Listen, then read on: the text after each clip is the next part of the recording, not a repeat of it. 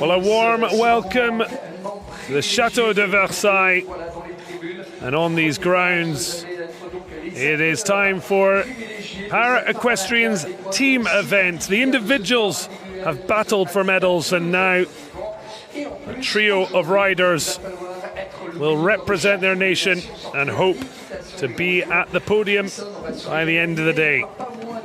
So Para-Equestrian with 5 different grades depending on the level of impairment. As we look over a lovely day, the rain for now staying away. It will be a mix of grades in the teams, but we'll be keeping you abreast of everything. And I'm fortunate enough to be alongside a former Paralympic Para-Equestrian champion, Deb Criddle, and the team event is suddenly a battle for the nation's medal rather than just the individual. It is. I think we're going to have a real battle royal on our hands here. Lots of nations vying for that and strong prospects for medals. Well, they're certainly taking full advantage of where we are to the west of the French capital of Versailles. They'll look back, and the majesty of this former hunting grounds for French kings before Louis XIV created this marvel, but it's Para-Equestrian will be marvelling over. 16 nations taking part, 3 riders per team, and the scores will be added together as we look for our gold, silver and bronze medalists.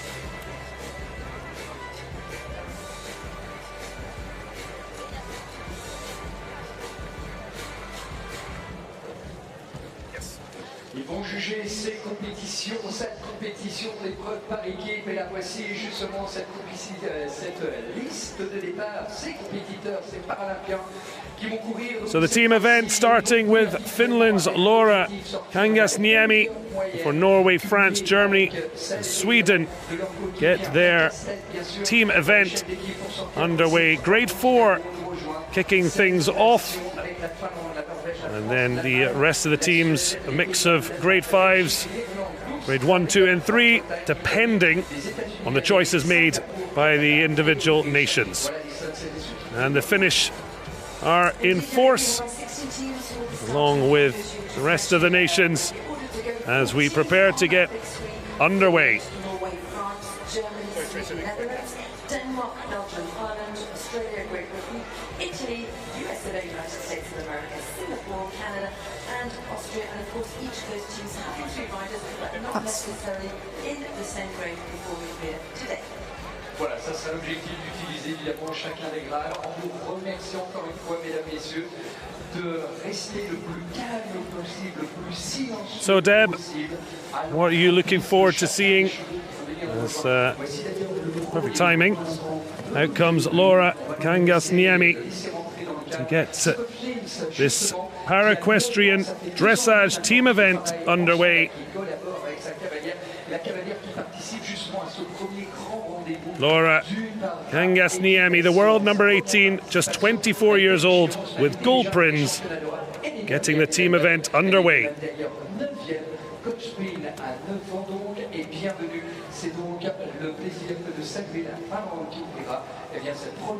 Well, the debut at a Paralympics, and not everyone getting a second or third performance. Certainly an honour she will grasp with both hands. And Deb, at the moment, she's got time before she has to enter the field. That's it, the bell will ring, the judge at C, the chief steward of the jury, will ring the bell, and the rider has 60 seconds to present themselves at A and enter the arena.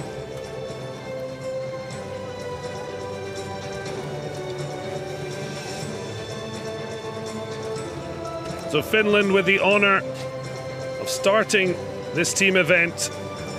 Laura Kangasniemi, grade 4 rider, prepares to start. And our grade 4 riders, they will show the collected paces as well as medium. Looking for a uniform bend here on this 5-meter loop.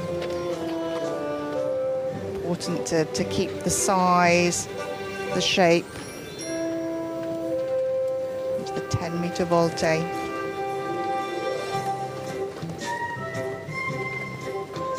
These are predetermined routine that they have to produce for our 5 judges. They are, and each rider looking to show their horse at the best here. The shoulder in, looking to see the legs creating 3 tracks on the ground. You're seeing 3 parallel lines. Judges looking at the angle and the bend around the rider's inside leg.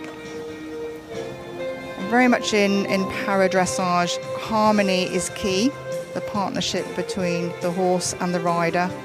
Here, just a bit of hesitation in the steps back. So the judges looking to give the maximum marks they can, with 10 being excellent and 0 being movement not performed.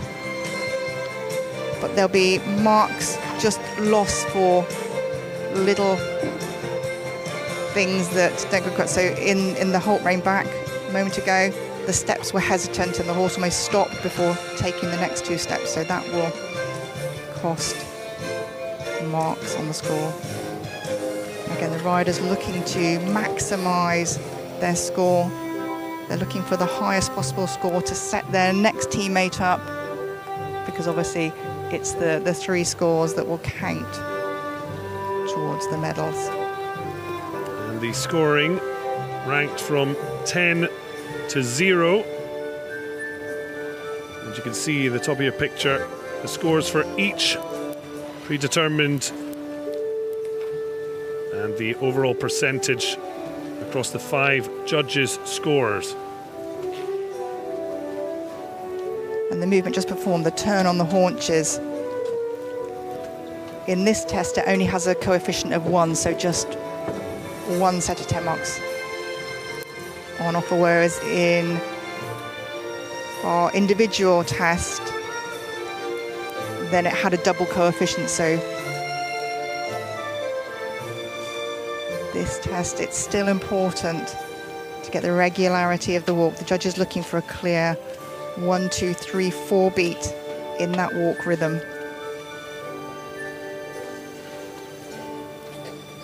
And just completing the turn, just a little large, but again, it's still correct size.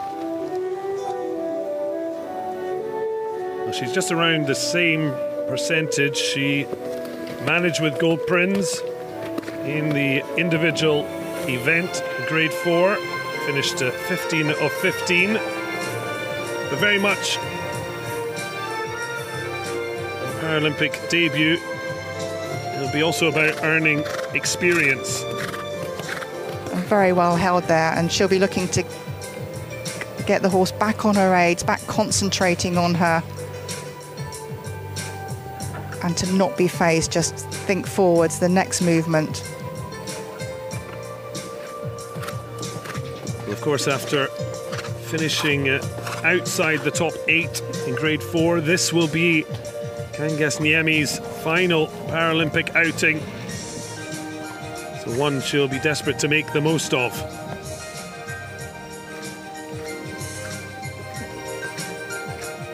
Coming into that loop. The horse just a little bit keen here, just unsettled from the moments earlier, so she'll be looking to keep the rhythm as best she can into the medium canter. Judges looking for the quality of the canter, the impulsion and the lengthening of the frame and the strides, showing a clear difference as they come back to the collected canter. Again here, 3 to 5 strides of working trot required in that change of rein.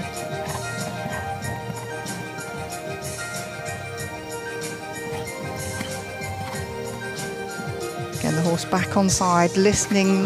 We're looking for those ears, just being out sideways or flickering back. Concentration is back with the rider. So 29 demonstrations as Kangasniemi comes towards the end of the first routine in this para-equestrian team event.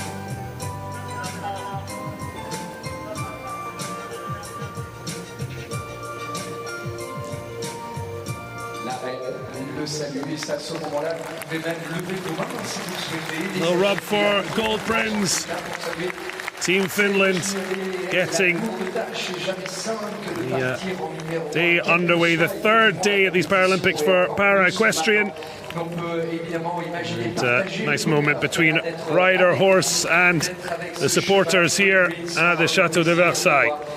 Vous savez, on voit des drapeaux finlandais dans les tribunes de part et d'autre, mais encore une fois, quelle que soit notre nation, il serait bien de pouvoir manifester votre joie justement.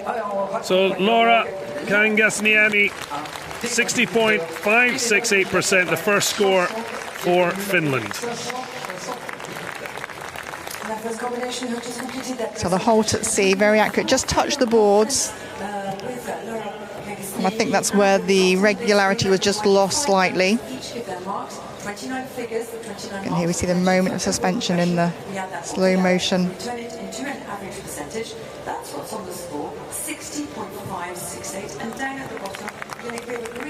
Range of emotions. Of course. Just so unfortunate, but very well sat. And she gathered her reins back up, got down to the job at hand and carried on the test brilliantly.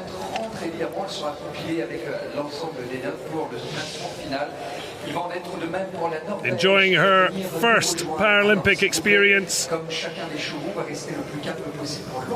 From one Scandinavian competitor to another.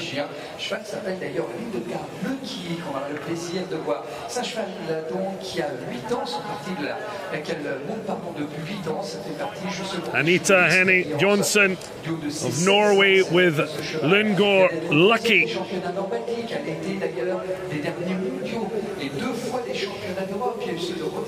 So Norway following on from Finland as the second team to make their first performance. And another first Paralympic Games for 53-year-old Anita Jonsson. What is it like making your Paralympic debut? For some it can be quite a moment of anxiety, you know, the nerves before coming in. But she'll have settled now. It is just a matter of just concentrating. Once you're in the arena, it's just you and your horse and the partnership between you, and it's just switching off all those outside things here, just setting up the horse ready to make your entrance.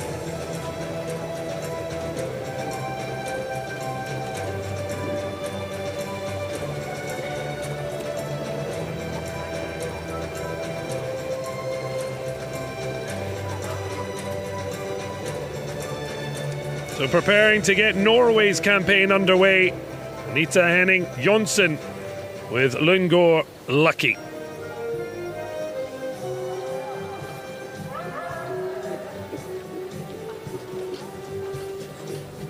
And the 5 judges that we have, they are judging the performance they see. They're not judging the rider impairment or their position. It is purely the performance in front of them.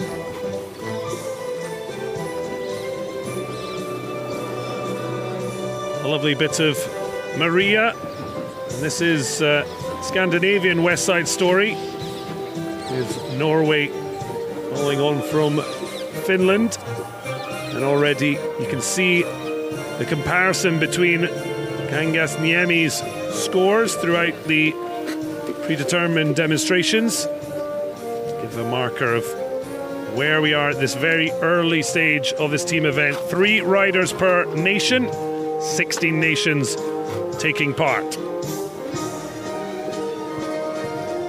Also the music, the music with the test at the moment, this is background. This is not being judged as part of this. That only comes into play with the freestyle to music, which you will see tomorrow. Again, super just harmony here, very much a partnership.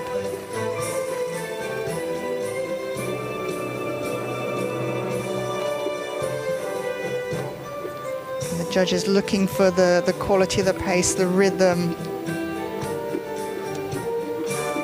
and the circle, the regularity, the shape. Into that medium trot, looking for the transitions to be at the markers. They're not progressive.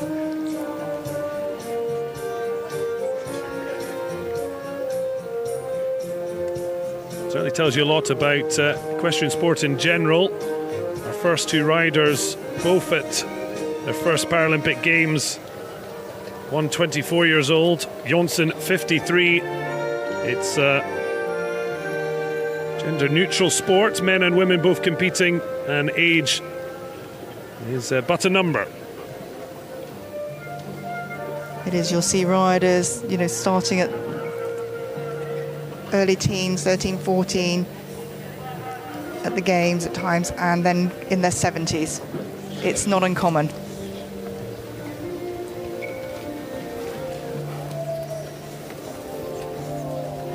And the horse in its prime, sort of 9, 10, 11, 12, and then again we have lots of schoolmasters in their teens here. And some riders, if a horse say in a grade 4 as this, if it's the horse is maybe not of an age to go on to the next games, they may let the horse go to one of the lower grade riders as a schoolmaster for them. The medium counter here, judge looking for the lengthened stride, still keeping that lovely round frame. Well, Lingo Lucky, 16-year-old gelding, a Danish warm blood. And, there is warm and cold bloods depending on the heritage or where the horses have come from. There are, so the hot-blooded horses would be the thoroughbreds, the Arabians, the cold-blooded, the Shires, the Ardennes, the sort of work horses, the big sort of farm horses. And then the warm blood came about by a combination of the two. Obviously, I suppose mostly for times of war, think about the war horse, that sort of thing, what they were developed for. And then they've been honed down to this sort of performance horse, the sports horse.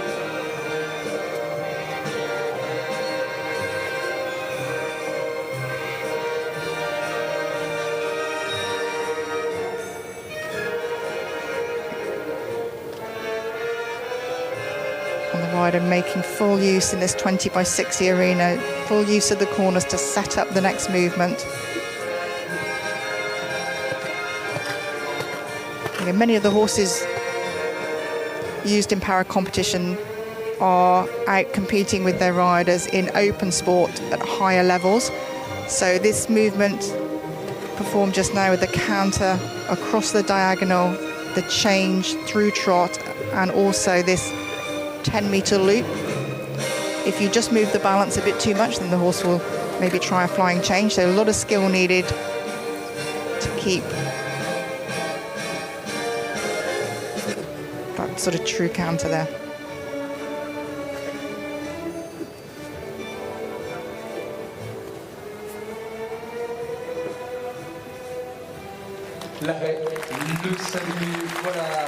Well, the most important thing is really going out, enjoying yourself, doing the performance justice. And Anita Jonsson certainly looking happy with Lingo Lucky. A few nods of approval and a few tears for good measure. Anita Henning Jonsson of Norway, 67.460%. Norway taking a lead at this very early stage.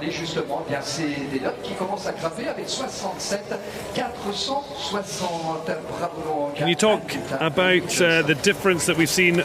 Kangasniemi ending up with a 60.5. What did Jonse do well that saw her score 7 percentage points better? I think it's just the transitions, the rhythm,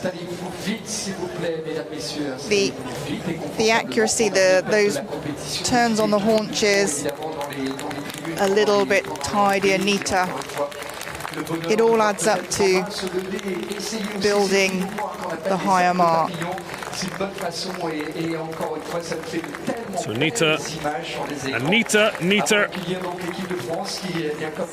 and just wonderful images on these grounds of Versailles.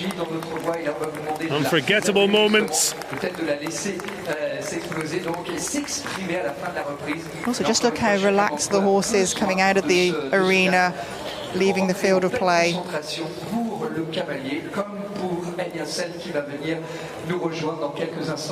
Job done. Norway's team event up and running. 3 per nation. And the scores will be added together. Keep abreast of the rankings.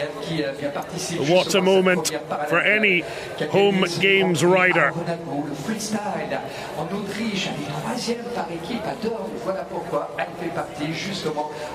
And sometimes you can see the horse is a little keen to get in. Alexia Pitié ranked number 5, her games debut at her home games. Yeah, you can see them a little keen to come in. They know they've been in the arena previously in the individual tests, and now they know what to expect. And that comfortability with surroundings, with the crowd, with all the noise and colour is very important in terms of getting the best performance. It really is, because you know what to expect. It's the not knowing what to expect on your first day, especially for the debutants in the sport. So their minds will be a bit more settled as they come in, and that will feed through to the horse, because the horses very much feel our emotions as well as the physical things that are going in on our bodies. And also, of course, even for those who debuted in Tokyo 3 years ago, of course, very lucky to have crowds back for Paris 2024. Team France, the nerves, the stress. Alexia Pitié has to put that to one side with Sultan 768. She got a score towards that, she'd be delighted.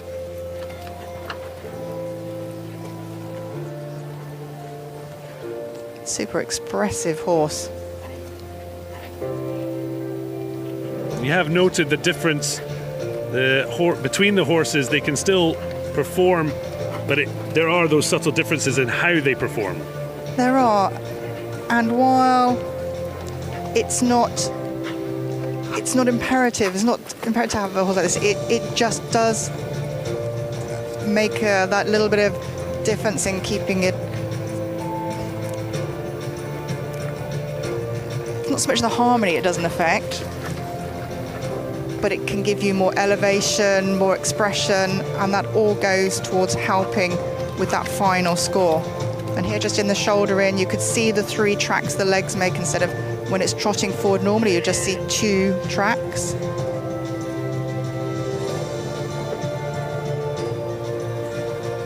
It's that whole looking for that moment of immobility, the horse listening and stepping back those 4 steps. And of course, the communication between rider and horse, absolutely paramount. And Pitié at the moment is putting in a very impressive score. She certainly is. And we certainly saw over the individual event, when you're talking 70% and above, you're starting to look at medal prospects. You really are, and that's what you're looking for. There, the break in the counter, that just because you generate so much energy in the trot, and then asking for those lengthened strides or the medium trot, the horse just gave a little bit too much and broke into the counter. Alexia Pitié does have another horse, Frauenheld, but choosing to perform with Sultan. They made their international debut together just last year. And I imagine when the connection is right, it doesn't need to be that long before you perform at the highest level. That's right. It really is all about the connection between the two. And again, the horse just tuned in, listening. Hear the turn on the haunches. Looking for the size and the clear step, still the 4-beat rhythm as the horse steps around.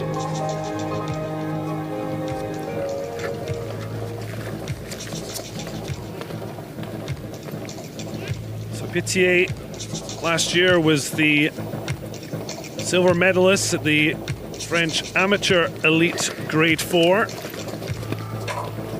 And a year on representing France at the Paralympic Games.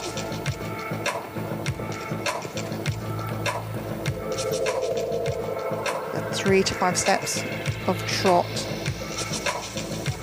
to change the leg in the canter.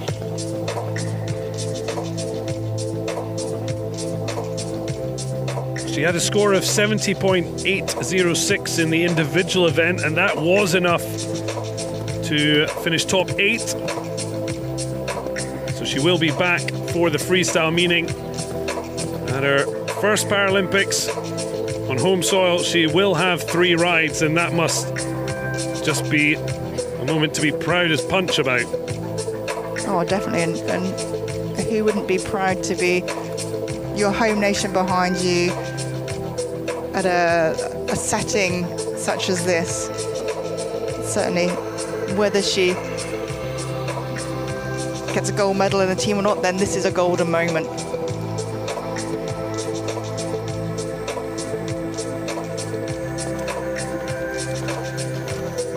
Again, judges very much looking for the harmony between the two. I can't stress enough how much that is, and they will have trained at home so much that they will have looked at the individual movements and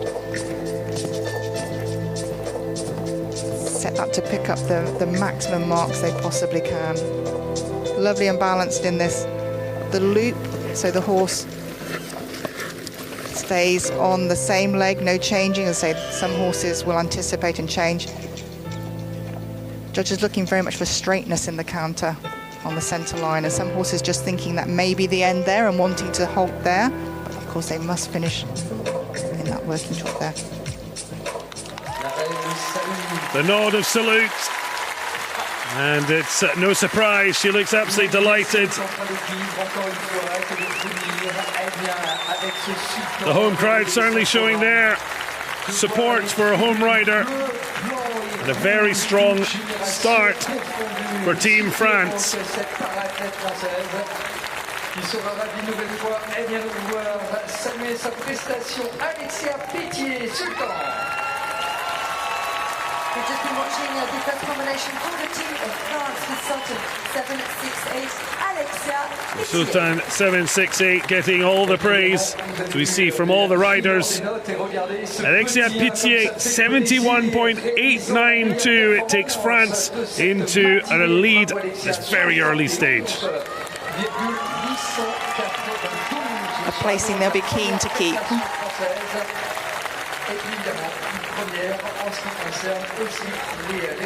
Well, in Tokyo, it was Great Britain with gold, the Netherlands silver, USA bronze.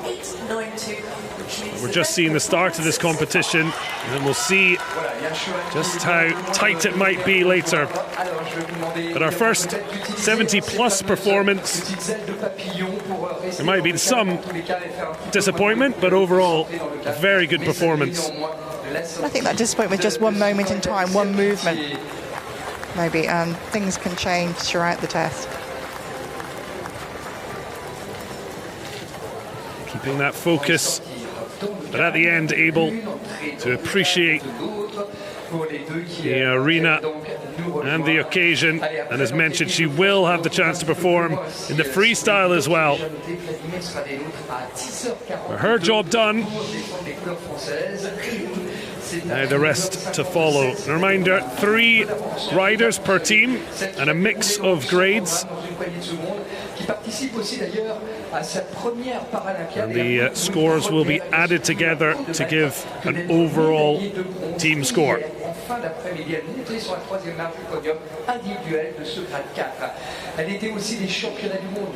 Germany's first rider, Anna-Lena Neuhaus, the 40-year-old with Kumbaya 6.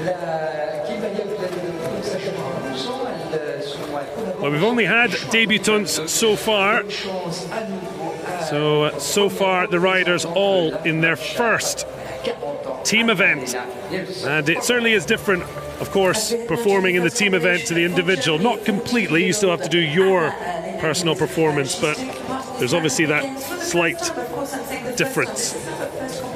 There's also that little bit more pressure that you feel as a rider, because you are just one part of that team, and you obviously want to do your very, very best. You want to set the scene for the riders that follow, especially here, the first riders in their teams. A chance to set the tone. And whereas in the past, the score would have been dropped, there would have been 4 riders. That's it, 4 riders, and the lowest score would be dropped. And then we came down to the 3 riders. So, yeah, no leeway. Well, the family looking on proudly. Took time off, Neuhaus, to give birth to her daughter Nelly. The first Paralympic Games in front of her young family and those supporting Germany as their team event gets underway with their grade 4 rider Neuhaus on Kumbaya 6.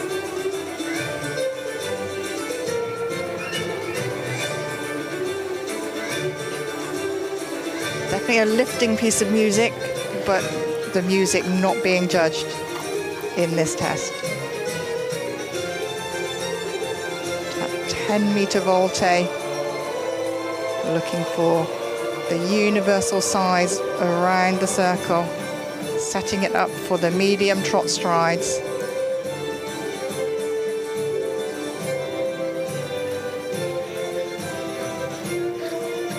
And riders in this test can ride in a snaffle or a double, their choice.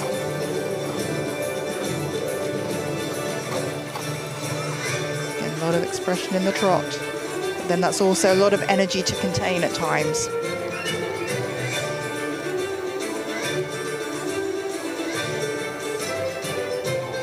And the judges, the different angles, the 5 judges, with the angles they get, they see different things, but obviously the judge at sea there and along the top line, able to see how square that halt is.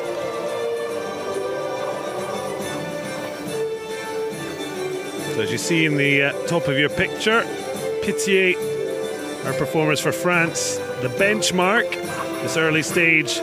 Neuhaus seeing her scores compared to the young French woman.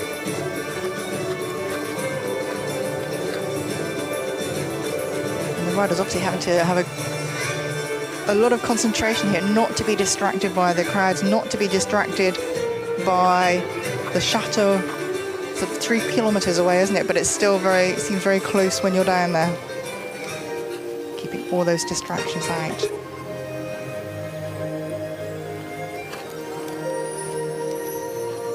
Well, Anna-Lena Neuhaus already making it a Games never to be forgotten. A bronze medal performance with 75.222 with Kumbaya 6. So certainly she'll be looking to get Germany off to a flyer.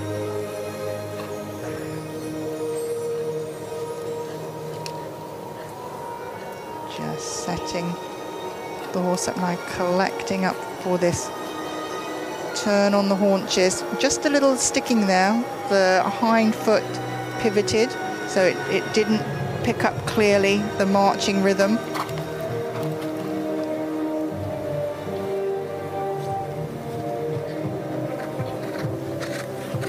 Very precise in the canter transition.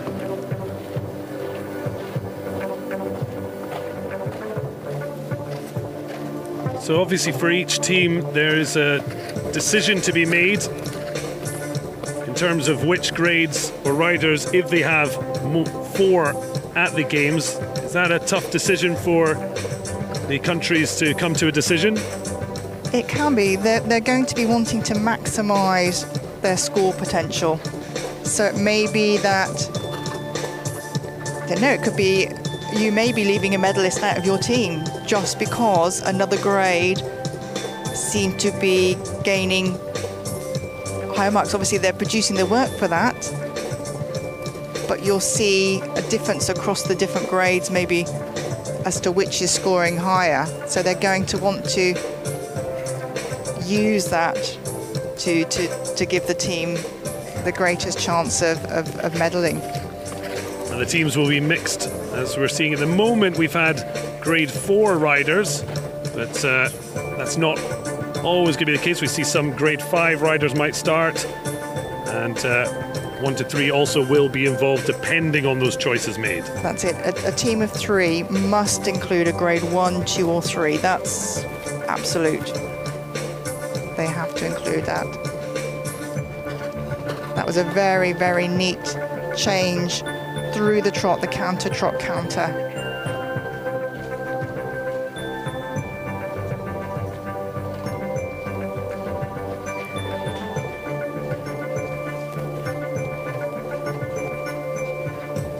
The 10-meter loop. Looking for the evenness of the loops. The size, the shape.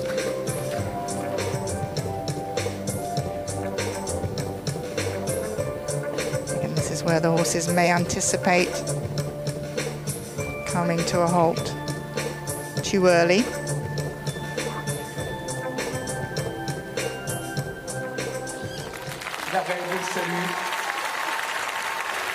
So it's a very good scoring from the individual event bronze medalist Anna-Lena Neuhaus.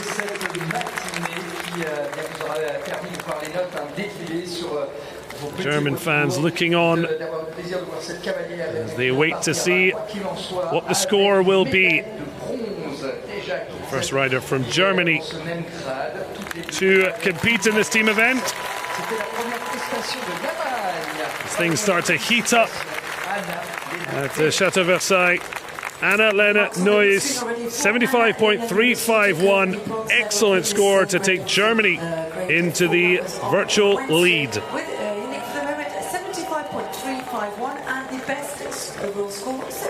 C'est vrai que les notes grimpent. Allez, quasiment 4 points supplémentaires pour atteindre les 75, 351. La première. So it was 75.222. So she's improved on her bronze medal performance. Although Amy Harkins, who took gold, it was 78.722. I think that's one of the highest scores we saw.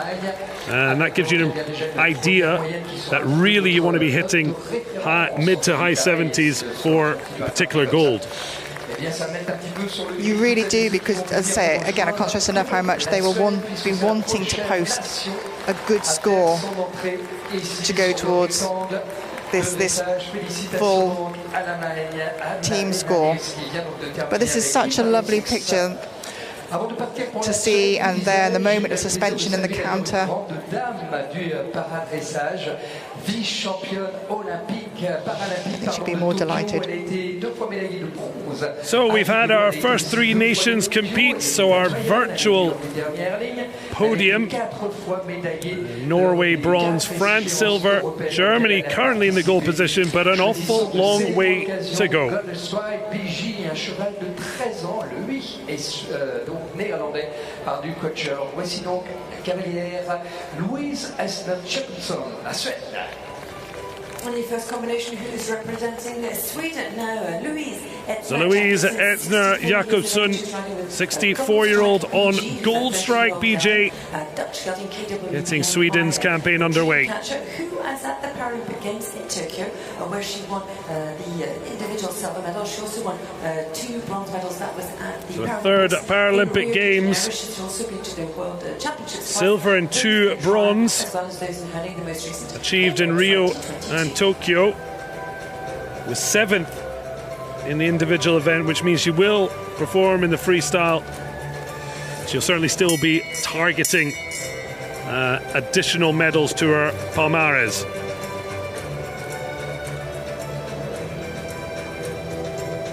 The bell going, and it can sometimes seem such a long way to get to A, but those 60 seconds, it is plenty of time. And that is a chance, as you said, to also show to the judges, but also to prepare for the performance. That's it. You're not being marked as you go around, but you want to still be showing the judge the best that you can of you and your horse. So, last few moments to collect the thoughts, focus on producing the best that this duo can. Louise Etzner Jakobsson and gold strike underway.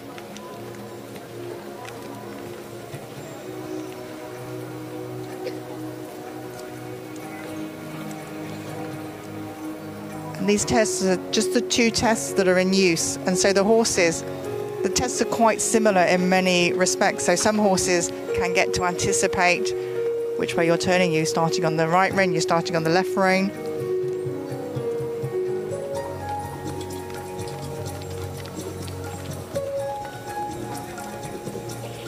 Lovely extension there.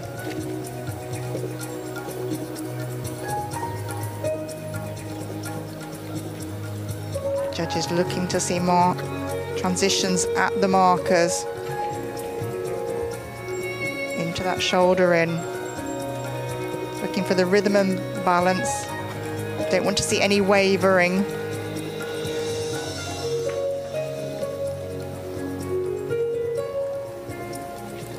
Shoulder in is a coefficient of 2, so worth double marks. So it's important to concentrate on getting that as good as you can. Gold strike's father, the sire, dream catcher, and there's certainly the Swedes dreaming of striking gold.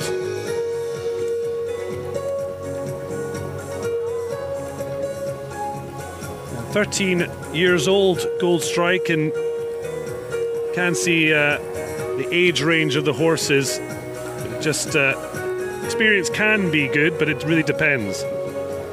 It can. So he'll still be in his prime, but he'll be coming towards, getting another year, 2 years, 3 years, and she would probably be looking for a new partner. Maybe she has something in the stable at home. Something younger coming on behind, because you do need to have that sort of base of horses to draw on if you obviously wish to keep up the level that you're working in para sport.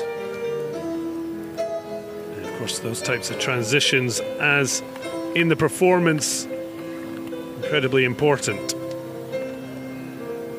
And here just showing the extended walk, where the horse should sort of stretch forward, take the rein, the contact, lengthen the neck.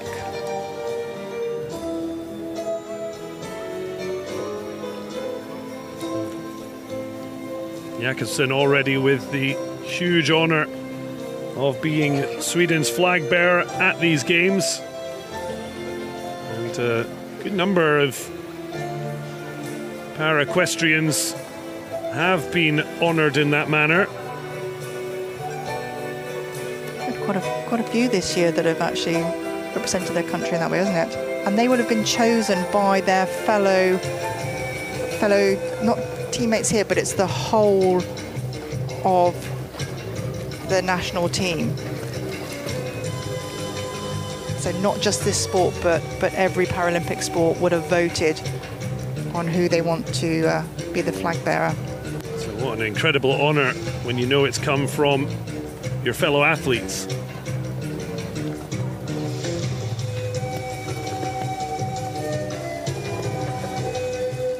In the counter, looking for a clear 3-beat rhythm. Some horses, they get a little bit slow and you'll have a 4-beat. Looking for the jump from the hind legs. And again, in that loop, some horses can anticipate changing. So you need to keep the balance steady, the rider on board, keeping the weight distribution as even as they can.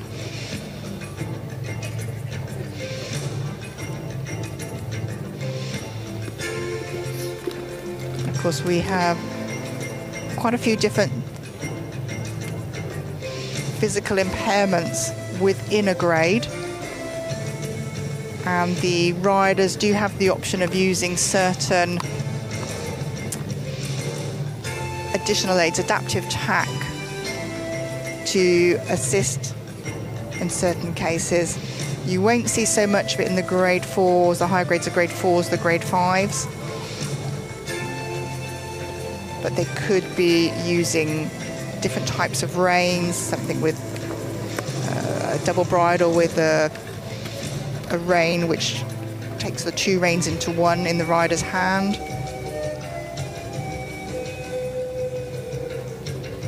She comes to complete her test, very smoothly ridden.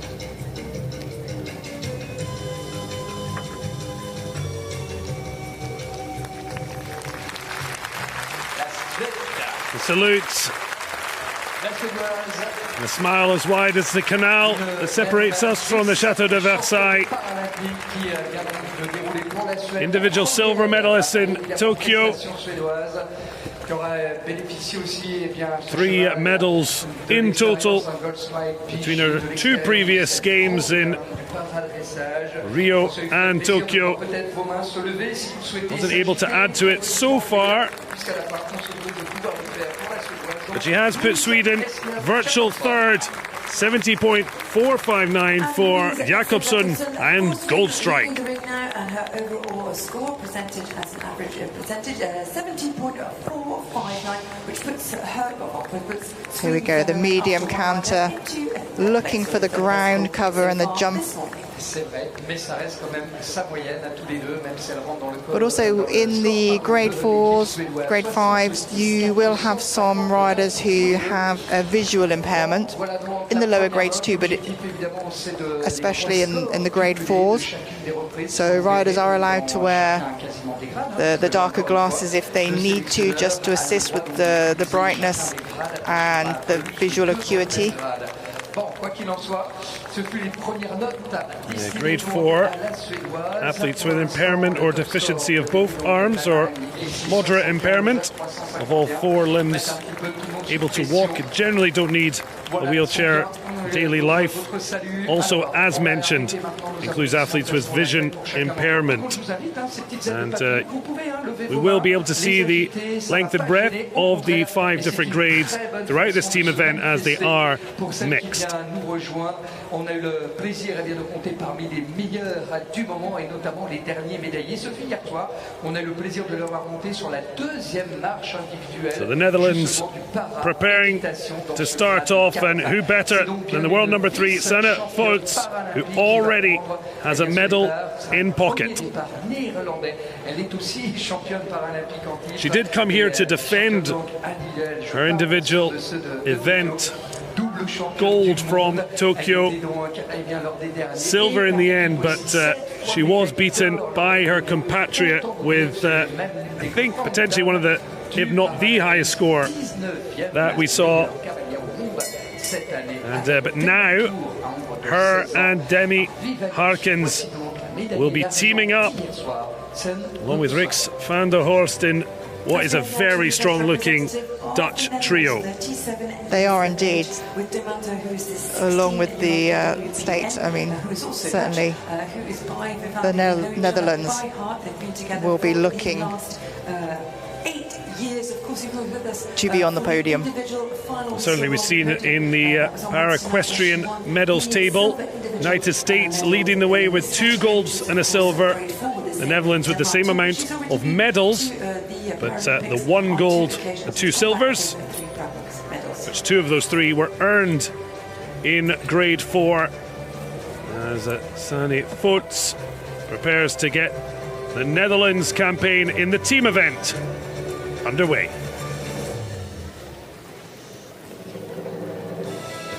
Deb, it is certainly the case that there is choices to make. There must be a grade 1 to 3 rider in the teams, but it is no surprise the Dutch have made space for the gold and silver medalists from the grade 4 individual event. That's it. They will be aiming to, countries will be aiming to use their riders that have the most potential to gain the highest scores. And here we see the medium trot there. Back into the collected. Using every corner, every space to set the following movement up. And there it be, just finishing off the shoulder in looking to get the horse straight as you get to the marker. So the judges will be looking at that as well. On the team event it was, in the individual event, the music just background, but it is a very triumphant background for the Dutch team looking to medal again. But as mentioned, there are 5 judges at different positions around the field of play, and that's why we have an aggregate score, because they're going to have different angles to look at. They will. So on a centre line, as the rider enters at A to C, obviously the judges on the short side will see more how straight they are, whereas the judges at E and B will see how square the halt is.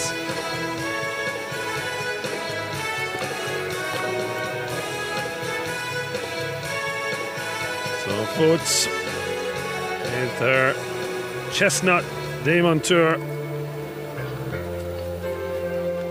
And so far, very, very competitive looking scores. It is certainly, in a lovely sort of walk pirouette shown there. So the regularity was good, clear steps.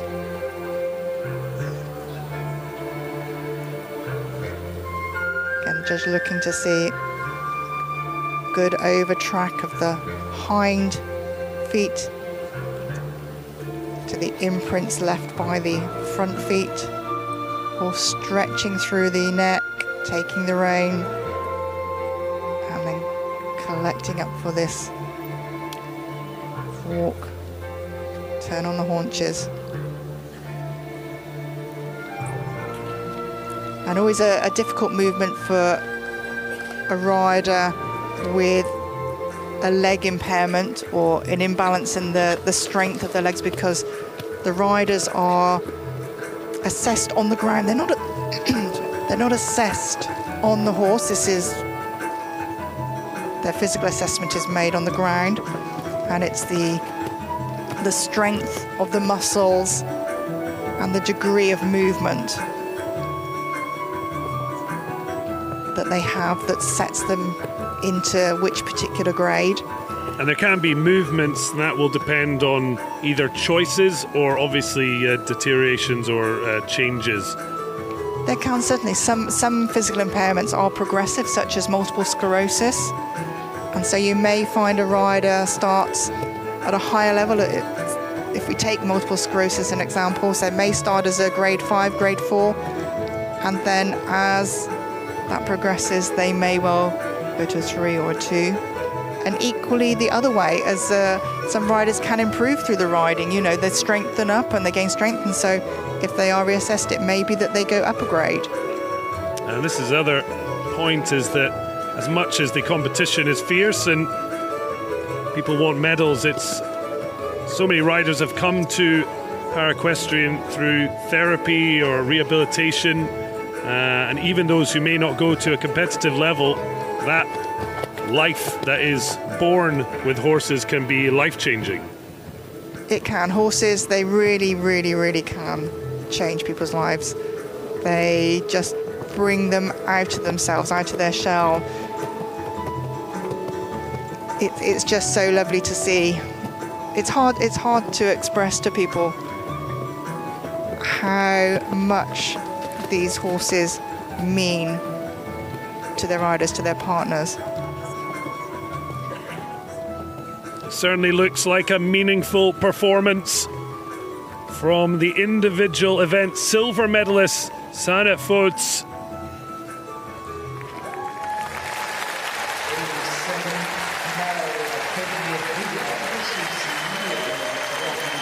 It's just wonderful seeing the different reactions. That was almost spellbound by the performance, and it is an incredibly strong start for a very strong looking Dutch side. Previously, three-time Paralympic individual gold medalist. And Sanne Voets, no surprise, she's put the Netherlands top 75.595%.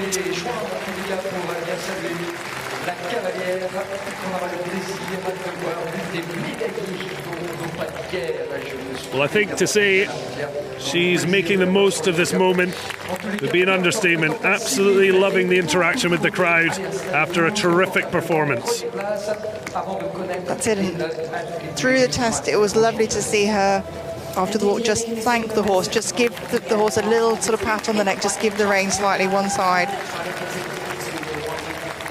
These horses mean so much to their riders, and they're always the first to thank them at the end of the test. You'll see them so often just pointing to the horse, you know, making the heart-shaped thing. A reminder, she only missed out on gold to her teammate Harkins by just over 2% score, just shy of that individual event score of 76.528, but very strong, 75.595, putting her and Team Netherlands above Germany at the moment. France currently in the bronze medal position, but a virtual table. We have a long way to go. An excellent job for Voets and Demonteur. Reprise avec la jument Zafia de 10 ans qu'elle vient présente justement sur la scène internationale depuis 2 ans et demi maintenant, et puis un vrai plaisir que de saluer celle qui participe aussi à sa première Pia Wolf Jelstrup, world number 11 with Zafia getting Denmark's team event underway. She had the agonizing 9th place in the individual event, so missing out on the opportunity to return for the freestyle. So this, she'll know, is her last chance to perform in this majestic Versailles, and she'll certainly want to make the most of it. She will indeed. Everything to play for her. She will be wanting to build a good score for the team.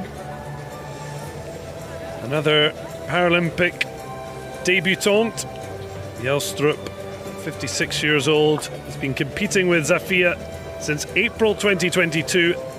11 podiums, 2 this year so far. She couldn't manage it in the individual event. Can she set Denmark up for a team event medal? And Denmark, when para dressage stepped onto the world scene, sort of 1991, the Danes were the ones to beat. They were setting the standard along with the other Scandinavian countries, Sweden, Finland.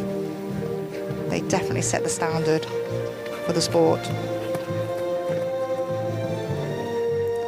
Again, riders entirely at their own choice if they rise the trot or sit, whatever is better for them, what is best for them. Also,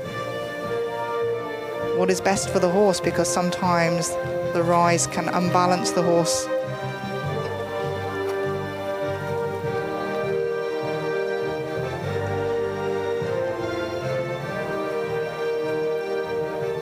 Looking for the squarest hold, just letting the horse settle before the rein back. The judge is looking for the straightness of the horse as it steps back. And this 5-meter loop, quite a steep loop to fit in. Make sure it's even.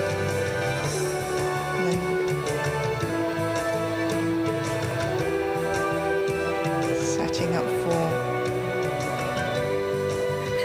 the medium trot.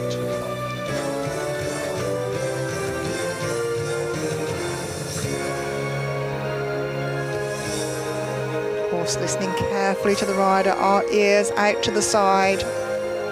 Always a good pointer. As you alluded to, Denmark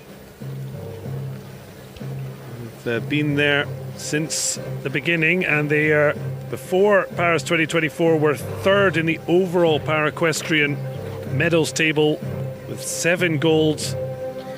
It's Great Britain who still, the overall medal table, have been the dominant force, 34 golds. We're certainly seeing nations strengthen, and across the board the competition is getting more and more fierce. It really is. The quality of the horses that are in this sport is phenomenal, and it seems to grow year on year.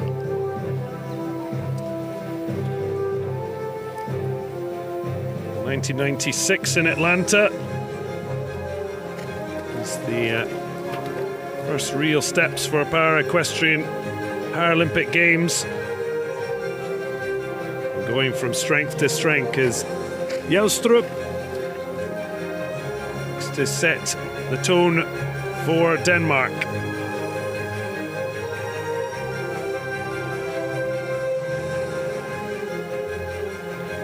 Judges looking for the balance in the transition. Clear steps.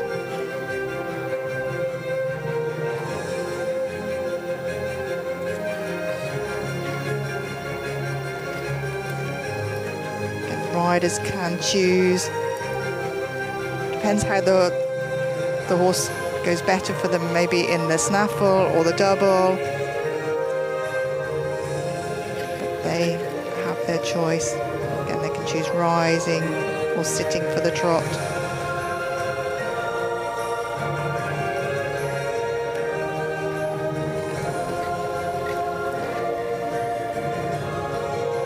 With the straightness there as they come through the corner.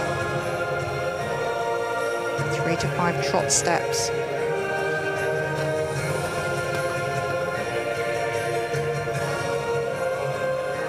Just looking for the clear 3-beat rhythm in the canter.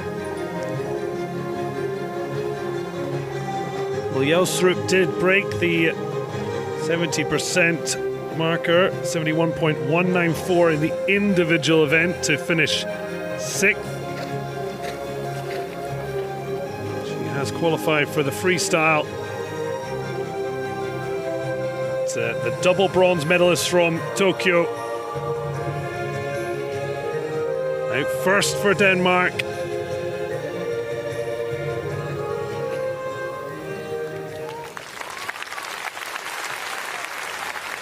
Fists clenched. And a nice cuddle with Katarina Solenberg that she performed with in individual event, this time with Zafia. Watching the performance there for Denmark, and we're with participation for her. Is delighted with her horse, as all our riders have been. Pia Wolf Jelstrup with Zafia, 70 on the dot. Denmark currently 5th. And 70.000, that was for the performance of Denmark for the Has to be said that, of course, medals are important and people want to target them, but this is the exact example of being a Paralympian and soaking up the moment on the biggest stage. Absolutely, and so expressive in her delight. And again, the atmosphere, para riders don't have that much opportunity to be at such a venue as this. You know, the support that's given here, the crowd, the flags. And of course, the first we've seen that used two different horses between the individual event and a team event. What decision might have gone into that? Just gone from Katharina Solenberg to Zafia.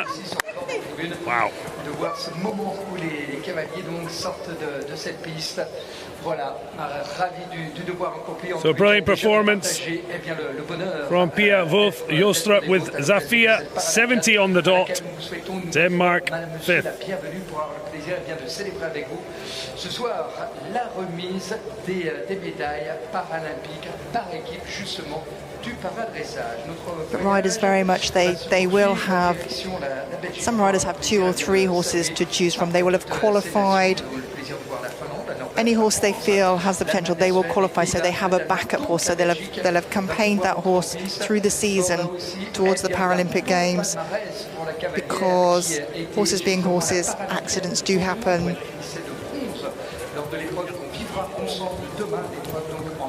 And they do have that second choice then.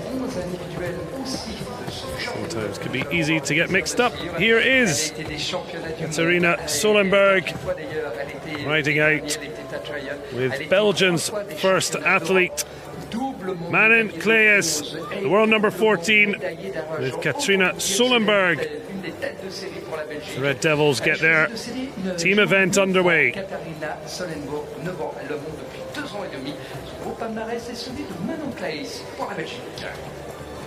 We haven't had to come too far across the border into France, and plenty have made a lot of effort to come and support these Paralympians across the Games, and here as well. Worth the effort to come out west to Versailles for the Para-Equestrian Day 3 of the dressage. But now it's the team that is the focus. We're still running through our first riders for each nation, 16 in total. The 8th out, it's Belgium. Manon Klees with Katharina Solenberg.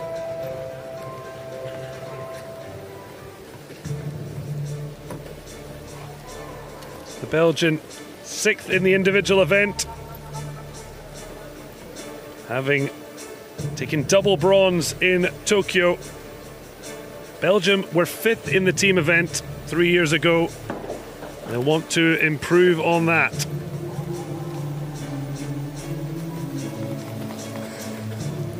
Manon, a stalwart of the Belgian squad.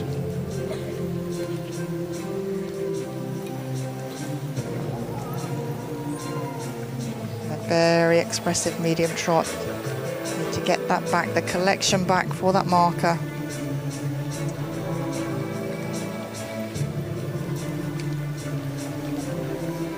Setting up the shoulder in, looking for the even bends throughout that movement.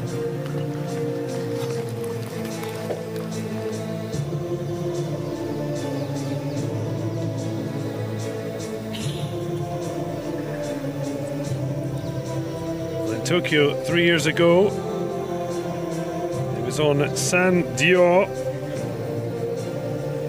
winning 2 bronze medals, and then she put it, he earned a well-earned retirement,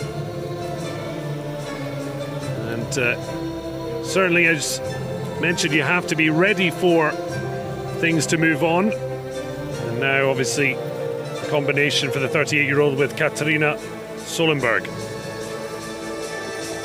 to the riders. Some of them will have a younger horse running behind this, so they'll be out campaigning that horse at a lower level, probably in open competition. The horse learning the ropes, ready to step out on this stage. Collecting the walk up for this turn on the haunches. Very neatly done there.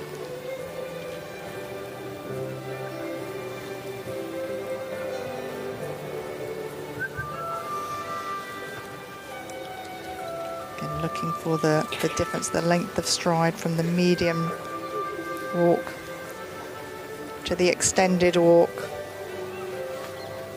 Judges also looking for the suppleness over the back, how the horse is moving through its whole body as it stretches into that walk.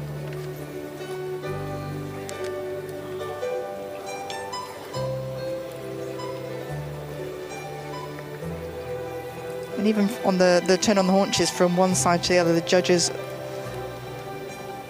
will prefer to see them of even size if you're doing those.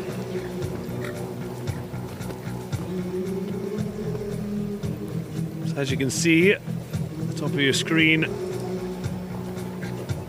it's Voets' score. That is the highest for the Netherlands. Claes, her marks being compared through each of the predetermined demonstrations set out for each rider and horse to complete.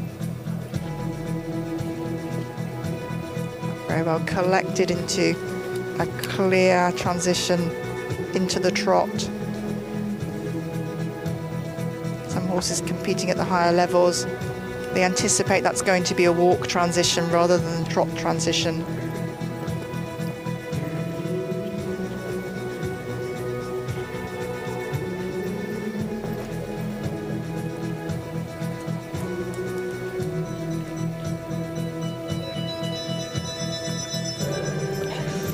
And Claes will get the opportunity to perform again in the freestyle event, having come 6th in the individual grade 4 event.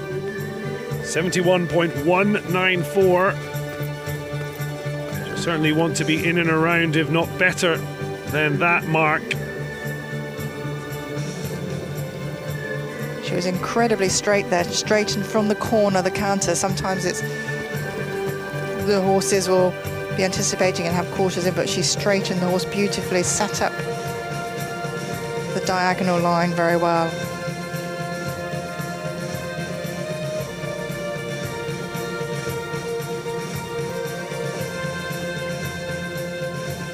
And the loop there.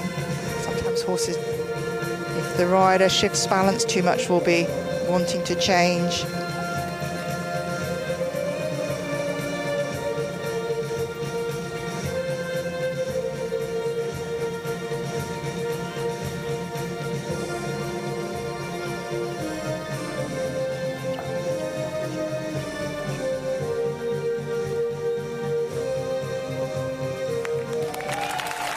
There was already a huge smile on her face before the completion. The team look happy. She looks delighted. Manon Claes with Katarina Solenberg making, looks like a strong start for Team Belgium. How will it match up against what's come before?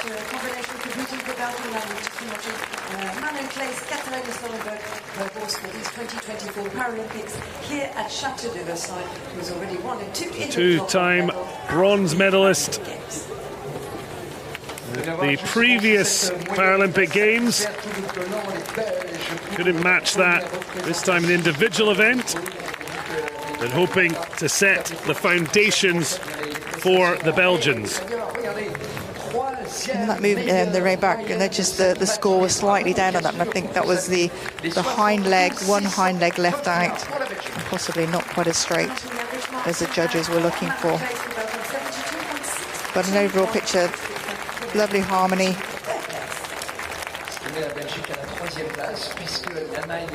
And as the rider is coming out of the arena,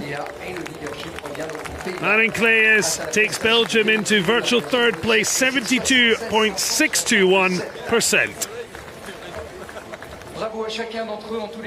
the judges just taking that moment as the rider exits the arena to do their final mark of 10 on the collective mark, so the general impression of the ride, the harmonious presentation of the athlete-horse combination, and the equestrian feel and skill of the athlete, the discreet and effective influence of the aids, and the accuracy. Ceremonies will be this afternoon to see who will be on bronze, who will be on silver, and who will be on gold.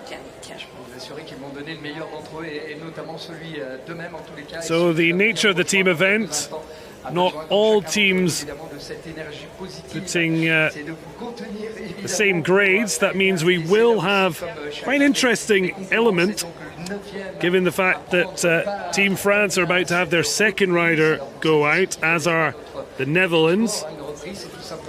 And we'll speak to that in a moment. As well, I think you can hear that a French rider has entered the arena. Vladimir Vincent, world number 6, Pegas Mayenne. And France preparing for their second performance. So Alexia Pitié got France's team event underway with a 71.892. Vladimir Vincent, one of the few men to be competing. Only 17 men compared to 61 women. Certainly girl power in the power equestrian. And a chance for Vincent to put France in a strong position, because we will see that unevenness in terms of how the three riders from each nation, when they perform. We will indeed. It totally depends what grade riders each nation is putting forward for this team event.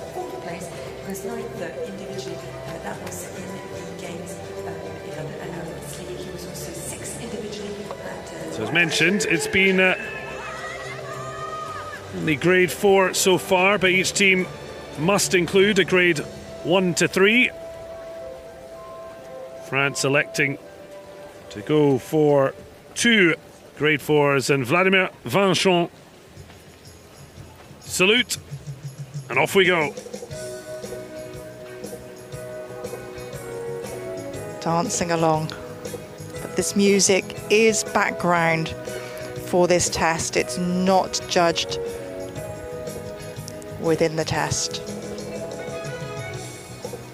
Well, Vincent certainly was very close to medaling.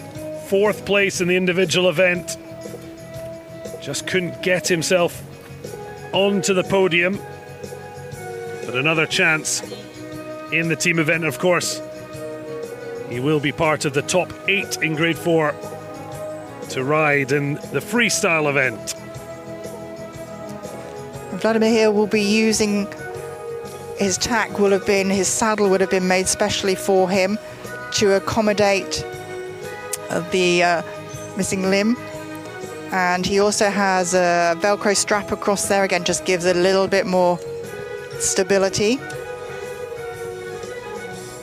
And as a partnership, they would have worked together, because obviously with his asymmetry, the horse has learnt to accept the imbalance of weight on his back. But this is why these horses are so amazing in how they work for us. And in that sense, obviously, there are things to aid athletes depending on the reins or how they want things set up. But really, it's the horse's ability to find that synergy that allows power equestrian to be the sport it is. Very much. I think synergy, that is a lovely word to use for this. And again, they just look so good together. Really working as a partnership, and that is what it's all about. And imagine as well that being on the horse whether competing or not, it's also an opportunity to not be defined by what you can't do and seeing what you can still achieve and live a full life. That's it, so much as possible, and that's what I think is just great about the Paralympic Games. It's a showcase to show the world ability.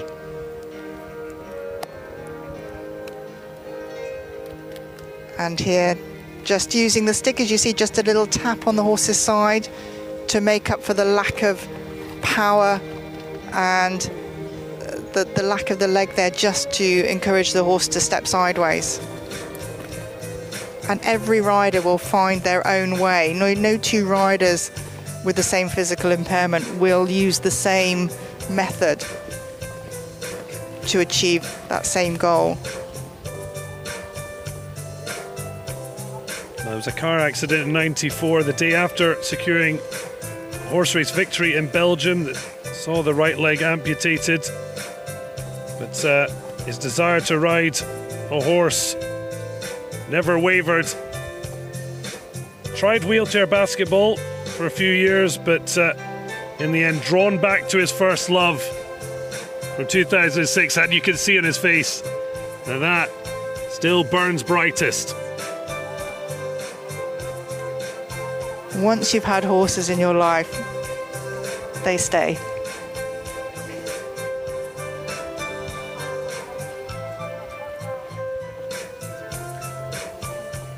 And a good, clear difference. You're looking for the stride lengthening, the horse still staying round and working over that.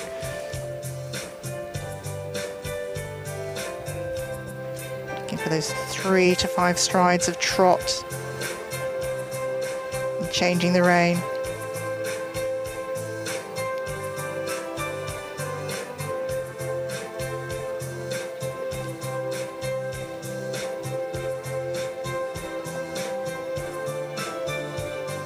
Looking to keep a clear 3-beat rhythm here.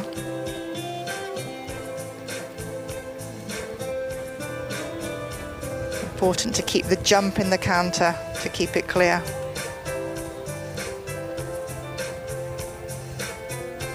Well, it may be background music, but Backstreet Boys is Long As You Love Me, and there is plenty of love for the French cavalier Vladimir Vincent. I think that gives you an impression of at least how they saw the performance. The question now is, how did our 5 judges grade the performance overall? But great chance to enjoy the Chateau de Versailles, a home games.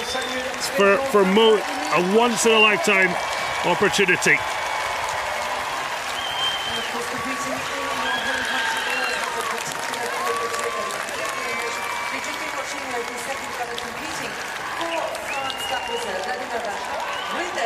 No wonder they are ecstatic. 75.081 to go along with Alexia Pitié. France currently are in the gold medal position.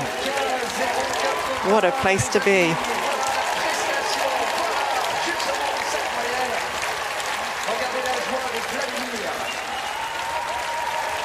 So the third highest score from Vladimir Vincent added to Alexia Pitié's earlier mark, 146.973, but we've got a long time to see if that is gold medal material. But what a superb test. This just shows the harmony, the pair working together. It's about what we can do. And to showcase this in front of your home crowd, nothing better. And he's obviously feeling inspired, improving on his score from the individual event. from 72.889 to 75.081. France, the virtual team event leaders.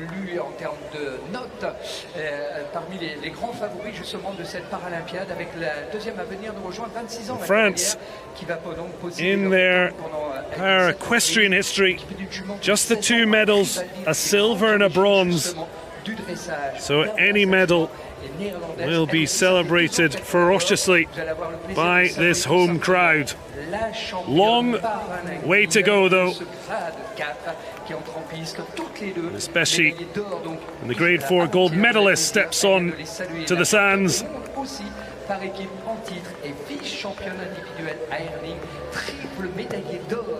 Demi Harkins,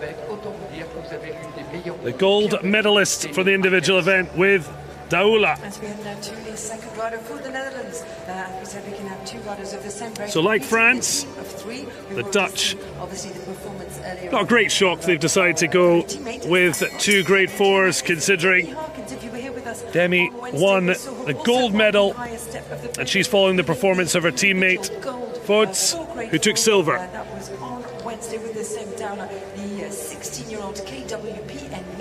And very much down to the individual nation as to what it is, a tactical race in a sense, this one, down to which grades they're going to put forward. But again, they must include a grade 1, 2 or 3. Yeah, Rix van der Horst, grade 3, will be the final one to go. A bit of a wait for the grade 3 silver medalist. But the athlete who took the same colour in grade 4, Fods' score now to be followed by Demi Harkins, grade 4 gold medalist in this team event.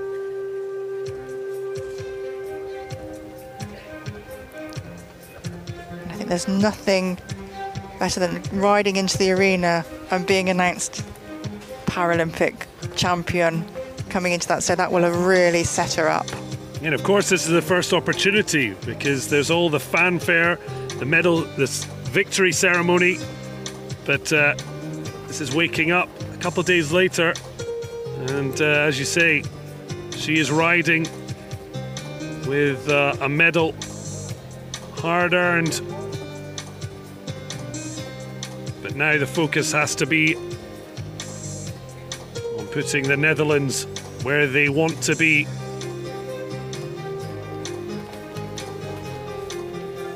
Again, the quality of the horsepower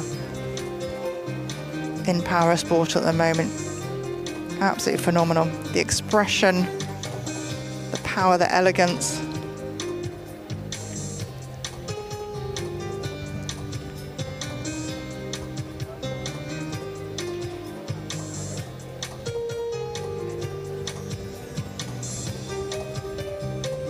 This 5-meter loop has to be carefully judged. Carefully judged for the rider, not for the judges judging, but just needing to make sure it's even. Being set up for this toe flicking medium trot.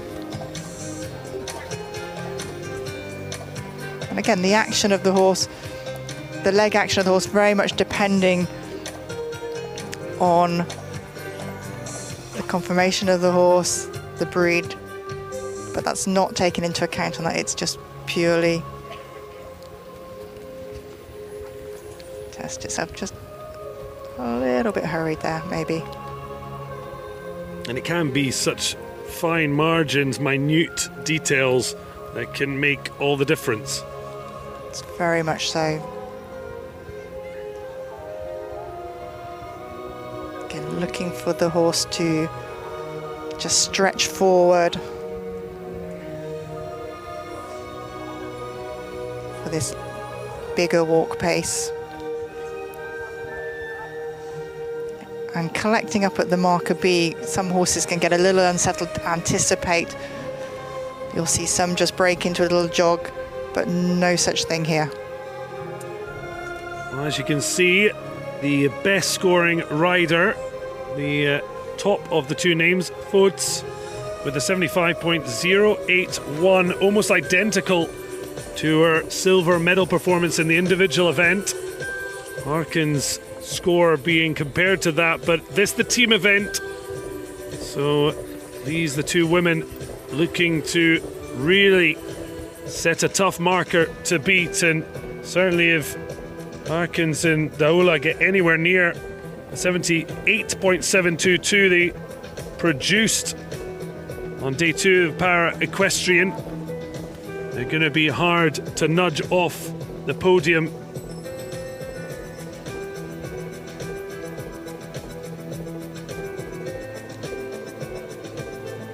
And I think this would have been the scoring kind of expected, the Dutch putting forward these riders because they were so strong in this grade.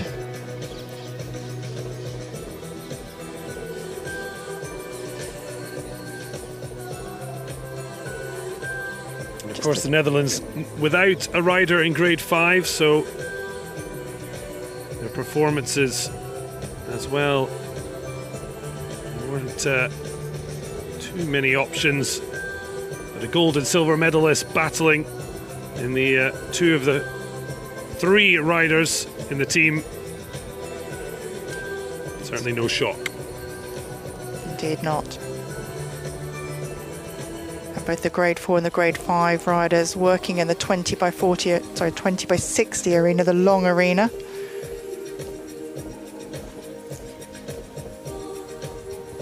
We will see that shortened later, but we are going grade 4, 5 riders, and then it'll be grade 1, 2 and grade 3 riders will have the honour of completing the team event. As Demi Harkins comes the end of her second ride, and it is looking at the golden standard she's already set at these Paralympics.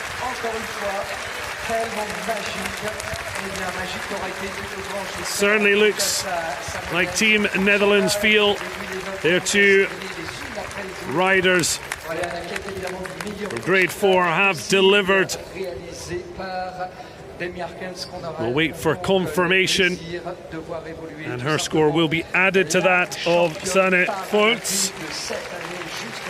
And we'll be able to mark them against how the French, the only other nation so far to have 2 riders compete. We'll just be watching the final performer in this grade 4. Obviously that was the Netherlands, their second rider, Demi Harkins and Daula.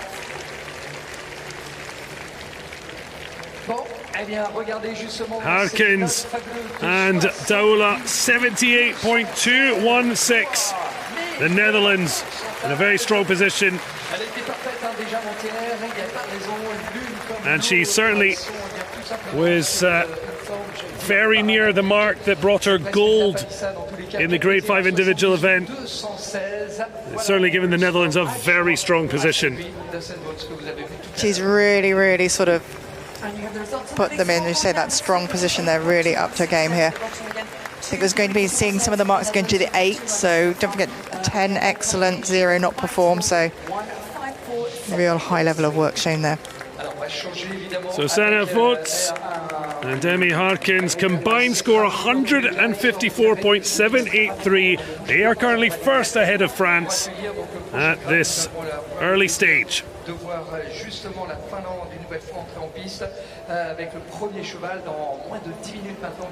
So the end for the grade 4 riders.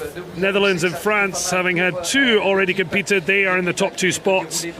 Germany, Belgium, Sweden, Denmark, Norway and Finland just with the 1 rider. There are 16 nations in total, so we are yet to see Ireland, Australia, Great Britain, Italy, the USA, Singapore, Canada and Austria get their campaigns underway, and we're certainly going to see a lot of movement in the team event standings. It is 3 riders each, and it will be the grade 5 riders to go next after the break. Once again, you can find all of the products from obviously Paris 2024 Paralympic Games who are available in our official store here online. Obviously, it's the time for you to pick up a souvenir. It's now or never for you or one of your family members who's not been able to join you here at the Paris 2024 Paralympic Games.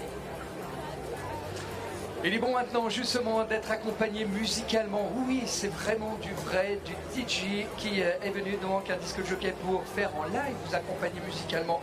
Cette journée sera donc celle de Malraux qui nous accompagnera pour cet intermède musical.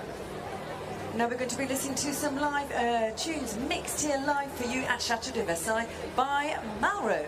Et vous saluez, il est sur les écrans géants, c'est lui. Allez, musique.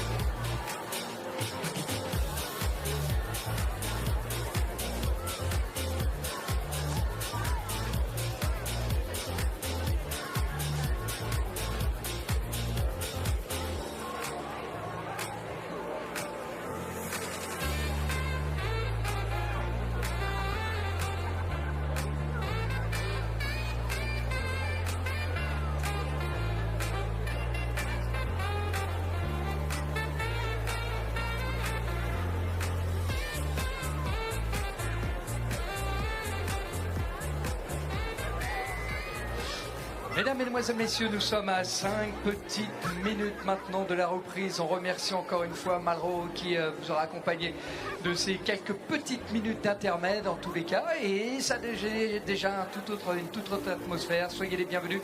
Regardez donc Alison, nous voici donc avec celles et ceux qui vont venir nous rejoindre. Bienvenue dans ce grade 5. Indeed, Yannick, the team competition continues. We'll now be seeing those who are competing in the team, but who are grade 5 riders. The start list, which is on our big scoreboard as we speak. Obviously, we'll be adding to the scores. We've already seen for some nations, they've already had one rider competing. Some have already had two. Allez, vous aurez donc la Finlande, l'Irlande, l'Allemagne, la Suède, la Belgique, l'Australie, la Norvège et la Grande-Bretagne à venir nous rejoindre. Bout d'impatience d'accueillir tout ce petit monde. Installez-vous dans quelques instants la compétition.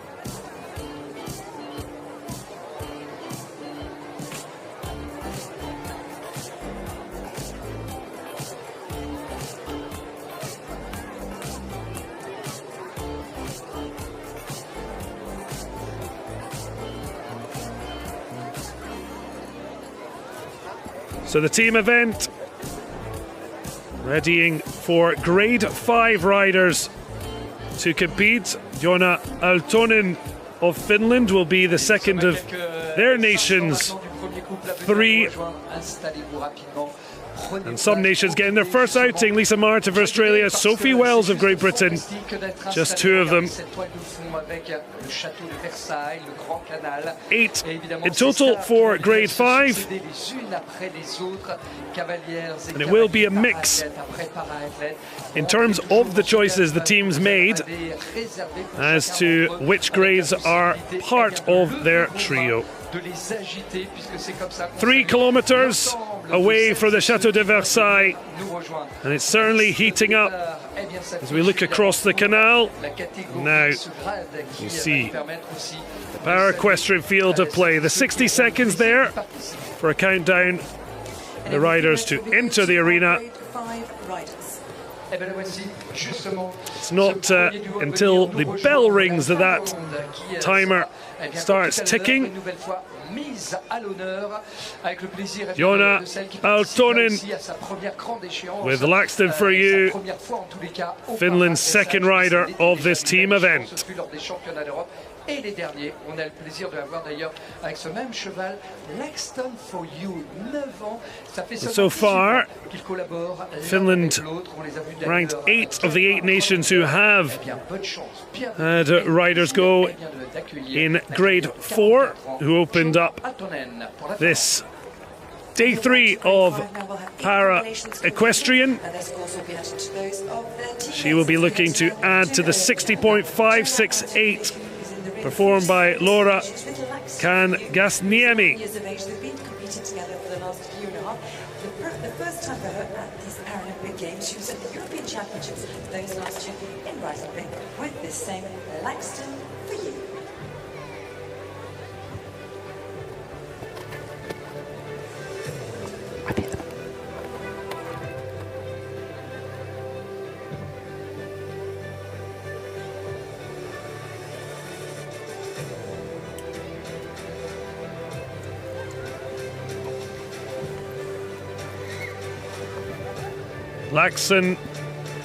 Laxton for You, riding out with Joona Aaltonen, the grade 5s getting their opportunity to score in the team event.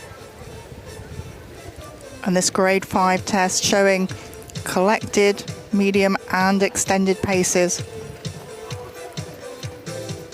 Goes straight into the extended trot.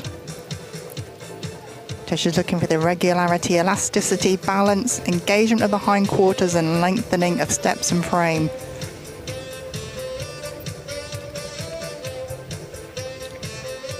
A reminder of the music, just background noise, just in the freestyle when they will get to choose, but the saxophone giving a lovely backdrop for Aaltonen and Laakson for you. It's a debut at a Paralympic Games for the 44-year-old Finn.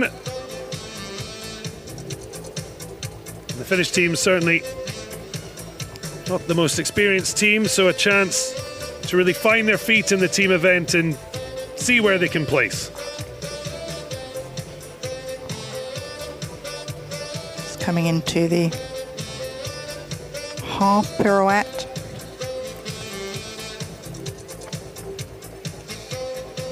And again, the movements in these grade 5 tests, they come up quick and fast. A total of 29 movements in the test, each worth a possible 10 marks. And 10 is excellent and 0 is not performed. And those scores are from our 5 judges placed in the small pavilions you can see around the arena. Their 5 scores brought together for the overall average. And of course, the different positions of the judges means the average is a fair reflection, because of course they're going to see the performance from different angles. That's it. So the judges in this half pass here, so the judges on the short side will see the angle of the bend and the crossing that won't be picked up quite so much by the judges on the long side. Again, the shoulder in on the center line. So the straightness with the correct degree of bend, very obvious to the judge at sea. Not so clear to the judges on the long side.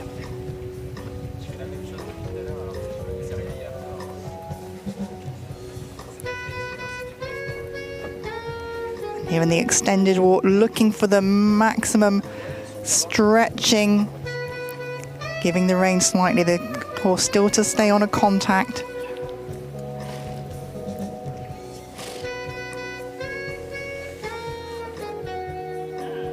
And picking the reins up to the collected walk and then into the counter, collected counter. Well, Johanna Aaltonen only taking up power dressage in 2023, was 15th in the individual event at the European Championships in Reisenbeck, Germany. But of course, some athletes come to power dressage in not that or quite recent time, but of course a lot of them have dressage or equestrian experience before they come to the sport. They certainly do. It depends the route that a rider has taken into sport, whether it's the physical impairment is through an accident later in life, or it's through a hereditary condition in birth maybe that's led to this and it's just developed. And some will have ridden in their childhood, some have come through to horses again a little later, but once you've experienced that partnership with a horse, once you've developed that, then I think that's you set for life then. Well, she did say she felt like it was learning to use her body again, and there obviously are aids to help in terms of how the athlete performs with their horse. She said it was really sweet when she competed at her first international event, and all the sweeter at her first Paralympic Games. really enjoying the experience. And for all those who are competing, they are Paralympians for life. And that is a phenomenal achievement in itself. An inexperienced Finnish team grabbing every ounce of know-how and knowledge at these games. And Aaltonen will wait to see how she has scored. The grade 5 riders, they have the least physical impairments of the 5 grades, so you may not see so many adaptations intact, but one of the things you are likely to see are the reins, the handholds. But what an expressive horse this is.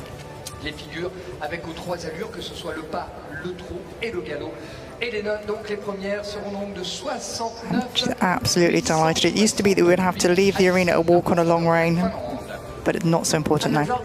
Johanna Aaltonen, 69.868 for Finland. Expressed as a percentage, that was for Finland. Let me remind you, you're watching grade 5 now. Grade 5, you do walk, trot and canter, and there are obviously impairment concerns. So, a lack of Laura Kangasniemi and Aaltonen scores added for 130.436, currently lying in 3rd position.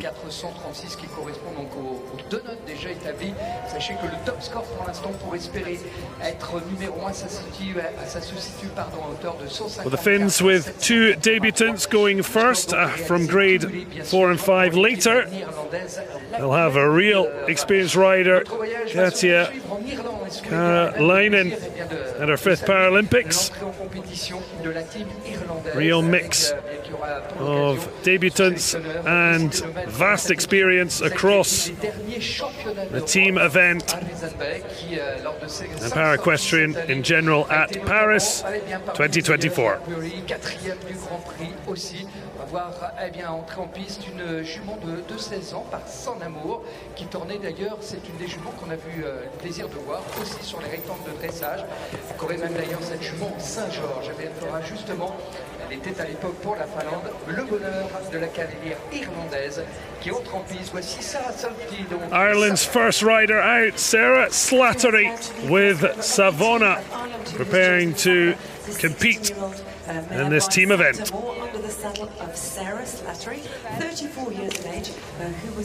And Sarah coming into the arena in canter, so the riders will have decided beforehand their best approach to entering the arena, what gives them the best chance of settling the horse and what sets them at best for their test. The Irish flag with the 4-leaf clover, a lovely picture of athlete and horse. Team Ireland now on the podium looking on. Plenty emotional roller coasters going on, but Slattery and Savona have to make sure they're not overwhelmed, and they look to try and put Ireland off to a great first footing as the first rider to represent Ireland in this team event.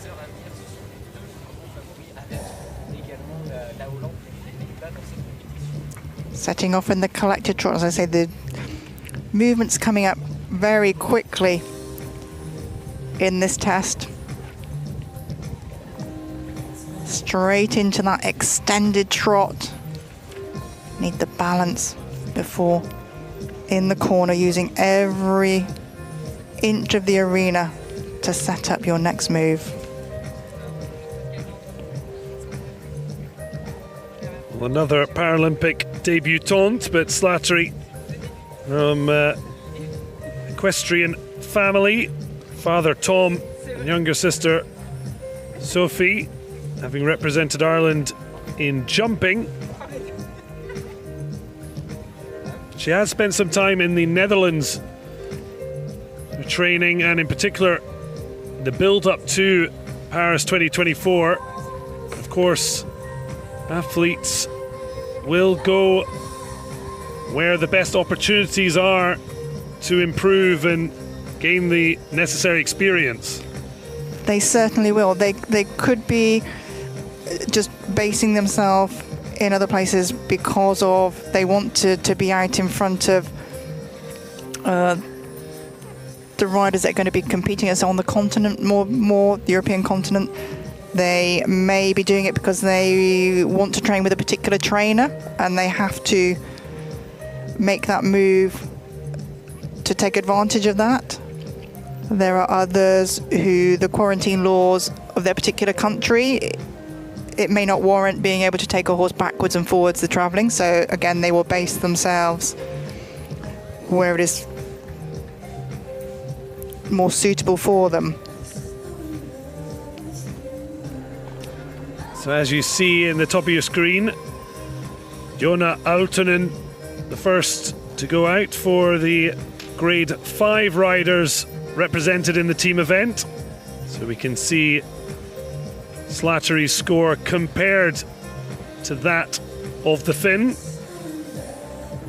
And talked about the adaptations in the tack, and here we have a rein with a loop handhold so that the rider maybe doesn't have the dexterity in the fingers to be lengthening and gathering back up the rein, so you can have sort of loops in there just to help you. Also, the way the reins are held may not be what is technically deemed correct for the sport, but that's not what matters. It's the effectiveness of how they're operating.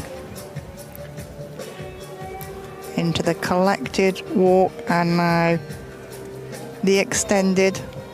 So here she takes her fingers out of the loops onto the rein to give the rein so the horse can lengthen and stretch the neck and head as the steps of the walk lengthen as well, and then back onto those loops to collect the horse. An incredible journey on her way to Paris. She made her European Para-Dressage Championship debut. Sarah Slattery just 5 months after giving birth, and she rode as she does now with Savona. It's certainly impressive for women athletes not having to decide between sport and a family. But it's certainly a challenge because we talk about how important the core is in para-equestrian. Hugely, it's key, and it can take, from having children, it can take longer than you maybe feel to actually get that physical strength back. But all kudos to them. And following on from that European debut, now at the exalted Paralympic stage, and certainly grabbing the moment. She certainly said she was so lucky, the amazing support behind her, dragging her, as she described, poor husband and kids to live in the Netherlands. Doesn't sound too bad at all.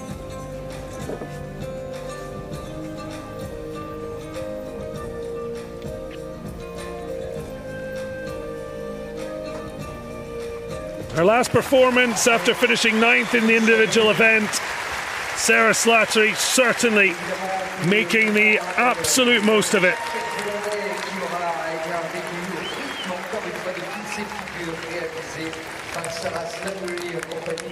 Our family, friends and the rest of Team Ireland look happy.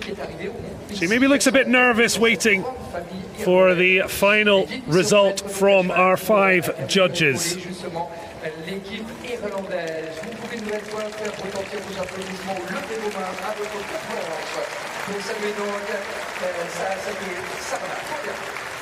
Sarah Slattery, 68.895%, Ireland, virtual 8th place.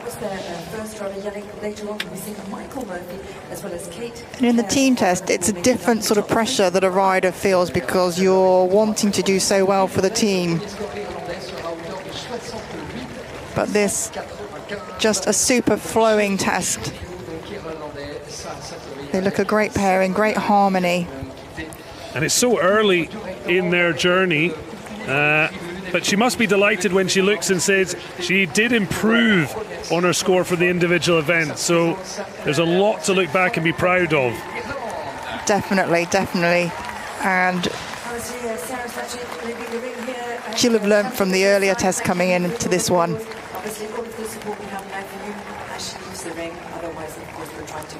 Well, certainly plenty of those from Europe, in particular, and very close to France, have spoken of the joy of friends and family, finding it obviously so much easier to make it and support the riders. Of course, after Tokyo 3 years ago, fabulous to have the stands packed once more. So Regina Mispelkamp, the world number 3, Highlanders delights. Will she delight for Germany as they get underway? So already 75.351 set by Annalena Neuss from the grade 4 ride. Regina Mispelkamp ready to add Germany's second score. For the moment, the virtual table sees Finland third, France in silver, the Dutch looking hard to catch, but a long way to go, with some countries yet to have their first rider perform. Certainly, and that's why it's difficult at this stage to even gauge where this is going to go. But this is certainly a rider that's come onto the field of playing saying, look at me, I'm here. She came in with purpose. And she certainly produced in the individual event a silver medal, just behind Michelle George of Belgium. So with one medal in her pocket at Paris 2024, can she help set Germany on their way to another? And the degree of difficulty in this test, quite something as well, because it's setting up the movements on lines that little errors can occur, the entering in canter, the straightness that's needed, the walk pirouettes, the placement of those.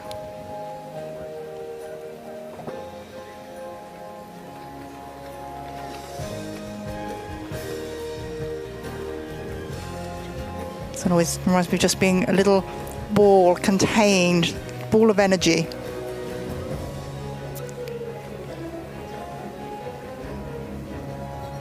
And the 8-meter vaulter, you have to be very careful in judging that because you haven't got the boards to guide you.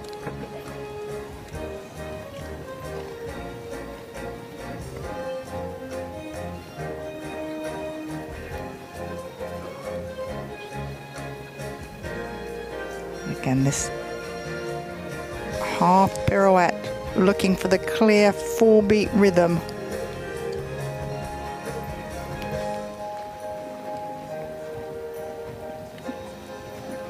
The bronze medal won in Tokyo 3 years ago. Of course, upgrading to silver here in Versailles. Certainly looking not to freeze up. And so far, scoring competitively. Aaltonen of Finland score at the moment there as the marker, having set the best score so far from our first 2 grade 5 riders. 8 in total going in this team event.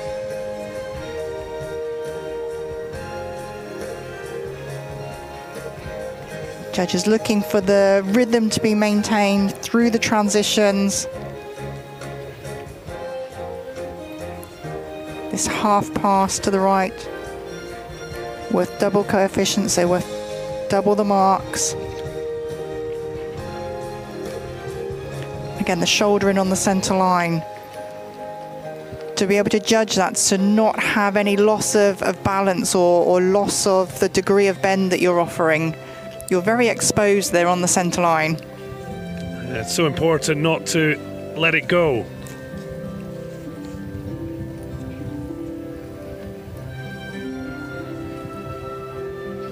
Showing the lengthening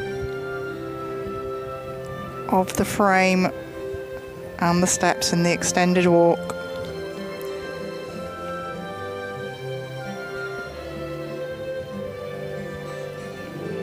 Very easy for the horse to anticipate the follow movements, the collecting of the walk into the canter.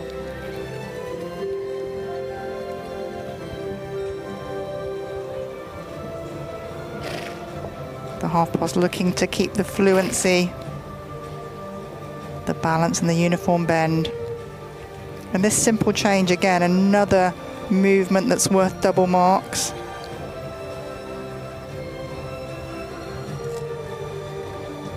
Setting up the extended canter, looking for the impulsion, and the horse, the canter being uphill.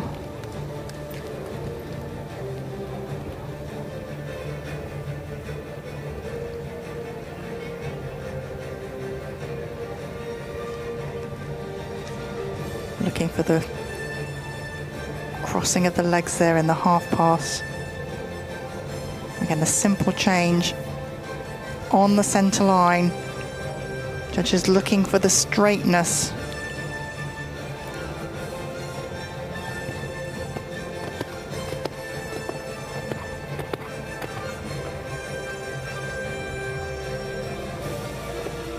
Oh, just a shame there. Just saw something that wasn't happy with.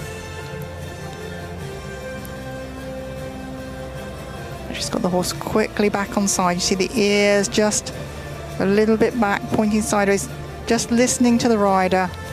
Always a good sign. So important not to let setbacks set you back.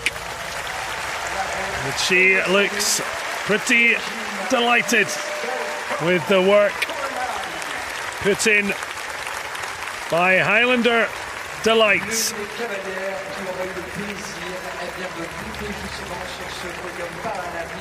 Well, Germany will certainly looking to improve on their team result 3 years ago in Tokyo when they finished 7th.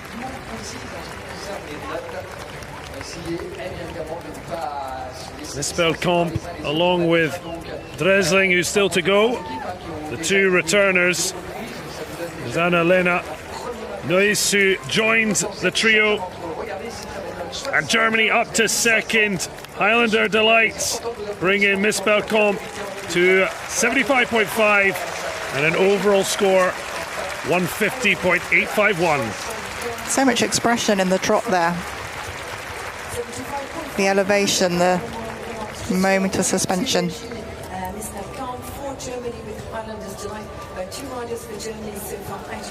Again, two riders in harmony. Sideways movement of the half pass.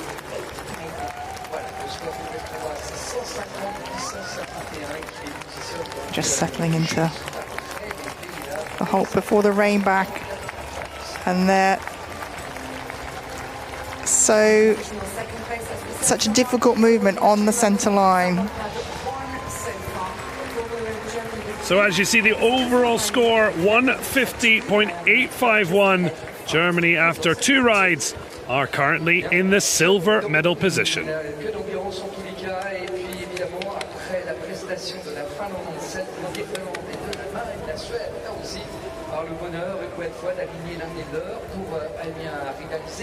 Avec un objectif annoncé, aller chercher les 154 à 783 de l'équipe I think it just shows the relaxation of the horses. They've already been in the arena once, their second time in, and they are still very relaxed with all the noise, the flags. It's just lovely to see.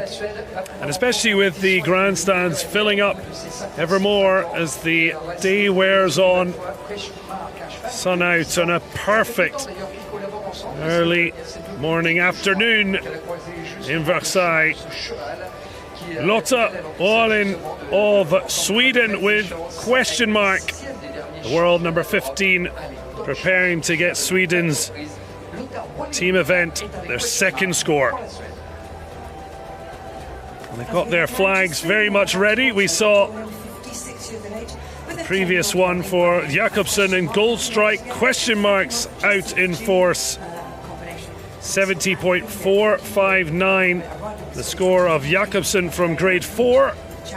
Now the 56-year-old Wallin to try and push Sweden up the virtual leaderboard. But an awful long way before we get an indication of how this team event is going to end up.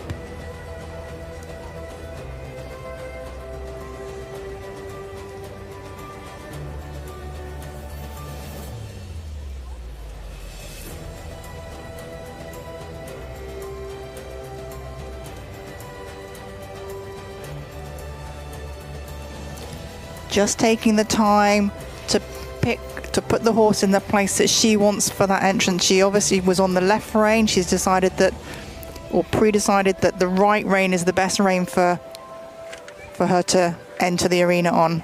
And you could just see the clock behind. She still had enough time and able to enter without any fuss.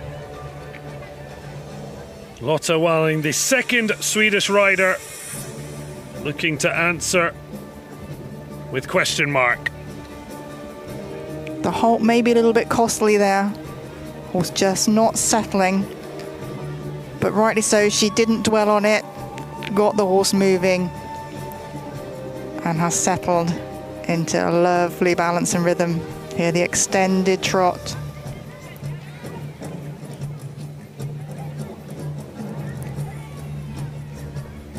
She'll be looking to keep the concentration of the horse on her. A half past the double coefficient. And this 10-meter volte. No boards to judge your size by.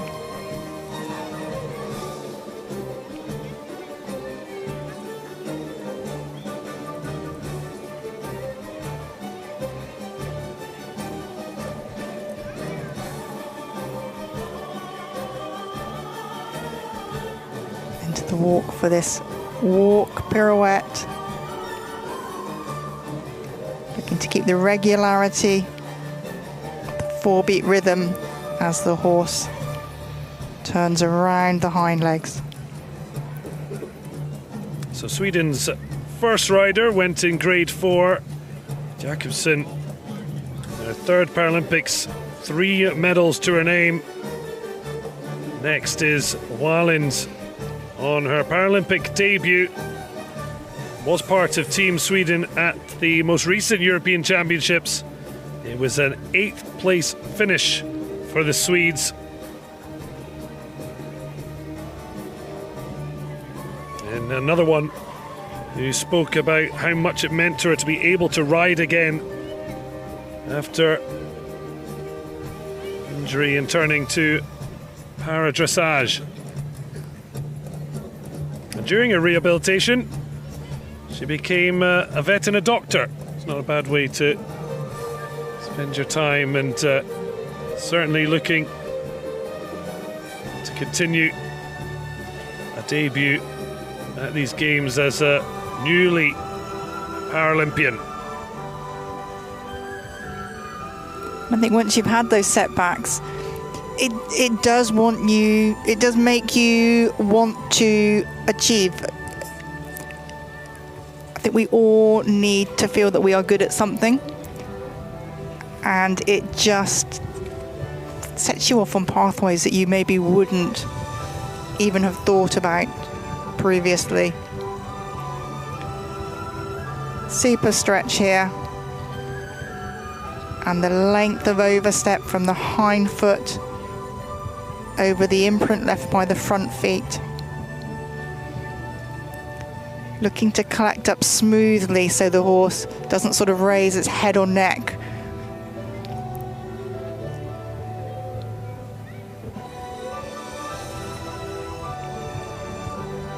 And the canter, looking for the good 3-beat canter. If a horse loses energy, it can drop into the 4 beats, and then that would be penalised by the judges.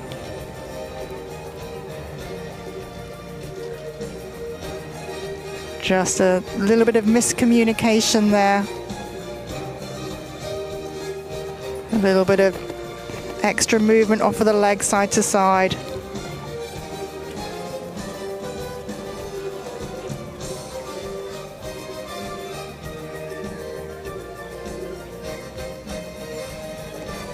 Into this double coefficient half pass, moving sideways and forwards.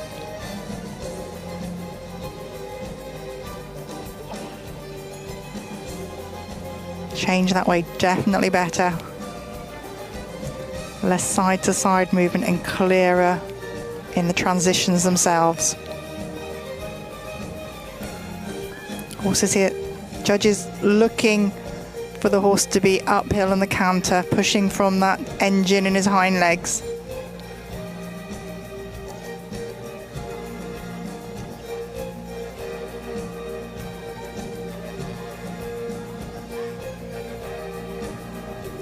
As she comes down the centre line to halt. Warm applause on a gorgeous day in Versailles. Lotta Wallin, the second Swedish rider to compete in this team event for the grade 5 ranked riders. S'afficher sur ces petits retours que vous avez juste devant vous dans les tribunes A, B et C pour bien vous mettre un petit peu à la place des juges. She exits the field of play, saluting the crowd, the reciprocating kind. A lovely wee strut from question mark. Seem to enjoy another performance on this incredible occasion. That's it, just some moments of tension in there, just crept in. Just lowering the marks slightly from what may have been the walk pirouette. They're looking for that, to say, that 4-beat rhythm as the turn is made.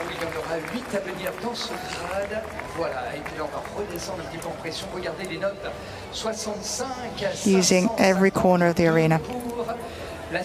So Lotta Wallin takes Sweden into 4th position, adding 65.552% to the score. 65.552, that is obviously the average score expressed as a percentage for Lotta Wallin for Sweden. Sweden have had 2 riders out of 3, hence the little green horse heads at the bottom of the screen.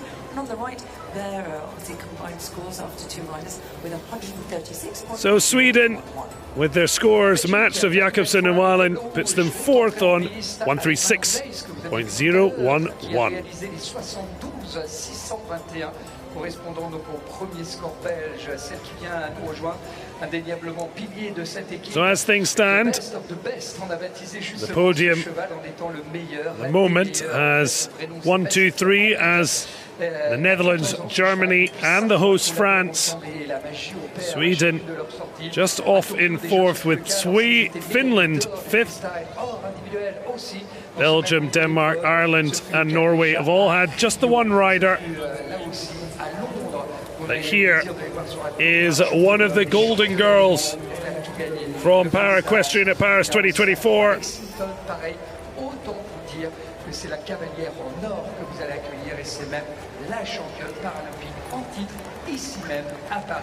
Michelle George, now the 2-time reigning individual event gold medalist, 6th in total to her Paralympic golden palmares for Belgium.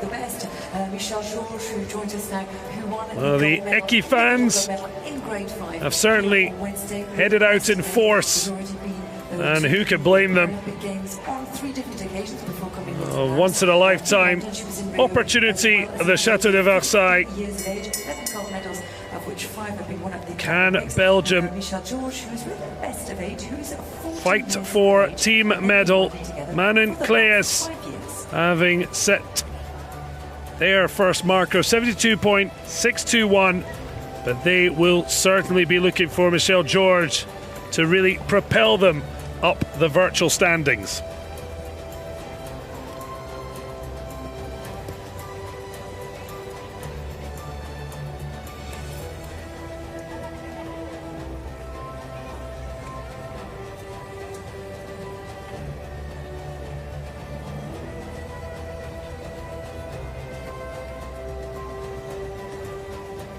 Well, she was the individual gold medalist in Tokyo, but along with Barbara Venezzi and Manon Claes 3 years ago, Belgian 5th overall. Can they improve this time around?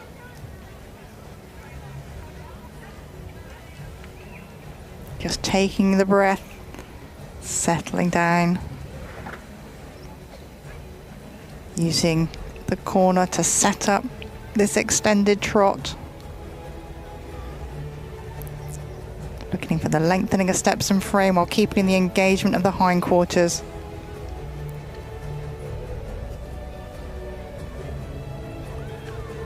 Well, best of 8 already playing his part in George taking that individual event gold, and I imagine for the horse as well as the athlete having a great performance, they'll just want to build on it.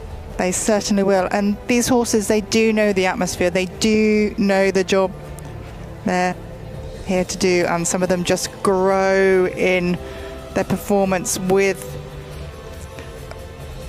the atmosphere, the flags, you know, the crowd, everything. Some of them just thrive on it. You can see the score in the top left of your screen. Miss Belcamp, the best score so far of the grade 5 riders to go. George's performance being marked against that, as we see. And no great surprise, she is already scoring heavily. From 0 to 10 the marks are given, and an average from the 5 judges giving our scores.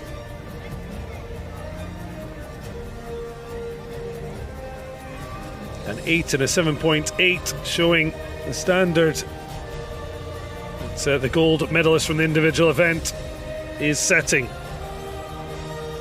There in the half pirouette right, the 7.6.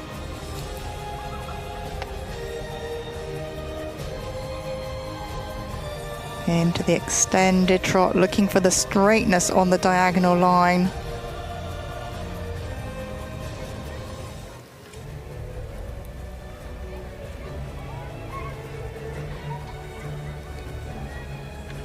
And again, such harmony seen between the pair. Look at the mare's ear just flickering forwards and back. Out to the side, just listening.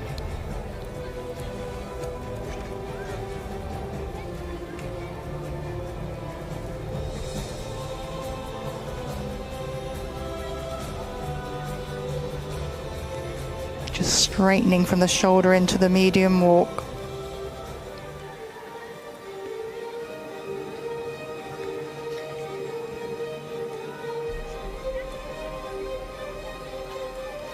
And the extended walk.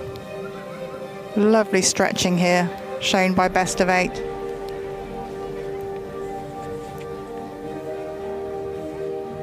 Just what the judges want to see. And when the horses have such big overtrack, it can be a little more of a challenge collecting them back into the shorter collected walk.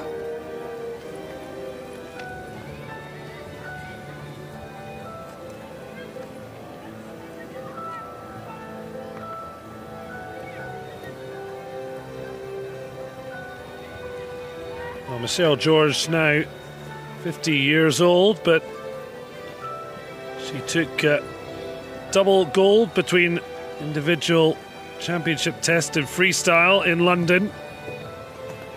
Freestyle gold in Rio.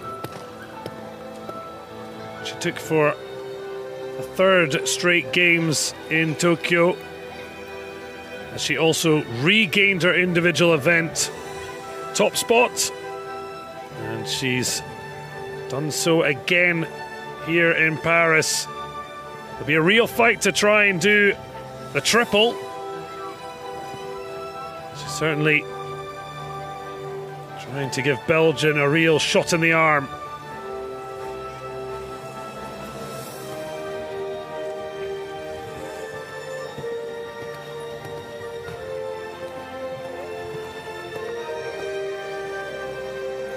Incredibly straight down that long side.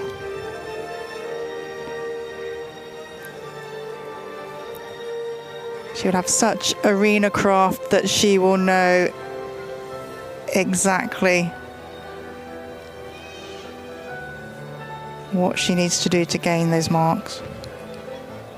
Well, she was the first Belgian to win a gold medal in dressage at the Paralympic Games with her horse Rain Man in London 2012. Across the English Channel, she continues to impress with best of 8.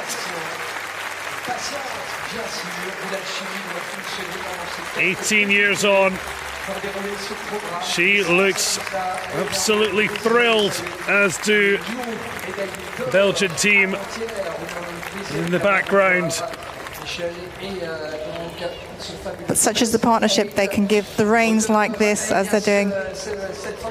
Michelle George taking Belgium into third place, 77.868% score.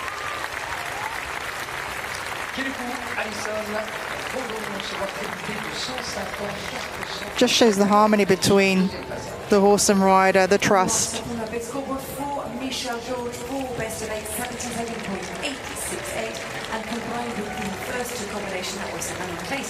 The half pass showing the sideways movement and the elevation in the trot. The shows a pairing only getting better, improving on the score that took her to the gold medal in grade 5. Certainly going to be hard to beat when it comes to the freestyle, but for now she's done what she can as the second of 3 Belgians to ride in this team event. Indeed, Michelle George was just leaving the ring, as we said, winning the gold medal here. That was full grade. So Belgium, third overall as things stand. Claes and George with 150.489 combined score. That gold medal will be through to the freestyle. Our top 8 from each grade day will be competing also tomorrow. Les notes aussi sur l'écran géant. Voilà, petit clin d'œil pour chacun d'entre eux. On va partir pour l'Australie. Les voici donc venus nous rejoindre tous les deux, là encore une fois, pour avoir le plaisir bien de saluer l'une qui a déjà son palmarès, les championnats du monde, où elle faisait partie du casting des derniers. On a eu le plaisir de la voir aussi du côté de Rio. A long wait to return to a Paralympic Games. Lisa Martin, the world number 13 on Villaggio, riding for Australia.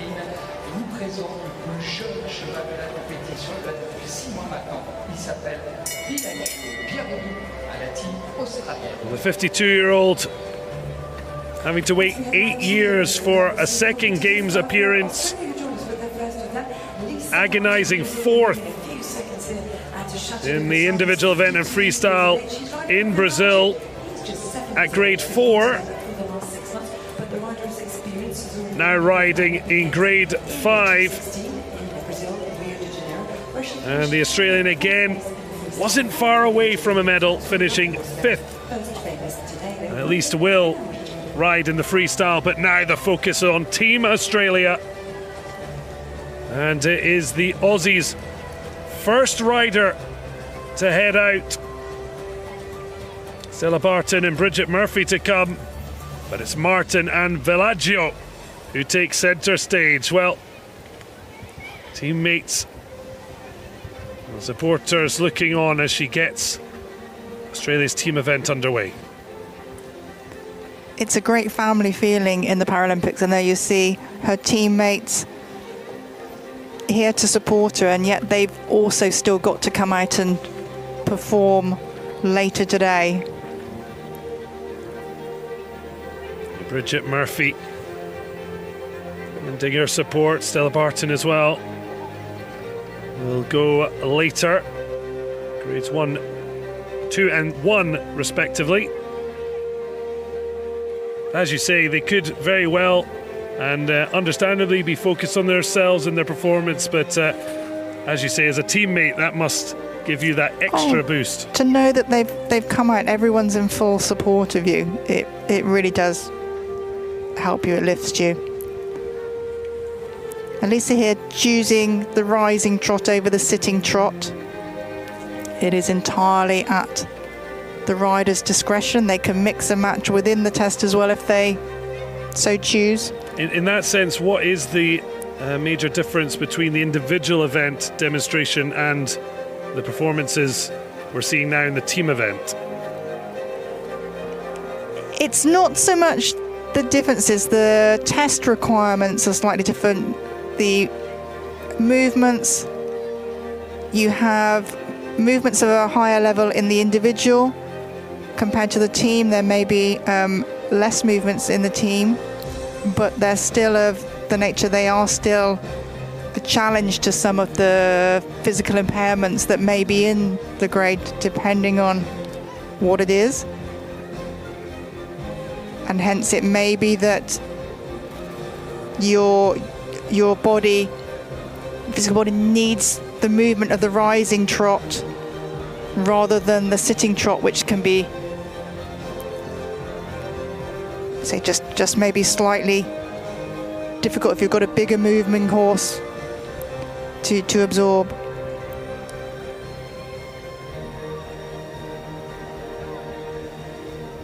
And good harmony showed, horse listening. There are so many of these, they just tune in.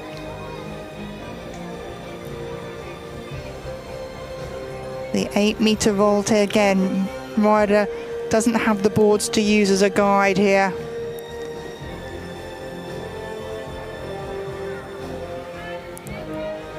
Elisa Martin's journey to para dressage was suggested to her. She admitted to saying it sounded awful and didn't understand it, but she didn't have any idea what it was. And once it was explained and a chance to compete at the highest level, represent your country, and I think that's such an important thing, not just para-equestrian but Paralympics across the board. It's making clear what it is and what it can do for you, and that includes the public looking in for the first time and starting to understand Paralympics. Definitely, it just shows what is possible. And sport is sport. Whatever. Really straight here on the centre line.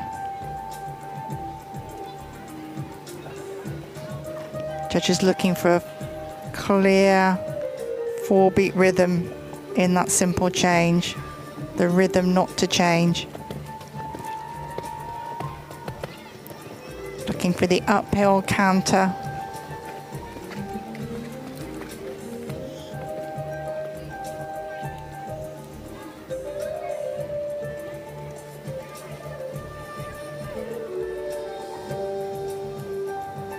And certainly this will be a very well-travelled horse.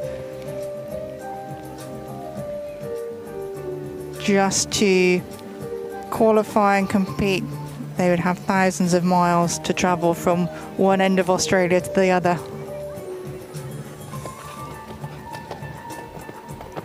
Real clear difference shown there, the lengthening of the frame.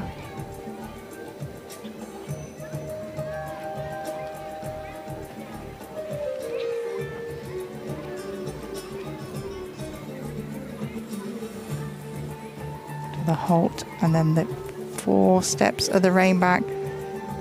Just coming off the centre line, and that's why you're so exposed on the centre line. No boards to guide you.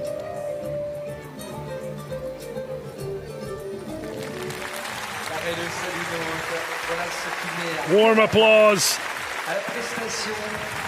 Lisa Martin looks happy with the ride her and Villaggio have put together. Now have to see how the 5 judges have scored it. Bridget Murphy will go last for Australia. That'll bring its own pressures. But Australia up and running in this team event with Lisa Martin, grade 5 rider, waiting for her final score.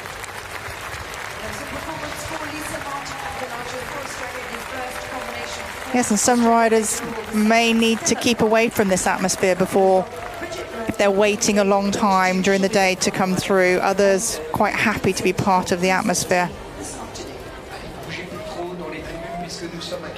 Well, 8 years between her Paralympic appearances, but certainly back with a bang. Lots of approval. Certainly. Lisa Martin, 68.868 has Australia for now in 9th position.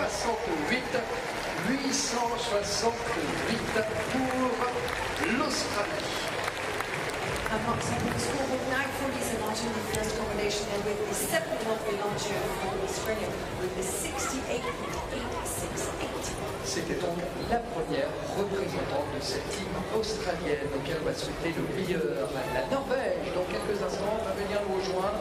Je vous annonçais donc l'avant-dernière reprise avant de modifier un petit peu la taille du rectangle et vous donner d'autres consignes. Avant cela, on aura le plaisir de saluer une des cavalières de ses 37 ans. So Norway with their second rider about to enter the arena following the performance of Anita Henning Jonsson.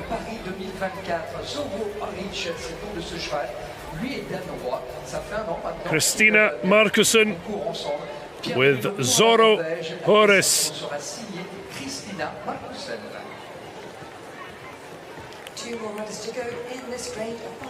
So just heading out for the preamble, the penultimate ride of grade 5.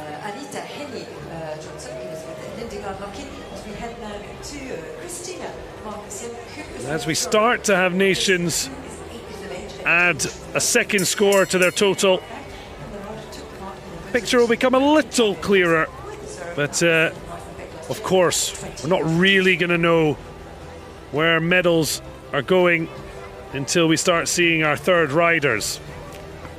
That's it, and we've still got some countries yet to perform. Yeah, 16 in total competing in this team event. Britain soon to get theirs underway. Italy, USA, Singapore, Canada and Austria yet to come, but it's Norway's moment in the spotlight. Christina Markusson with Zoro Horace looking to add to Jonsson's first ride score of 67.460.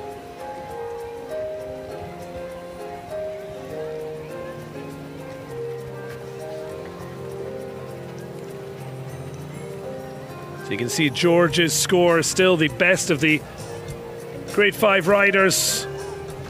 We'll see how Markusson is compared to that throughout the programme. Predetermined, each of the demonstrations ranked from 0 to 10. And then the average of the 5 judges will give us our overall percentage.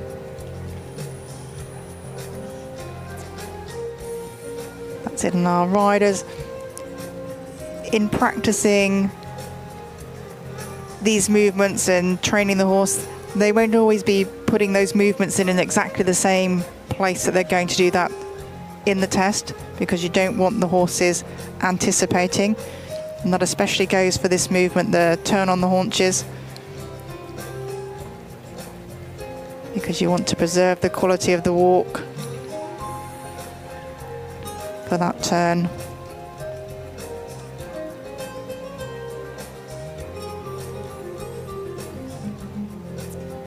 And coming on to the diagonal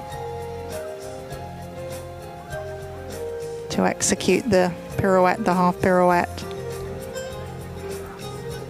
A clear 4-beat rhythm.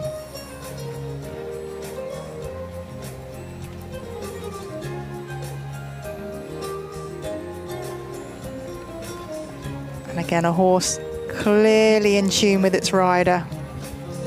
Listening ears into the extended trot, that long diagonal that sometimes seems to go on forever.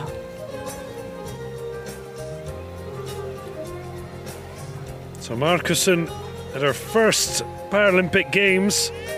In fact, the European Championships last year was her first major event. 17th in the individual. And Team Norway 11th overall.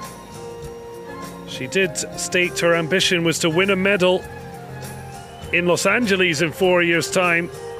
And while, of course, you want to try and finish high and have big ambitions, there also obviously is a journey for athletes to walk, and it is. It's a learning curve, you know. Being at your games, learning the skills, how it all works, and then you just build on it. Again here, looking for the relaxation, but the extended, the marching of the walk.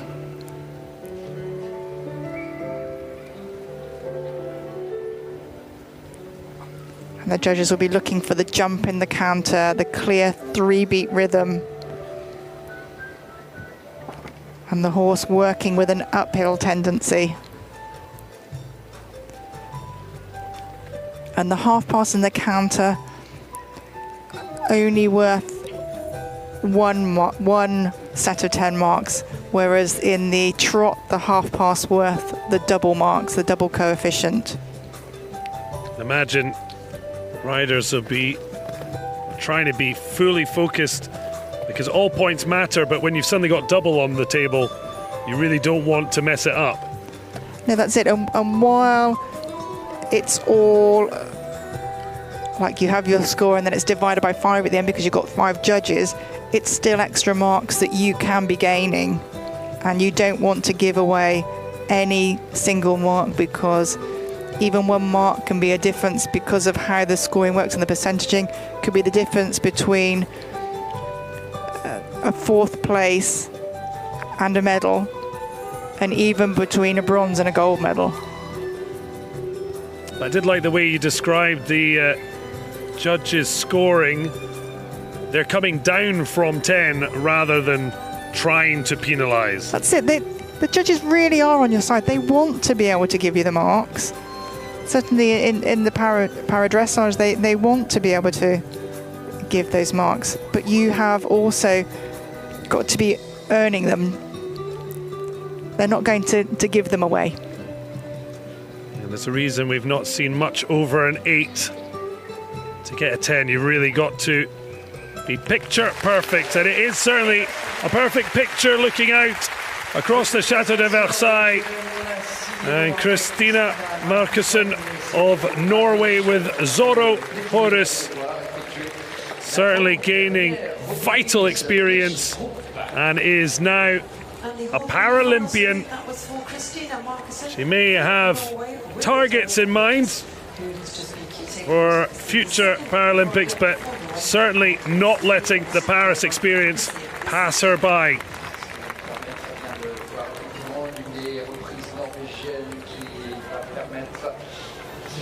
it's certainly a case that trying to be in the moment, because the Paralympics comes and goes suddenly so quickly, you want to make sure you join. I think we've seen that from all our competitors. That's it. You have to take advantage of every learning opportunity, and she will have grown so much just going through this experience, and then we'll bring all that knowledge back again to her next event. But again, a lovely harmonious picture, and that's what parasport is about.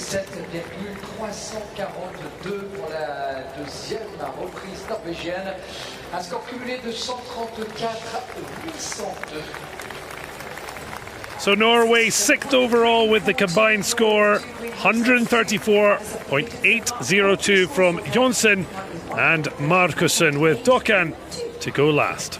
L'avant-dernière reprise, on vous disait, parce que la dernière à venir nous rejoindre, c'est l'une des grandes évidemment de ce sport. Elle est actuellement donc cette saison numéro 10 mondiale, après avoir été pas moins de 12 fois d'ailleurs médaillée d'or au championnat d'Europe sur ses 8 participations. Elle a obtenu pas moins de 5 titres de champion du monde ou encore 10 championnes du monde actuelles. So the team's populating the upper regions of the live standings. For those with 2 riders who have gone, the Dutch, the Germans and the Belgians currently 1 to 3, but Great Britain preparing to get their team event underway. Grade 5 bronze medalist from the individual event, Sophie Wells on Samoa. Sophie Wells, the world number 1 LJT Egbergagards Samoa. 34-year-old getting Britain's team event underway. And of course, the Rio gold medalists, in fact overall, been 4 golds and 4 silvers at Paralympics, and she completed the medal sets with a bronze in the individual event. But not with her prime horse, so she certainly had to readjust her evaluation of her Paris hopes. That's it. Many riders here will have second horses that they're working with, and in order for a second horse to be in contention here, they do still have to go through the qualifying process, so they do have to take them to events, reach a certain score, and then they can be considered for this. And unfortunately, Sophie's horse wasn't able to make it here, so was changed just a couple of weeks ago. So this is her younger prospect.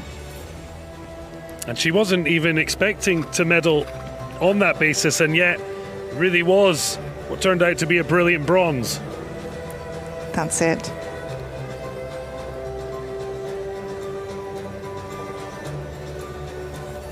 Well, Britain have been the dominant force in the team event. How will they fare in Paris 2024 as Sophie Wells gets underway? And the grade 5s entering in the canter, a real test of straightness and balance.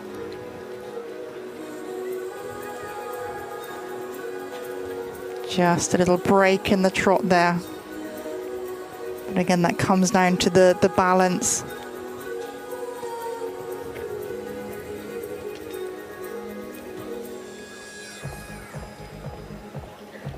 The double coefficient at half pass in trot.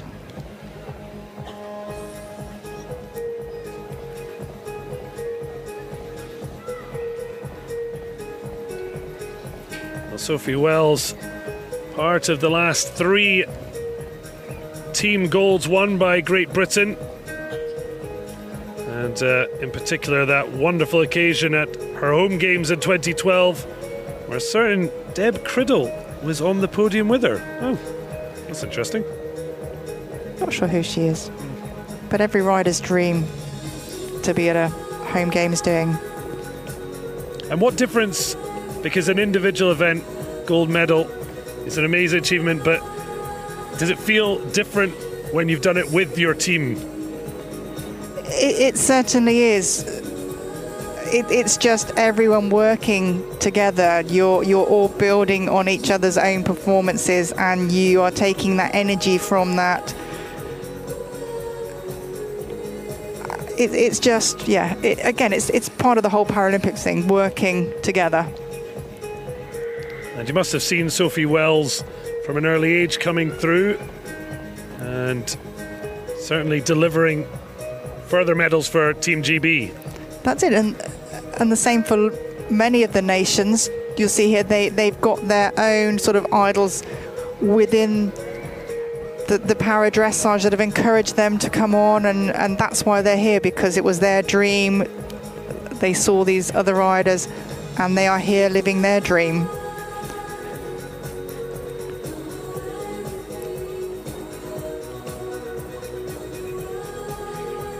Just using the corner to set up the half pass.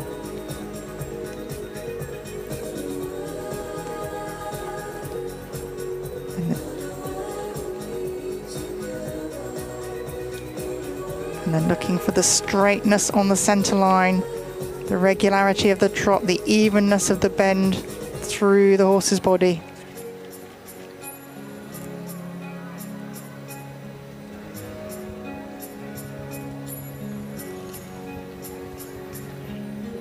And this is only an 8-year-old horse, so at the beginning of her career.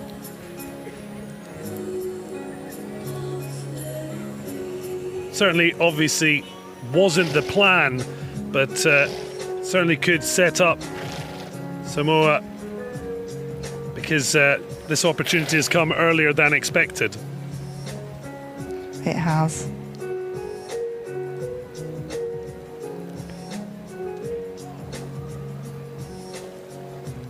And you know, for para riders, the horse's temperament is a key factor.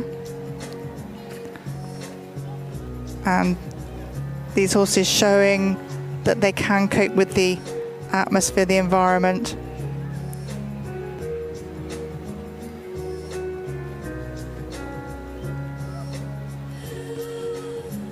The simple change, just a little misunderstanding there.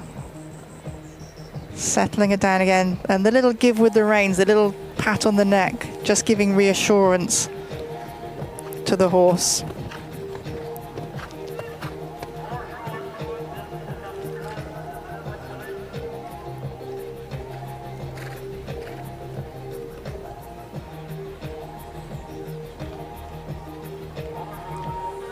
Well, to say Great Britain are the benchmark in the team event would be an understatement.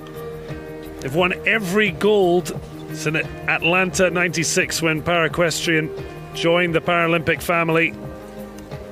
That is some heritage to live up to every Games that comes around. It is. It does bring its pressures with it, but that's something you learn to deal with and put that aside and just concentrate on the moment that you're in and the moments to come in planning ahead for your next movements.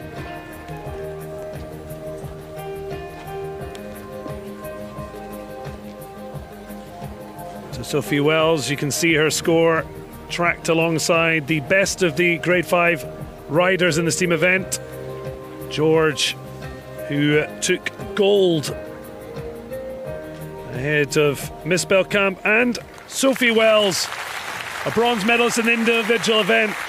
Can she be the one who sets Britain on their way to yet another team gold? We'll wait and see.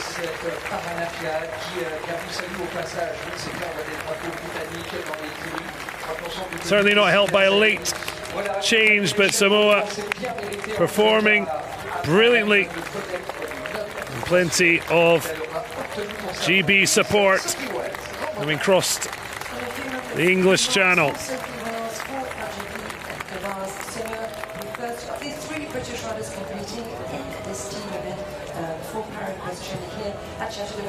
Breathtaking venue for top-class para equestrian at Paris 2024. there, just that moment of loss of balance, but quickly recovered. Some lip-biting moments.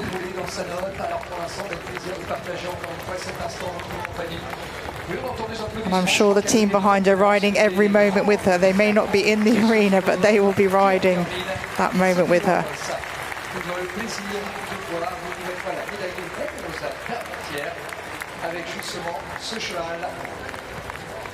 And many of these riders are competing in open sport at higher levels, so the horses do anticipate some of the movements.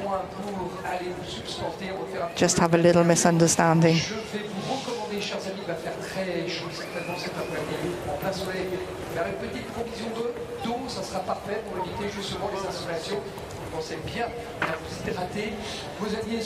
Just a little wait longer than we've generally seen. The score in Great Britain, and Sophie Wells starting with a 70.895%, 8th overall as things stand. So the Netherlands lead the way ahead of Germany and Belgium, France, Sweden, Norway and Finland in the top 7, with 2 riders having competed. Great Britain just the one so far, as of Denmark, Ireland and Australia. Italy, the USA, Singapore, Canada, Austria, they have been patient, but they soon will be out in action. Grades 1 to 3 will be taking their first steps out in the team event. Not too long to wait.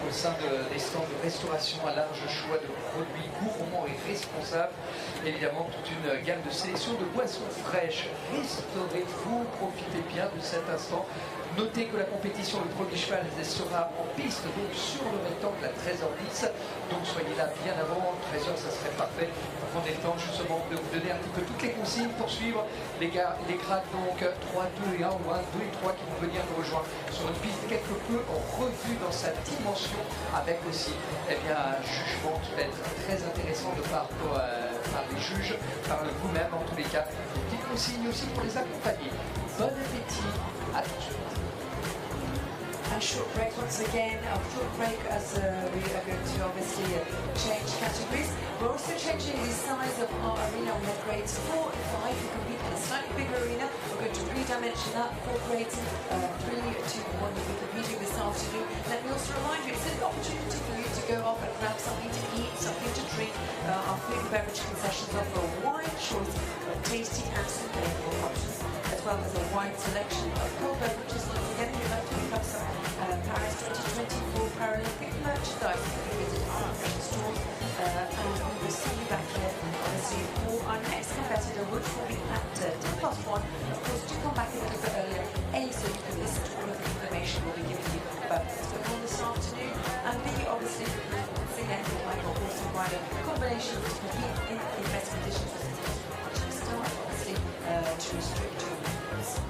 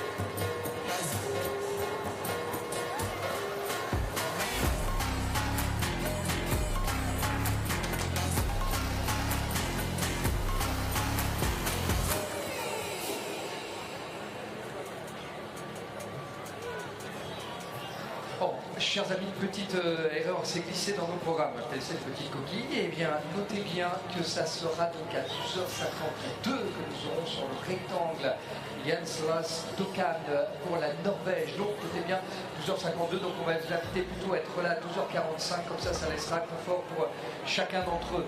Donc, notez bien, on se donne rendez-vous à 12h45, voilà, dans les tribunes.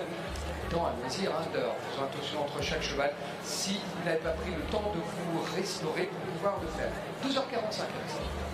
That's right, Yannick. Indeed, our next combination we will be going into the ring. We'll be starting off this afternoon with grade 1, then followed grade 2, followed grade 5, grade 3. And our first grade 1 competitor will actually be at 12:52. 12:52 he'll be in the ring. Of course, we invite you to come back at least 5 minutes before to sit comfortably and get into position to enjoy the competition in the best conditions possible. So we advise that you come back here at 12:45 for the restart of competition. With our grade 1 also other combinations, there will be 12 in total in grade 1.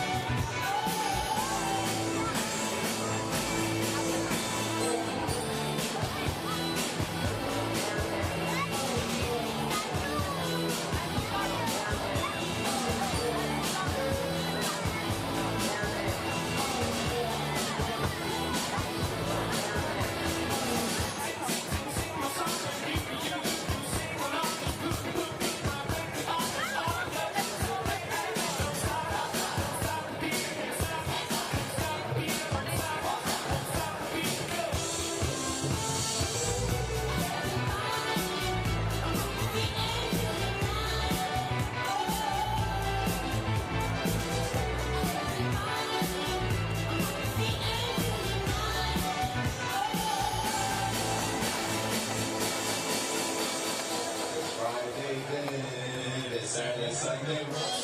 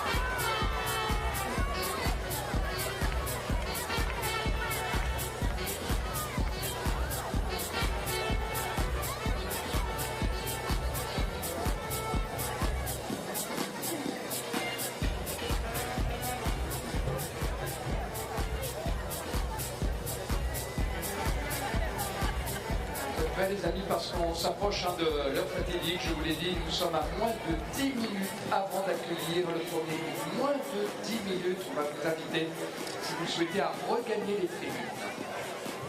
Ladies and gentlemen, we're less than 10 minutes away from the restart of competition, so I welcome you. I invite you to come back to your seats as soon as possible, get settled in comfortably, and we can give you all of the information about what's happening here at Chateau de Versailles this afternoon.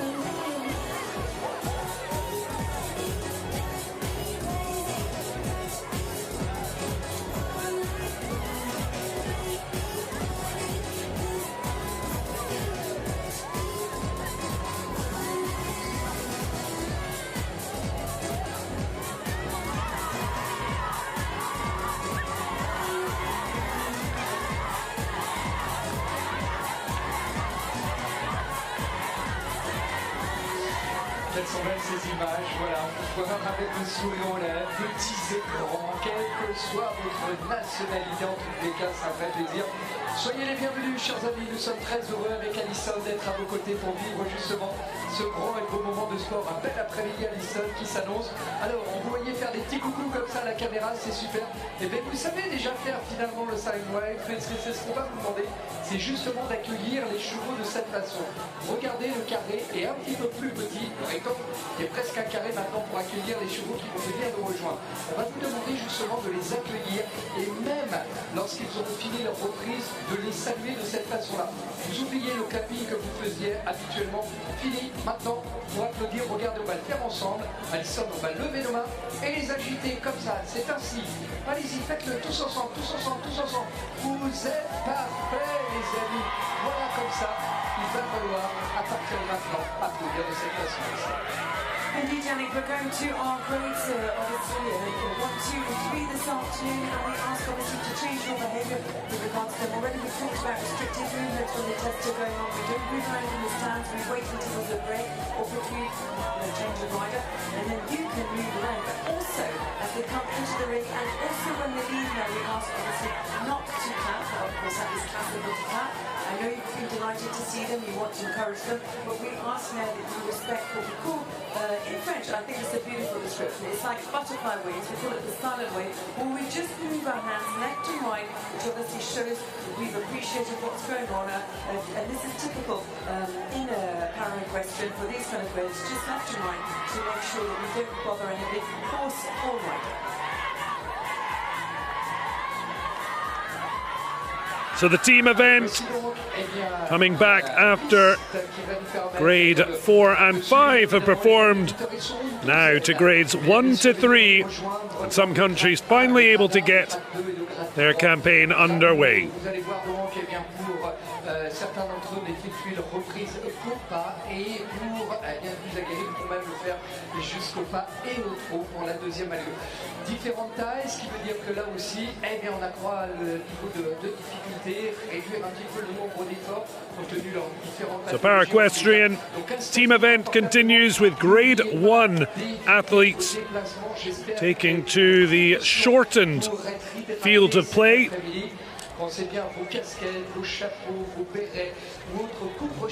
Para athletes in this sport graded from 1 to 5 depending on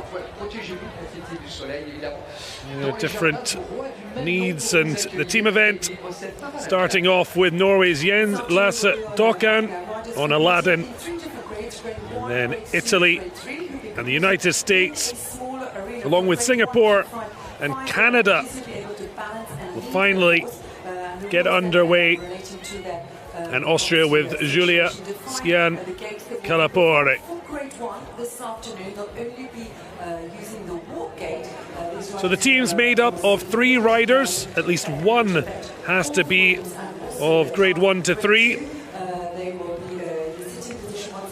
That is obviously a decision for the individual nations as to which trio will take part. But they also, once again, have a correct sitting balance, but have a visibility of upper and lower limbs. Eh bien, nous voici donc avec les chevaux qui entrent en piste. Alors, levez vos mains, allez-y, tous ensemble. So readying to get the action back underway. Cet après-midi, en début et en fin de reprise, il faudra le faire de cette façon. En levant bien vos mains. Vous avez vu un autre cheval entrer, on vous en parlait ce matin. Jens Lasse Dokkan, world number 16 on Aladdin, out for Norway. Alongside me, as ever, Dev Criddle knows all about performing and medalling at Paralympic Games in Para-Equestrian. We're now seeing our grade 1 riders take to the field of play. We are indeed. And the grade 1s, 2s and 3s, they can have someone leading them around the arena. You will have earlier today we would have had some grade 4s and 5s. They can have a lead onto the field of play, but they have to be released almost immediately. But the lower grades, they can have this little assistance to begin with, and then the clip will be released and the horse and rider are on their own. So grade 1, termed as those athletes with impairments affecting all limbs and the trunk, and usually requiring the use of wheelchair in daily life. But now it is man and horse as one to compete at these Paralympic Games in Paris 2024. A two-time bronze medalist, Jens Dokkan, preparing to be the final Norwegian score, and they will be the first nation to complete their trio of performances. So Jens, a really experienced competitor.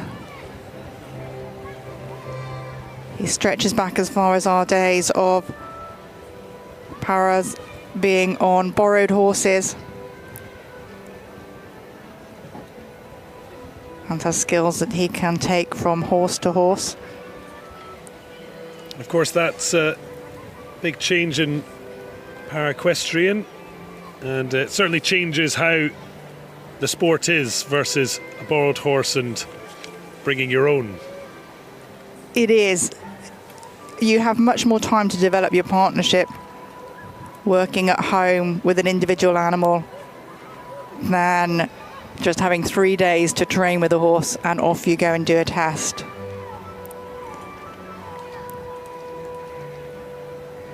But here, looking for the metronome quality of the walk, the 1, 2, 3, 4 beat, and the judges will be rewarding the walk that is consistent, that is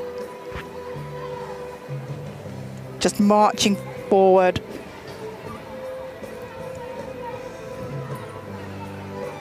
And for those who saw the grade 4 and 5 riders, just explain, they have made the arena shorter, and that's because there are differences as we move to grade 1.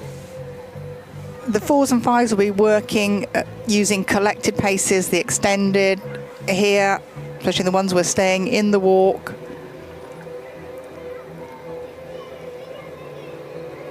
And also we will have possibly more blind riders in here, so it's a long arena, is more space for them. And our riders in the 1s to 3s, you'll see, because of the trunk imbalance, the trunk is affected in these more than in the 4s and 5s. So you'll see more adaptive tack used. And here Jens has some loops on his reins.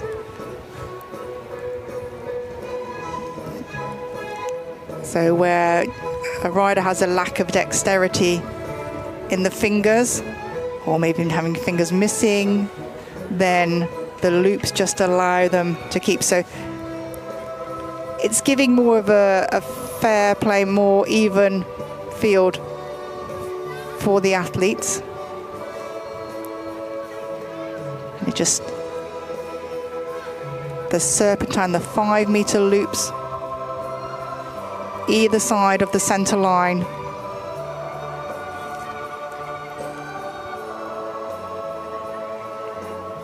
So the riders have to judge this very carefully, and will be rewarded for even loops, again the regularity of the walk, the rhythm. Of course, Dokkan, highly experienced, 5 Paralympic medals, with 3 in Sydney in 2000 and 2 further in Beijing. And that has involved 2 bronze medals at team events. Didn't quite have his best time in the individual event, finishing 21st with a score of 57.958, but a chance to get back to his highest standards.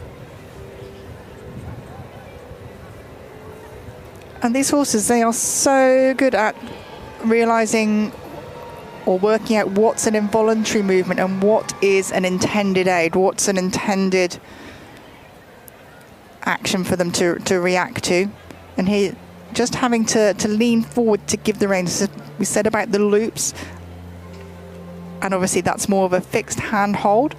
So by leaning forward, he can give the horse the length of neck it needs to just stretch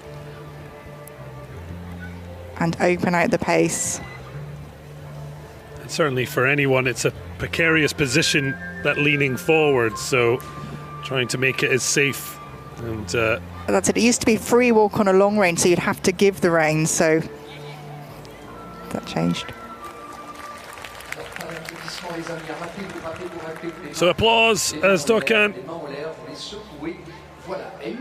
comes into the final. A change as we're in grade 1 to 3. It'll be silent applause. Obviously we have gone from 4 and 5. The crowd will certainly pick it up soon enough. So waves from the stands. Plenty still milling about here, the Chateau de Versailles. Other viewpoints, and also just great grounds to be moving about.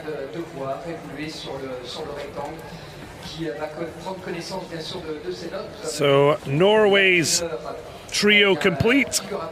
Jens Lasse Dokan, 69.875%. Norway into the virtual lead. Here, just a close-up of the loops.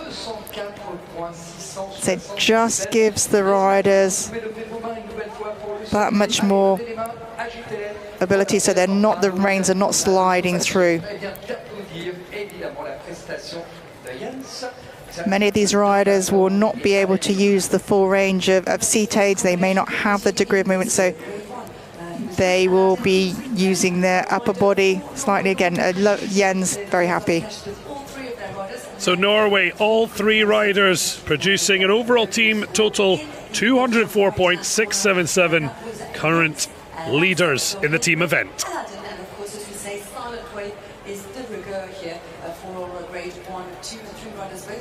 Of course, Norway benefited at the moment by the fact their 3 riders have completed their scores. We'll wait to see how things progress as more and more teams complete their team program. Cette cavalière à 48 ans qui aurait le plaisir d'être médaillée de bronze à Paralympiade de Tokyo. Elle participait à celle de Londres. Elle était 4 fois des championnats du monde. So Italy 4 fois médaillée d'or. flying the flag. Qu'on aura le plaisir de vivre ensemble. Et si on retiendra une de ces Sara Morganti, the world number 2, with Maribel getting Italy's team event campaign up and running.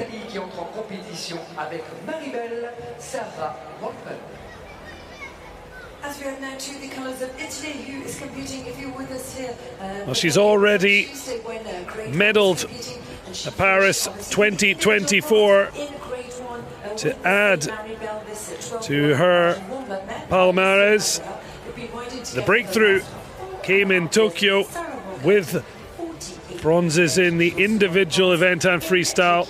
She's halfway to matching that output.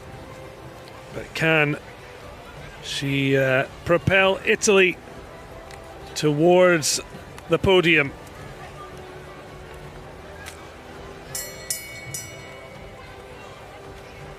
It was 8th place for the Azzurri in Tokyo.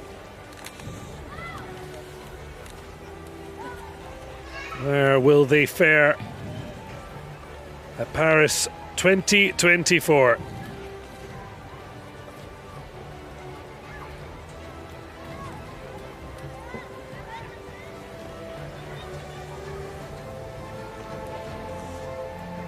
Prayers for Morganti, the best and brightest for Italy in para dressage.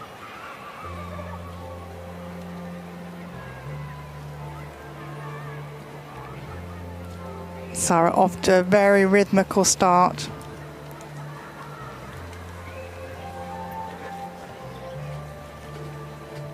in this walk test, only the walk chain, so the judge is really looking for the regularity of the tempo. Still very much the accuracy being very, very important as well for the highest marks. Starting off with an 8 there, great start. And the marks from 10 to 0, and you can see as we go through the predetermined demonstrations, Morganti's scores, you'll see them against what Dokkan managed with Aladdin. And the movement coming up, the 8-meter volte, the 8-meter circle off of the center line, for these riders who have loss of power and loss of range of movement in the lower limbs, that's quite an ask, because they don't have the support of the boards. They have to be really accurate.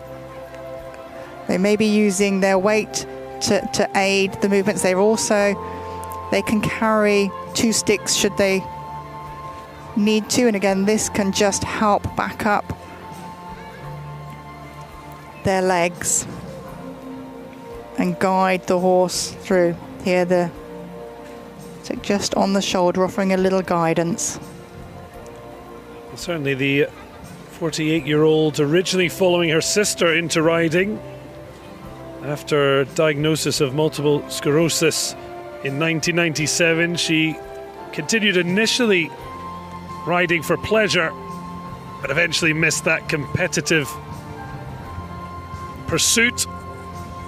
And Dressage, she has certainly found plenty of competition and success, some agony. 4th at London 2012, and it was the Rio withdrawal of her horse Royal Delight that almost saw her walk away from the sport. But once again, her first love drawn back, and what better way to bounce back than 2 bronzes in Tokyo, and so far 1 in Paris. It's certainly the way to do it.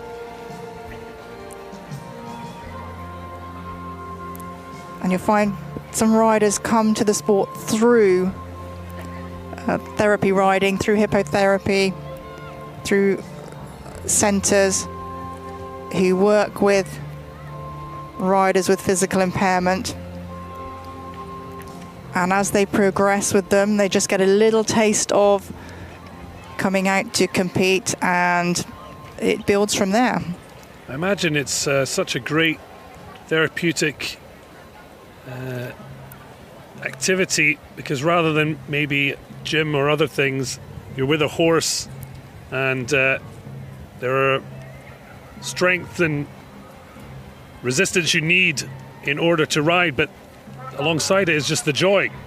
That's it. The horse is a full gym in itself. You're getting the workout. You're having to work your core, and so many find that they gain more strength through the riding than any other exercises a physio may give them. And also it loosens the body. Here, a super lovely free walk there. The length and stride. The rider giving the reins so the horse can stretch, lengthen the neck.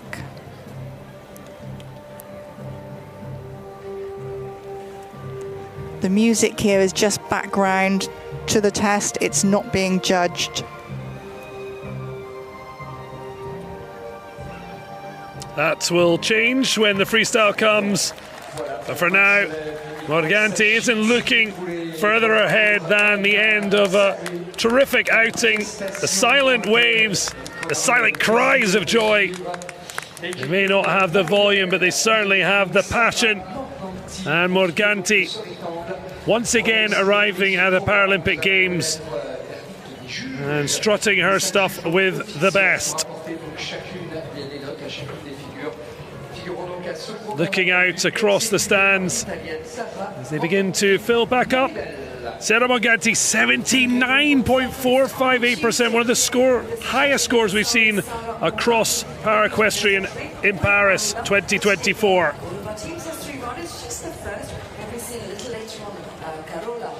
And when you're heading towards 80%, you know that you have done your job and then some. It is. She'll be so delighted that, and having such an incredible partnership with her previous horse, it takes time to develop that same feeling with the new horse. But just the rhythm, the regularity, and the suppleness over the back of this horse is all led to this super score. She's certainly proud as punch. Team Italy off to a flyer.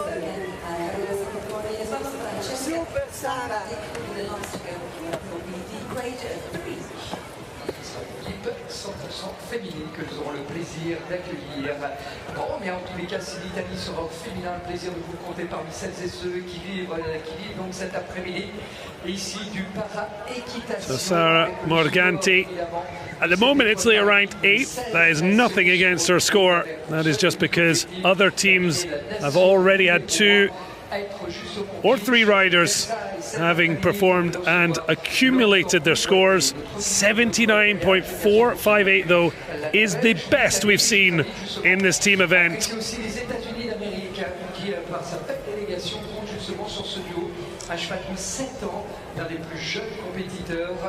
So we've had the bronze medalist from the individual event in Grade 1.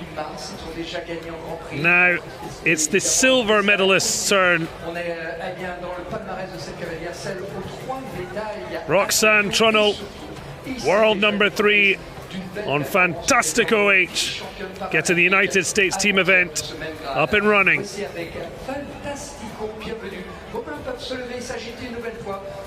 At times gave the Americans some French flair, but Trunnell, very much Trunnell, 2-time gold medalist, could not quite make it a third after Reinhard Snickers's incredible performance with King of the Dance.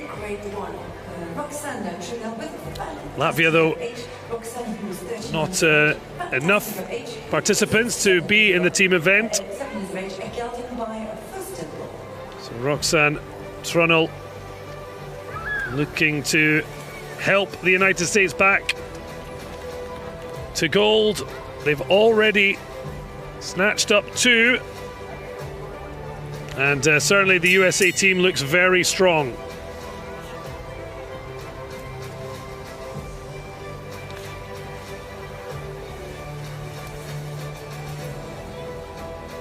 So the bell goes and the rider has 60 seconds to enter the arena.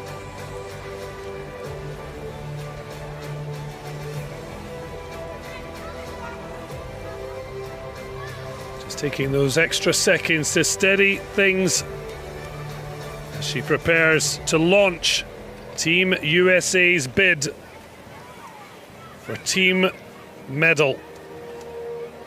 They were bronze in Tokyo. Can they improve on that performance? For any rider watching who thinks a walk-in test, a walk in the park, I think you should go and try. To keep that rhythmical 4-beat walk takes some doing.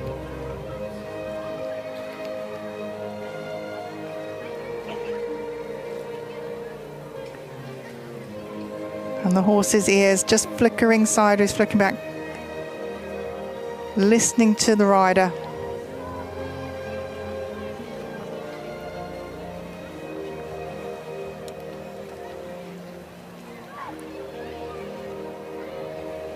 Well, the United States made history in Tokyo in the 8th time para-equestrian has been part of the Games.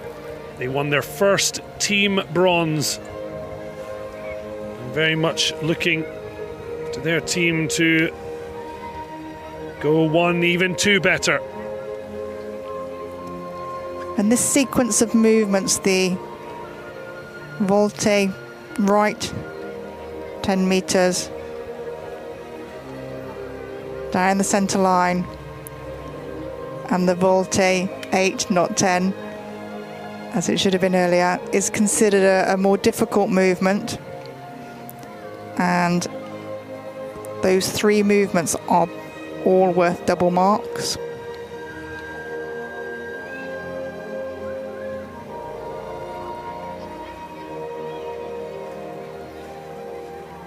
So the rider will be showing the circles of 8 meters and 10 meters. So here we'll have the 10 meters. Looking for the equal size, equal shape in the circle. The balance and the fluency, and very much the activity of the walk.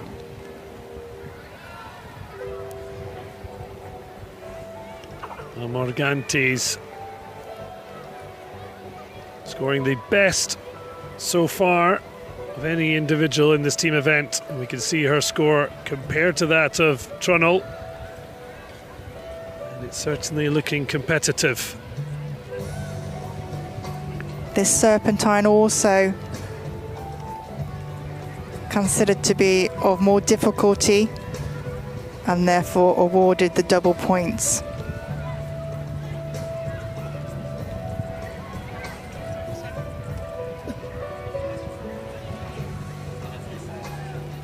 Just a little stumble there, but she'll be quick to get the balance back.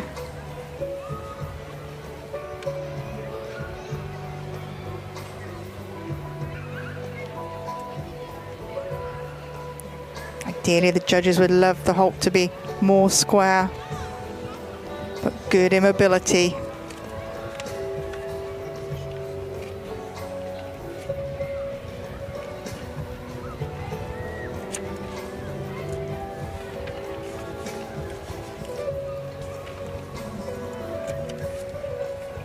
And again, the quality of the walk, the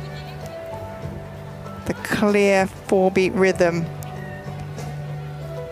of top importance in these walk tests.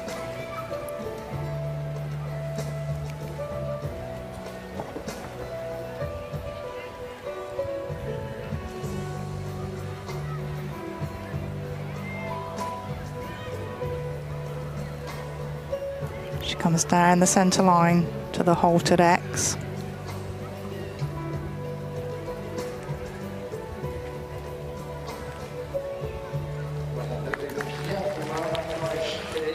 Fine performance from Trunnell. Now the wait to see how the USA will kickstart their team event on the scoreboard.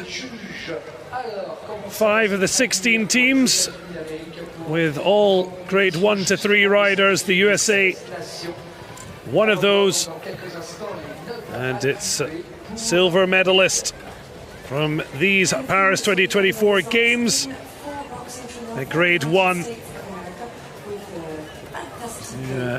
Go first, the US.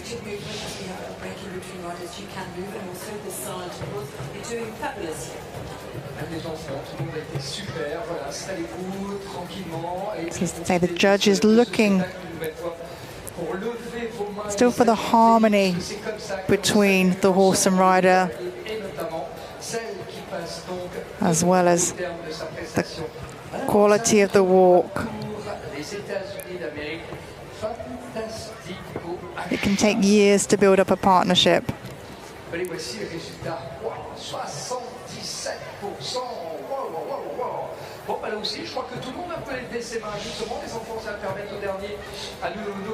Well, a superb score of 77% on the dot.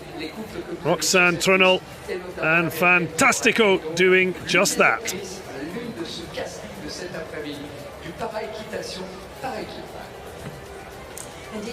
Well, as mentioned, arrived as the defending Tokyo Paralympic champion.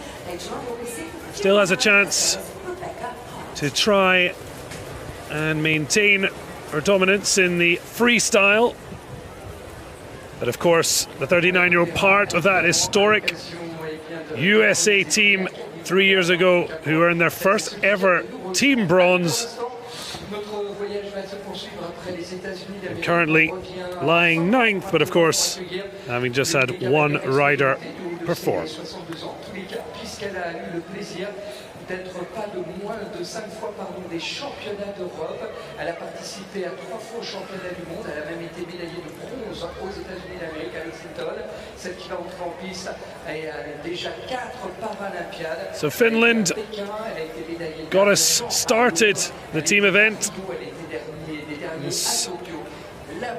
Now their final ride. Effectuer sa reprise avec un cheval de 16 ans. Ça fait 18 mois maintenant qu'ils sont ensemble. Avant, il était pour sa compatriote coréenne. Eh bien, Chateau aura certainement le bonheur de Katja Karjalainen. Voici la fin. Katja Karjalainen. Well, number 13 with Cameo, the last to go for Finland.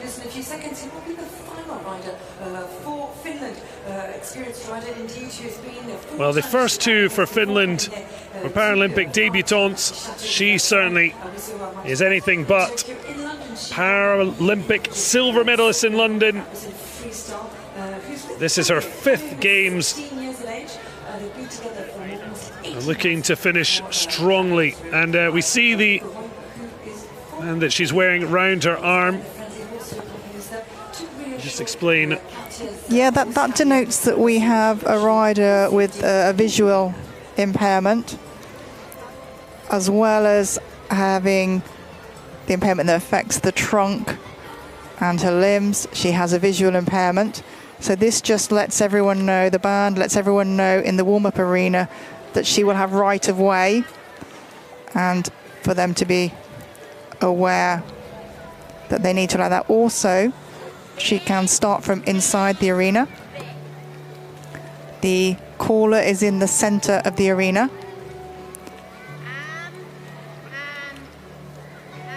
And we'll repeat the letter 3 times. So twice in the steps coming up to the letter, and then emphasize the letter exactly as that as they hit the marker. So the rider can evaluate exactly where in the arena they are. Certainly a job for the clear and concise. It is. There is another method of doing this with sound at different markers using different tones. And a rider can have up to 4 callers, but Katja deciding the one is enough. And when the bell goes, a rider can decide if they want to enter from inside the arena or to go out and come in, but that will be predetermined and will be notified to the ground jury. Well, the brilliance of the Paralympics is finding the ways to allow everyone to compete. It's a matter of will, and certainly Karjalainen has been on individual podiums before, looking to produce a final flourish for Finland. And Cameo was just anticipating the movements there. He was keen to get on with the job, didn't want to wait around in the halt. And you'll notice the caller just stepping back. They stay in place until the very last moment.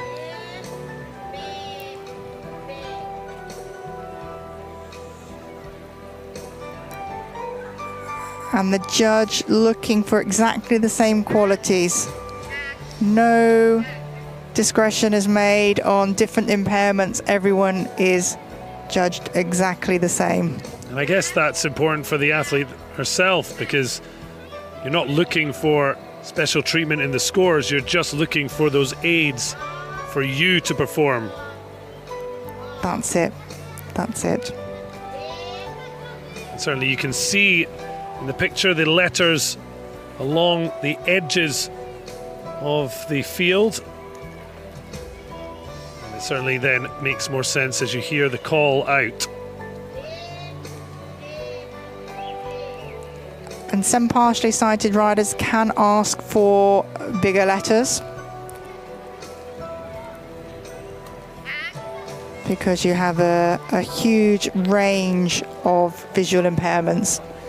The degree of acuity of the sight and the depth of vision that they have.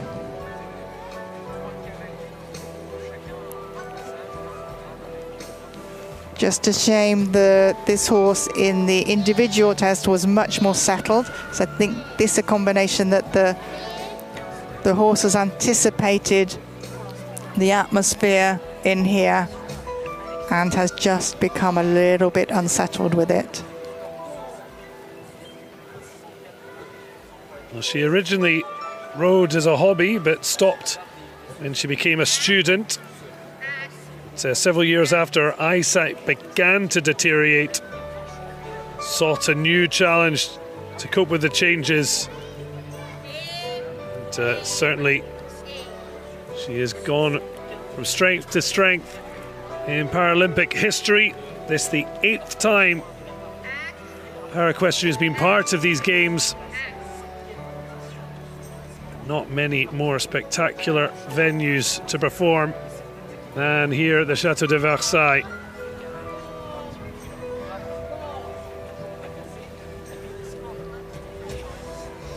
And there in the background, the friendly horse, as they are called.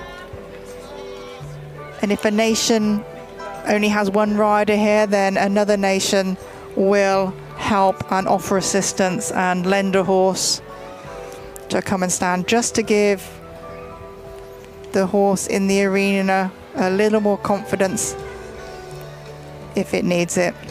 Would a friendly horse be picked on the basis of any kind of connection, or is it just the sort of visual aid that there is another horse around that seems to help? It's more the visual. I mean, yes, some horses do have an attachment to others, but you don't want to have two so attached that the one doing the test is always looking for the friendly horse. You don't want that to happen.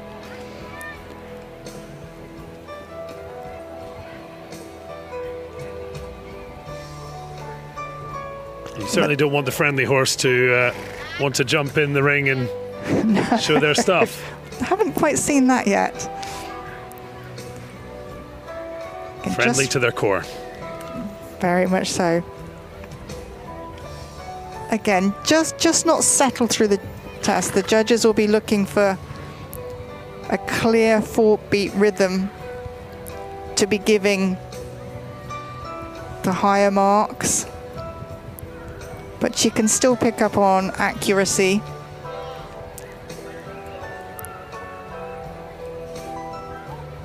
They're using the corner, going in deep into the corner to set up the movements.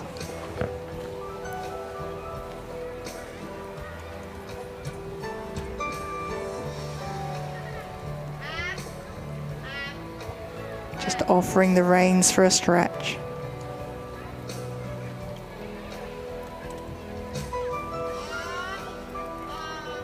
She turns down onto the center line. She'll be listening out for her caller.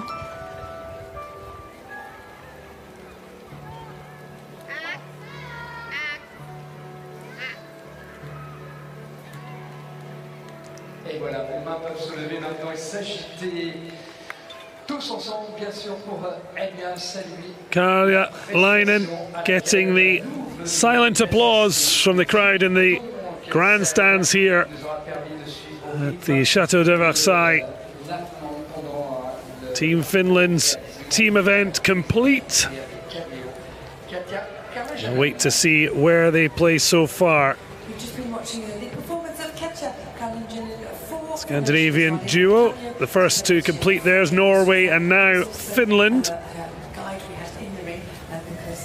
And after 2 debutants for the Finns, their most experienced and former Paralympic medalist Kangasniemi completing her final ride at Paris 2024.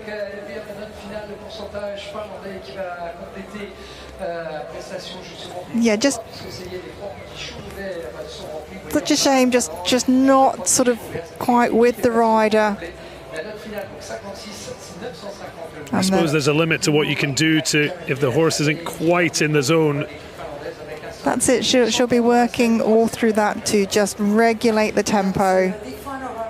Just keep the horse on side.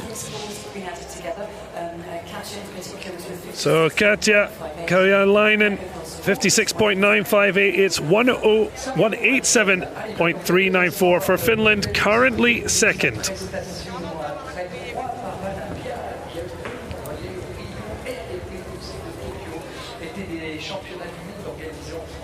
Well, final cameo performance as Finland have completed their trio of rides, each team with 3 riders. And we're finally seeing the final few nations, Gemma Rose Jen Fu for Singapore on Banestro. For Singapore, the first of them, we'll see 2 others later on. Singapore was competing with Gemma Rose Jen Fu, 28 years of age. The 28-year-old with the Singaporean team looking on. And the public here being encouraged to keep noise to a minimum for our grades 1 to 3.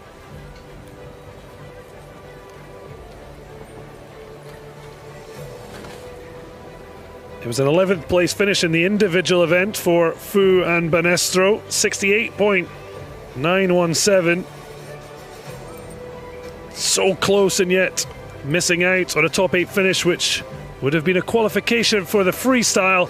So her final performance here at Paris 2024, and a chance to set the tone for Team Singapore. And Singapore, like several other nations here, opting to keep their horses in Europe and come out to train with them.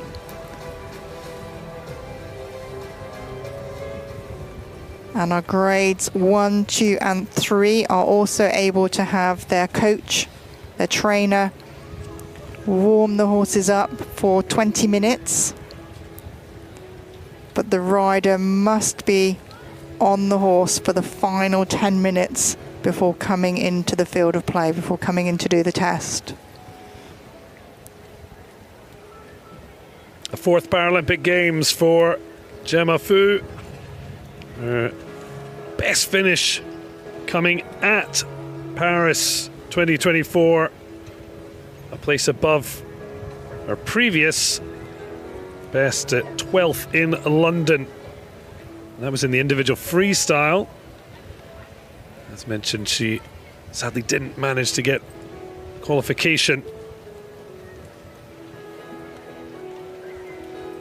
The judges will be looking for that straight line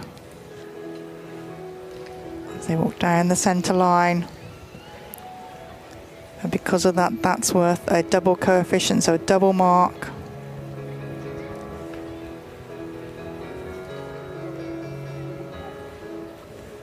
She took up the sport as a form of therapy and found it boosted her confidence, as well as improved balance and coordination. There's so much more than just the competition. It really is. These horses empower the riders so much, not just while they're on the horse, but once they're back on the ground, they give them the confidence to go out there and just make more of themselves, just gives them that confidence. And it's so good to see. Looking for the regularity of the walk, the maintenance of the rhythm and its activity.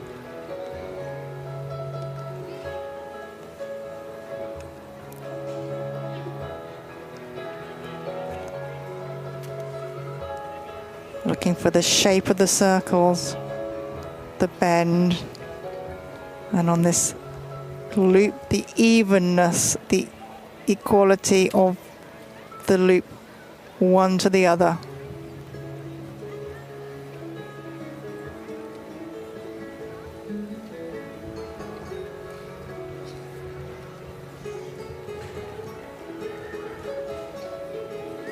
And there we see the friendly horse quietly standing in the background. Is there any particular need for the position? It's slightly different from before, but I guess it's just that it's a visual thing for the horse. The judge at sea will have determined where they can stand, where is acceptable. And that will be communicated to the teams before the tests, before the commencement of the competition.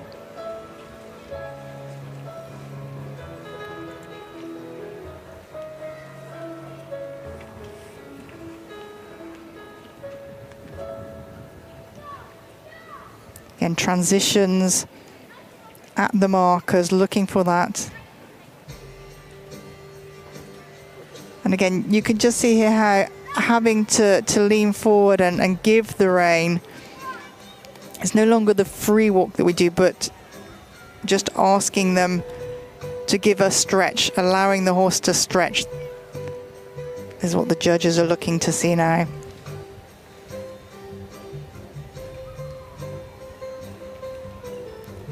And the transitions at the markers and between the medium walk and the free, the long rein.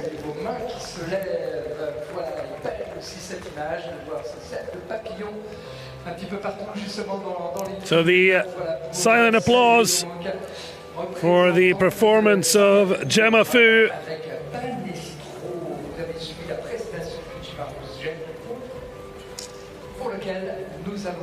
Excellent performance as Singapore's first rider looks to set the tone.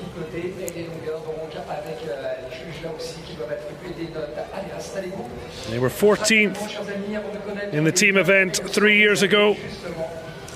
Can they improve on that?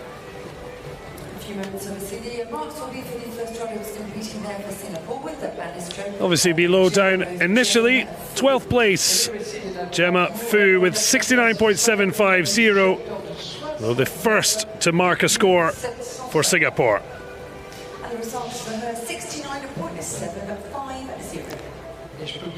These horses, they give so much to the riders, and they, yeah, just the quality of the horses that are coming through for our lower grades as well.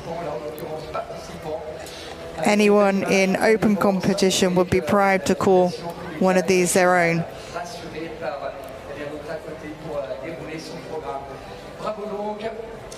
And again, even with the involuntary movement, the horse just carrying on. It's sort of metronome, quality walk.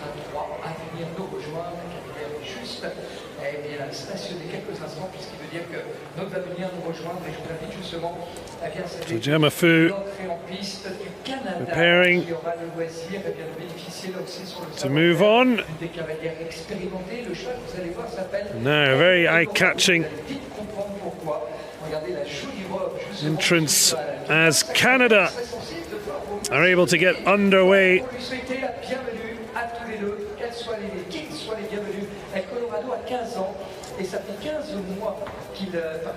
So the Maple Leafs out. So is Jody Schloss of Canada with El Colorado, the world number 19, opening Canada's account.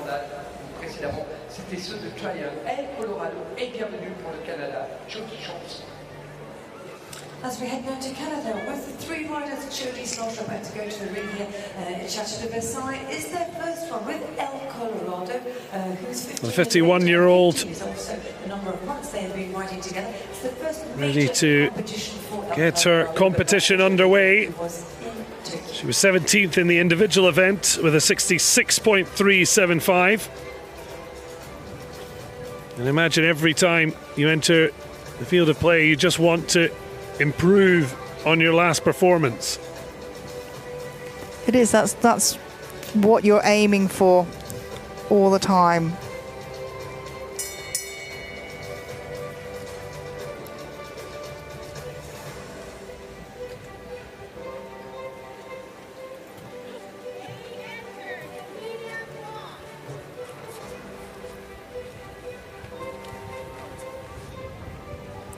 Well, she competed in London, then Tokyo, the first time she's qualified for successive games.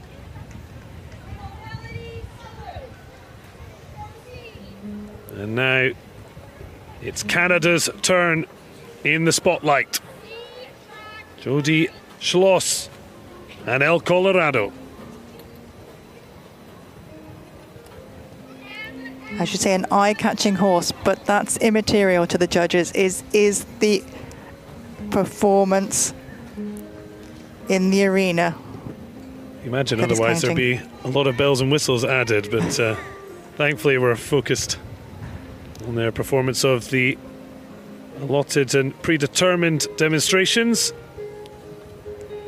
Marked from 10 to 0, and we can see still Morganti of Italy, the grade 1 marker in this team event. And Schloss's scores as we move through, we'll be able to compare them. And Judy opting to ride without stirrups.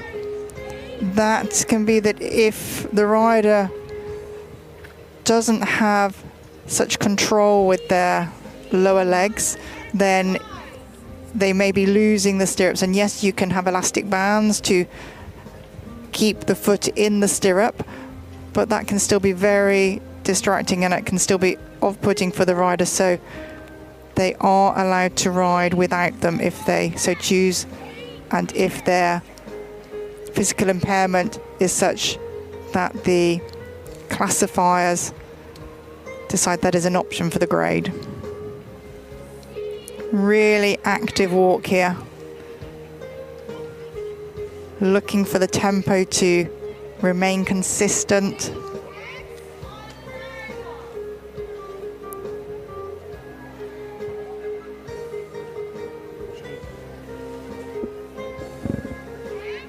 Jody Schloss took up Para-Dressage as a way to help recover from her car accident in 1996, the same year. Para-Equestrian became part of the Paralympic family. And the therapist at rehab said they could tell when she'd been riding because she was much more stable the next day and certainly far more positive.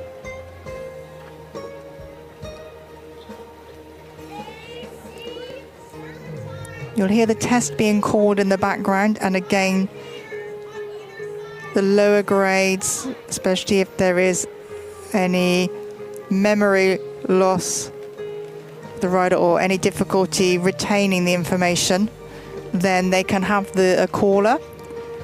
The caller will have someone stood beside them to ensure they only call out the movements in the test exactly as it's written.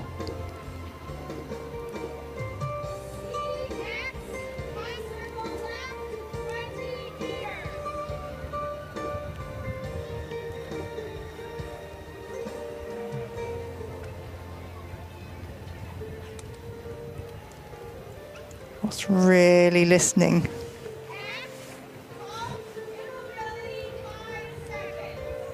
Waiting for every aid the rider is giving, just almost fully squares up.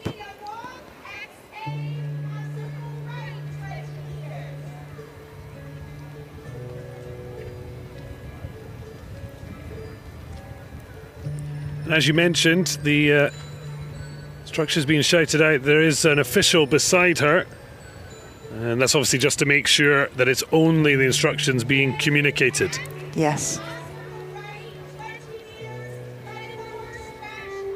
She also has some people at the corners of the arena, and again they will be accompanied to ensure that they don't offer any assistance, any outside assistance.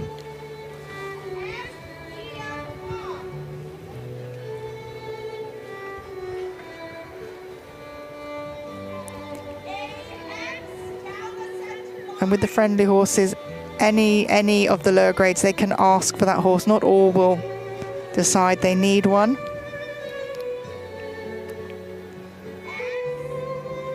And again, just keeping totally straight on that centre line.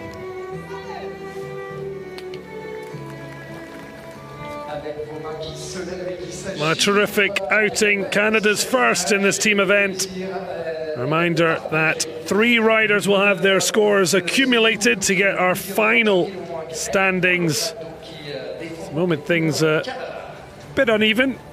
And the Canadian rider Jodie Stosh has just completed her dressage test with El Calderado, who is named Assistance providing the aid for Slosh to produce a fine outing. Big smile to welcome her out of the arena. Thumbs up. Always a good sign.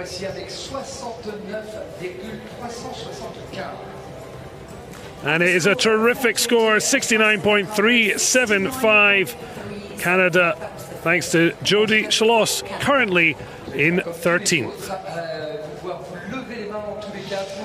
And that's a 3% increase on her performance in the individual event. So she did go out and improve on her first outing in what is her last ride at Paris 2024.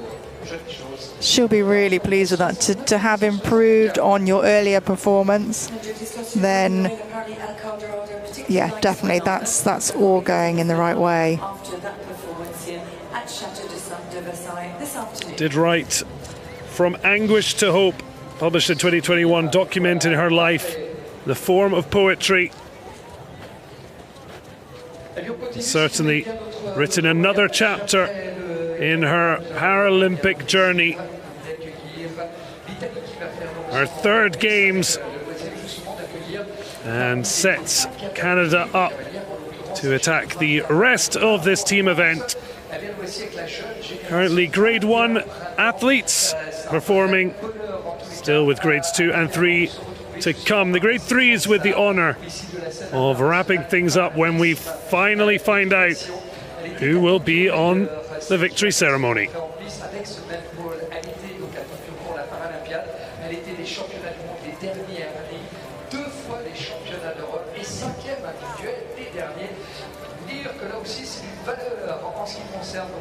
Well, surely you'd imagine our next riding pair will be inspired by their compatriots' performance earlier. As we head now to the second rider for Italy in the ring of 20. Carola Semperboni, the 21-year-old with Paul, the second rider for Italy. Who is 19 years of age. The combination has been together for the last 5 years. The rider already completed at the 2020 Paralympic Games with the same ball. So the pair returning, having performed in Tokyo together, 5 years together. Carola and Paul, seeing what they can do. 7th place in the individual event means they will get to show off on the freestyle. So great to know you've got 3 performances at a Paralympic Games, but it's the team event here at the Chateau de Versailles, as we see it in the background. In the forefront, Team Italy, with Morganti having already set a blistering score, the best of anyone so far on day 3 of Para-Equestrian. Can she add to that and send Italy to the upper reaches of the standings?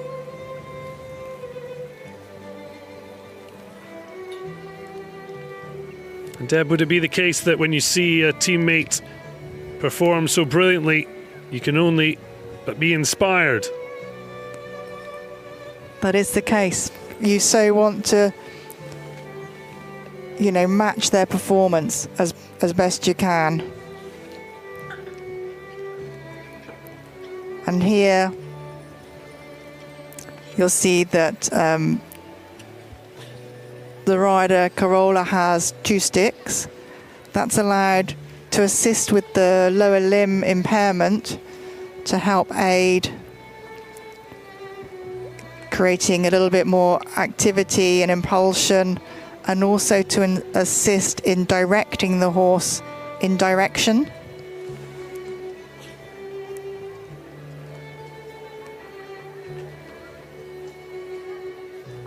She comes in to complete the circle, the volte.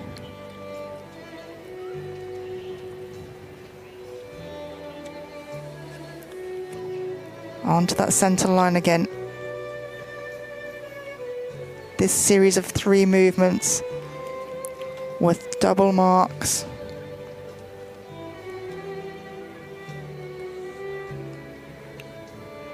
So the 8-meter volte. So no markers at all to help guide you, no boards to help guide you.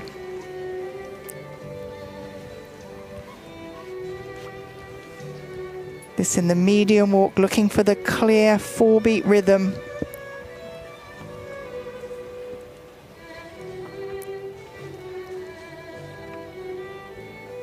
Looking for the suppleness of the horse working over the back.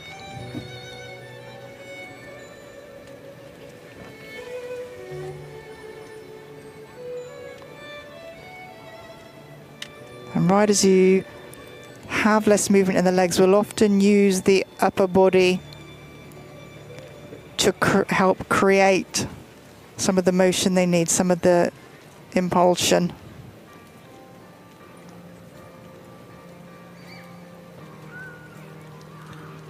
Well, it must be incredible because Semperboni, no surprise, her hero is her teammate Sara Morganti.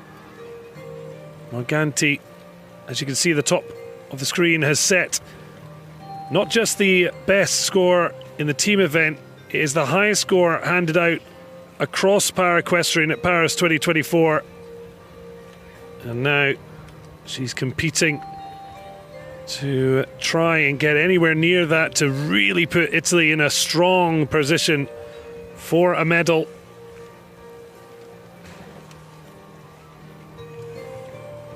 The horse clearly listening to the rider here. A happy partnership.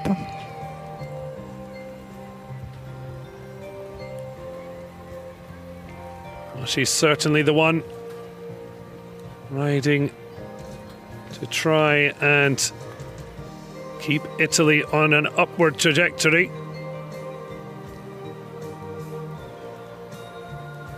And the music in this class not being judged, that is just the background music.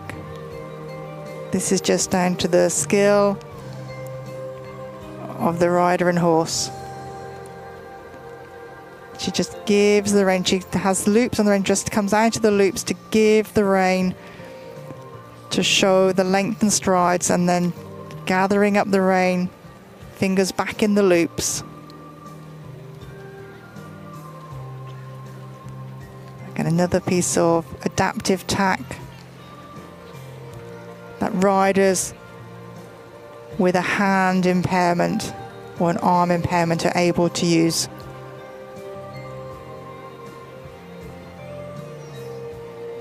Well, if you're wondering why silence as they finish, that's why. Silent applause. Make sure everyone is taken into consideration, but plenty hands in the sky following her hero Morganti. It's Carola Semperboni certainly producing a fine performance. The 21-year-old already her second Paralympic Games. Morganti and Semperboni just wait nervously for the final score. After the performance of Sara Morganti And just as Carola was inspired by Sara Morganti, then now she too will be inspiring the next generation again. And that's why visibility is so important.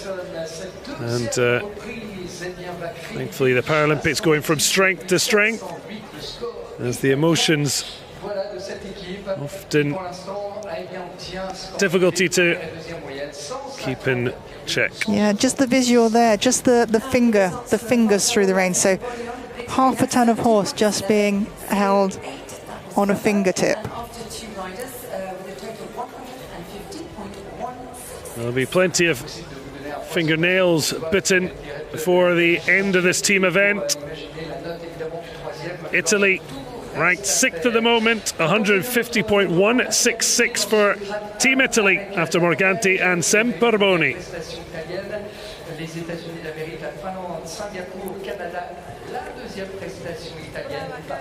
So at the moment the real battle, as we can see it, is with the Netherlands, because Norway and Finland currently on the podium, having had all 3 riders perform, which means they've got that added bonus with the scores all added together.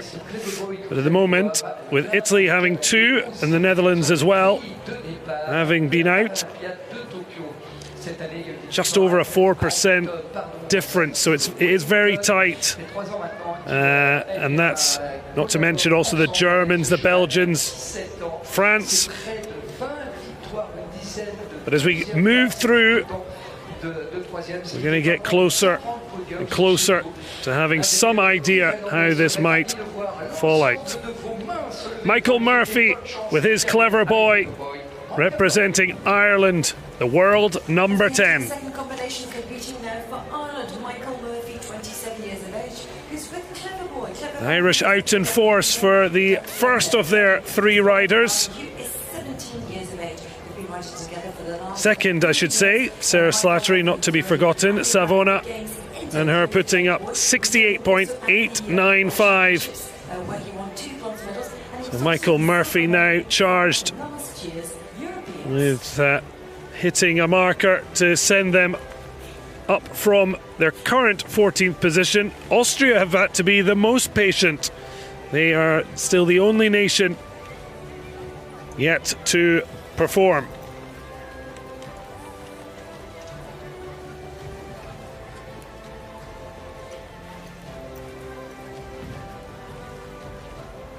Ireland 12th in Tokyo in the team event,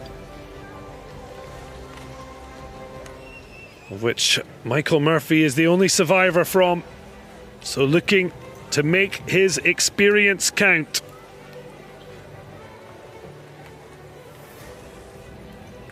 It's a tough watch from the sidelines. Certainly marginally easier in the saddle when at least you have control of your destiny. That's right. It's a long wait for some of them to come in, and the nerves can get to them.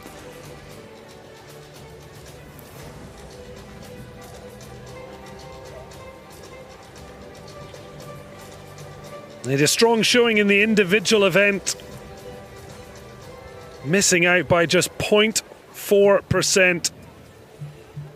So missing out on freestyle qualification, but 70 plus percentile, certainly higher reaches, and he'll want to build and improve on that for Team Ireland.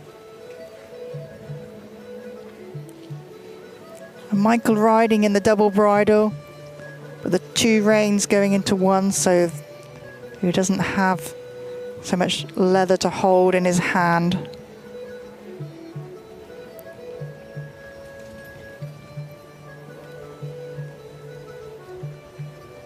Opting for the 1 stick instead of the 2.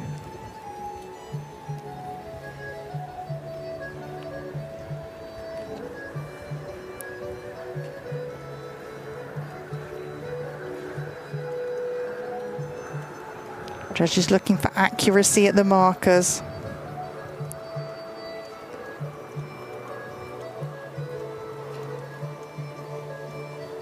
And this 8-meter volte, you have to judge it so carefully.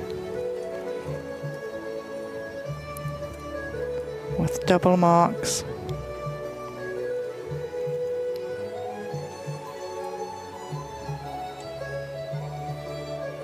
And Michael was led around the outside of the arena by his coach, Elda Klatsko, and you will have seen that she had a yellow armband on. That denotes that she is allowed to ride the horse as his coach. So she's allowed to be on the horse for 20 minutes during the day. But Michael will have had to be back in the saddle for the final 10 minutes before. And that's obviously a situation where the rider can't necessarily provide that time, but the horse needs to be put through its paces before performing. Yes, the rider may not have the physical ability to be in the saddle for the length of time needed to warm the horse up fully. Because these horses, they may be competing in a walk test, but they will also still need to be trotting, some of them cantering, just to get their bodies fully warmed up and also mentally in tune, ready to perform for their rider.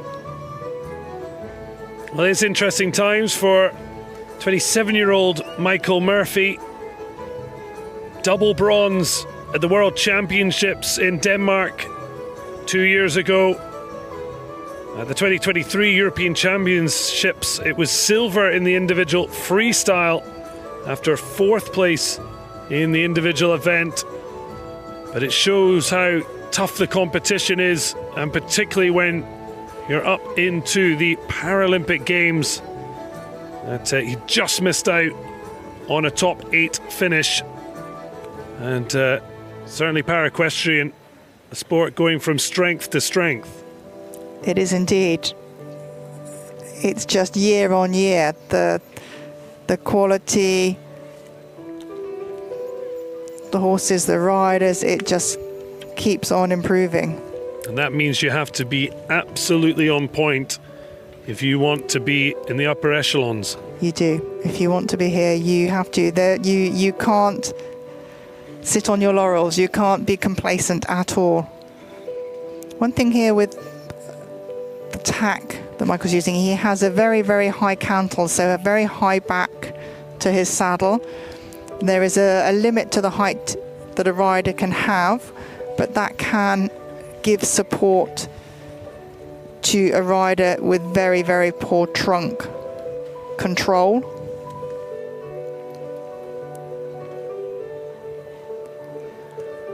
And larger knee blocks at the front of the saddle again can aid the leg stability.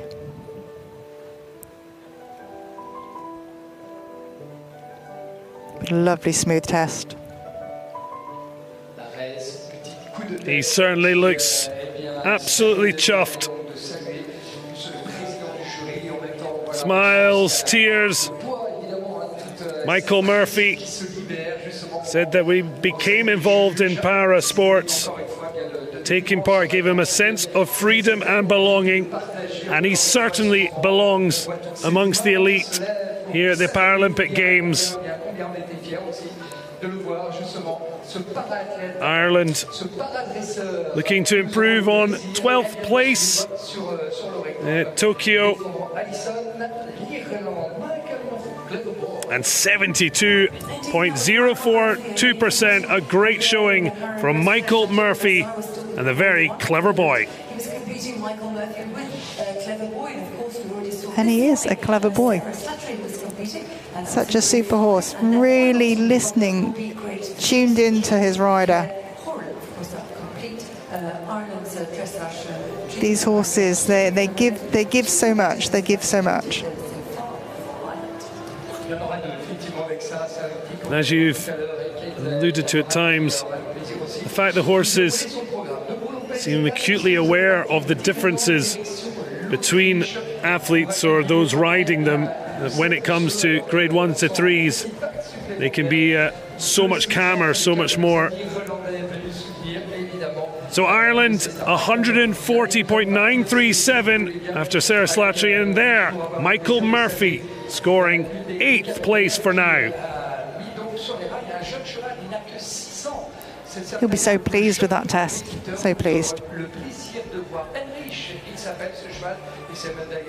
Well, a chance to take a wee paddle as the glorious grounds of the Chateau de Versailles, Louis XIV, the mastermind, the Sun King, has seen bright lights shining down and lighting up this arena, which is very much what these Paralympians deserve.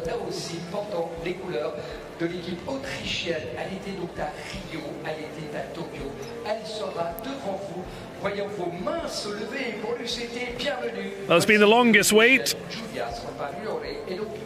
but Austria ready to compete. Julia Scian-Calpori, 29-year-old Heinrich IV, a royal name, one of the top tourist attractions in the world. France not keeping their monarchy around, but it has certainly been a majestic para-equestrian at the 8th Paralympic Paris 2024 for dressage. And Scian-Calpori just readying herself before entering the arena. So the clock ticking down in the background, as mentioned. Once that starts, 60 seconds to prepare for the performance. Well, it's certainly not over now. It's only just beginning.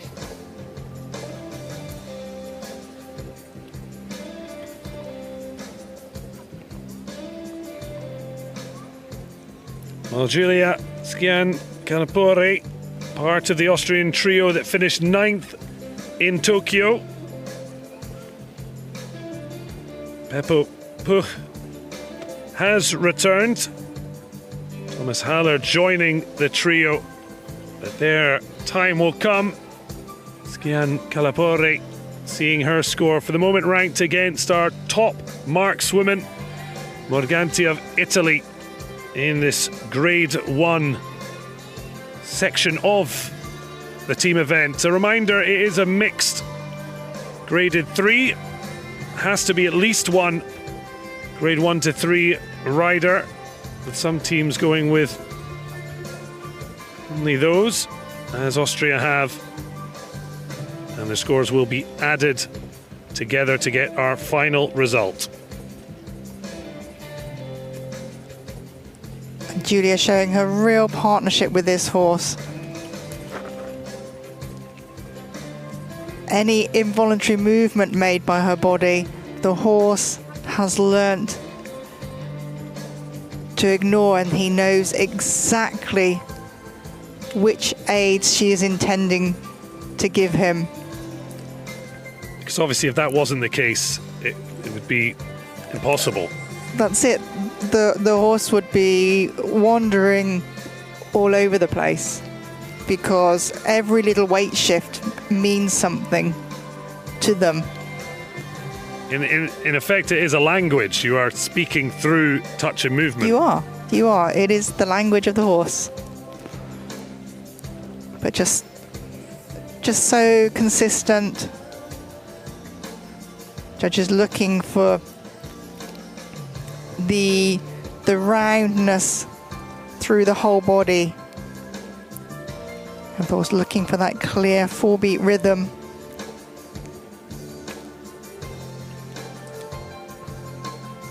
And the circles, each half of a circle being of equal shape and size.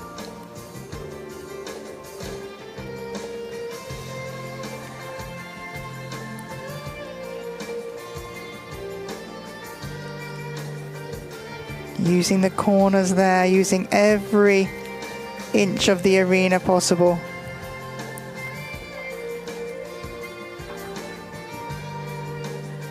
And this 3-loop serpentine, 5 meters either side of the center line. The rider having to judge the depth equally.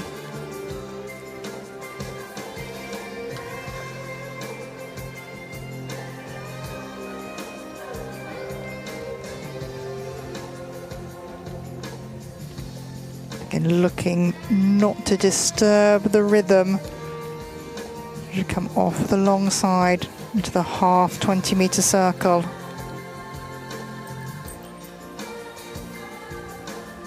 Hold for 5 seconds.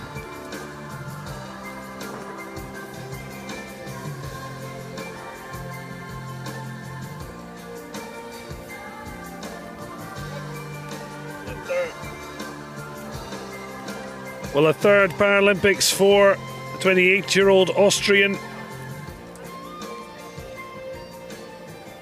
She has worked with a mental coach, Christina Lechner. Said it was a very important part of everyday life and practice it for 90 minutes every day.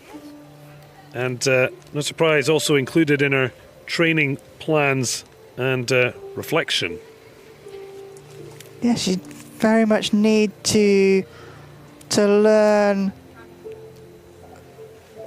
the skills just to concentrate on what you're doing and just keep on learning. Fabulous reaction to a terrific performance. The hands up in the air, waving, the silent applause. Plenty of love throughout the competition for athletes and horses from the crowd near the Chateau de Versailles. Austria up and running in this team event. And Calapori and Heinrich fourth. So Skian Calapori 71.458 leaves Austria in 11th after one rider. And certainly, as we've seen over the para-equestrian event here in Paris, 70+% is extremely good scoring. And once you get into the high 70s, then you're really flying. They are, and that will be shown as we continue going through these tests. You really need to be scoring over 70 to give your teams the best chance. But one thing to really admire about these combinations riders is that, as you see here, she's finished the test, she's given the rein, the horse is just being foot perfect, he's just...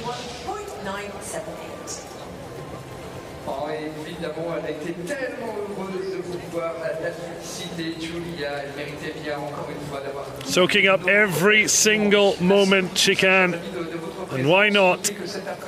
On terminera en beauté avec la remise des médailles de l'équipe numéro 1 vainqueur du para-équitation, para-dressage ici par équipe, qui justement de toutes ces nations qui n'ont pas le choix que de sortir tout simplement l'équitation des grands jours. C'est le jour où il faut être là présent, il faut que l'alchimie fonctionne dans ce sport. The first ride for Austria, they will have their second. They have 2 Grade 1 riders as their trio. In fact, misread an S to a T, as Prix has been an incredibly popular mascot. Some not satisfied with just the t-shirt, the hat as well, and he has been popping up at times, entertaining the crowd. Magnificent view of Chateau de Versailles. So not just top-class sporting event, but also a chance to wander around the glorious grounds here.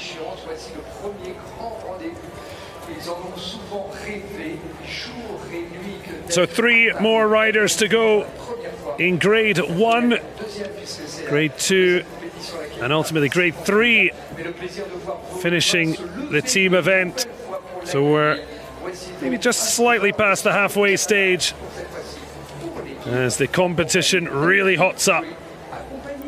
Austin Burns with Happy Feet 3 representing Canada, the world number 17. Austin Burns, who's about to go into the Dressage, who is 33 years of age, is making his Paralympic debut here at Chateau de Versailles. Of course, it took place in the individual competition. That was on Tuesday, so he already knows this lane slightly with Happy Important point that Paralympic debut, but all the duos have performed during their individual event. Austin Burns and Happy Feet 3 with a 68.667, finishing 12th overall. And as we said, each pairing at minimum will want to improve on their previous score. And he knows this is their last ride in Paris, as only the top 8 from each grade from the individual event will be here for the final day of Para-Equestrian for the freestyle. So Canada, so far with the score of Jody Chalos. Austin Burns looking to propel the Maple Leaves further up the current standings.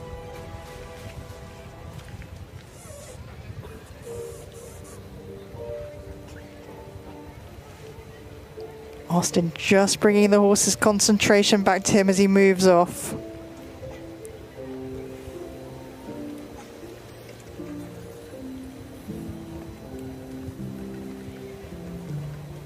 This test still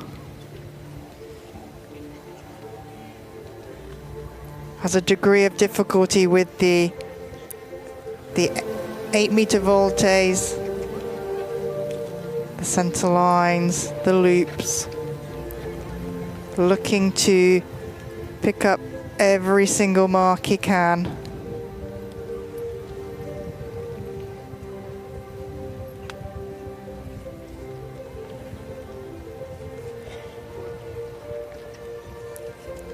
Back on the diagonal to come down the center line. To start this series of 3 moves worth double marks.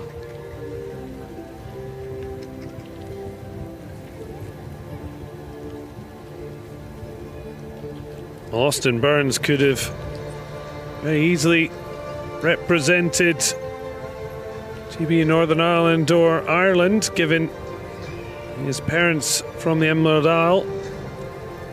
Been in Canada for a long time. But by the age of 7, Austin and his parents moving to Northern Ireland in '97. But choosing to represent the country of his birth. And you can see top corner, Morganti. A score that has yet to be topped. You can see Burns' comparison against the Italians' scores throughout the demonstration.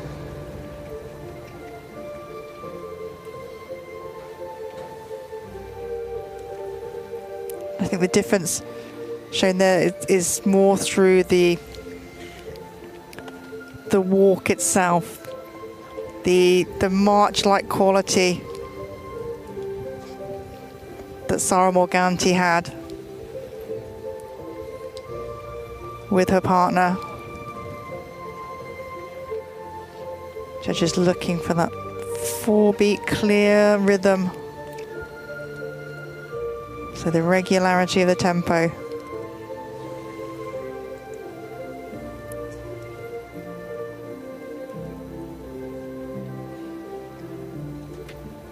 And judges looking for the bend, the horse to be bending around the rider's inside leg, so the right leg here. And changing the bend again. Looking for the evenness of the loops.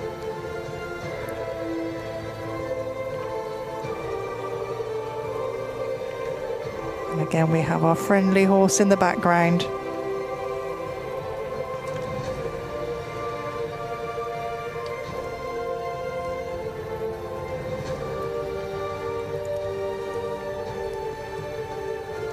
Just amazing venue that a lot of the athletes as well as horses won't have been used to. The grounds, the crowds, the grandstands. So there are a lot of distractions, so for a horse to be focused on the task at hand and perform is no mean feat. No, that's it. And just some concentration lost in the halt there. The horse just having a look, and then Austin having to quietly bring him back to him.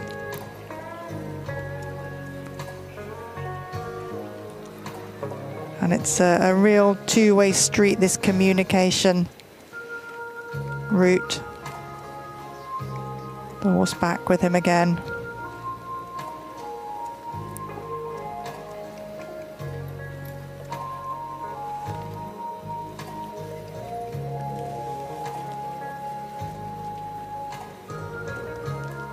Looking for the straightest possible line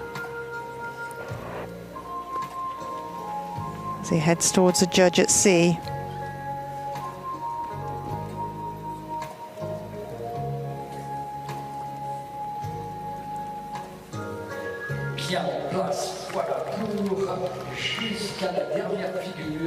Burns finishing and looking over to his corner. Big smiles will be greeting him. A Paralympic debut at 33 years of age.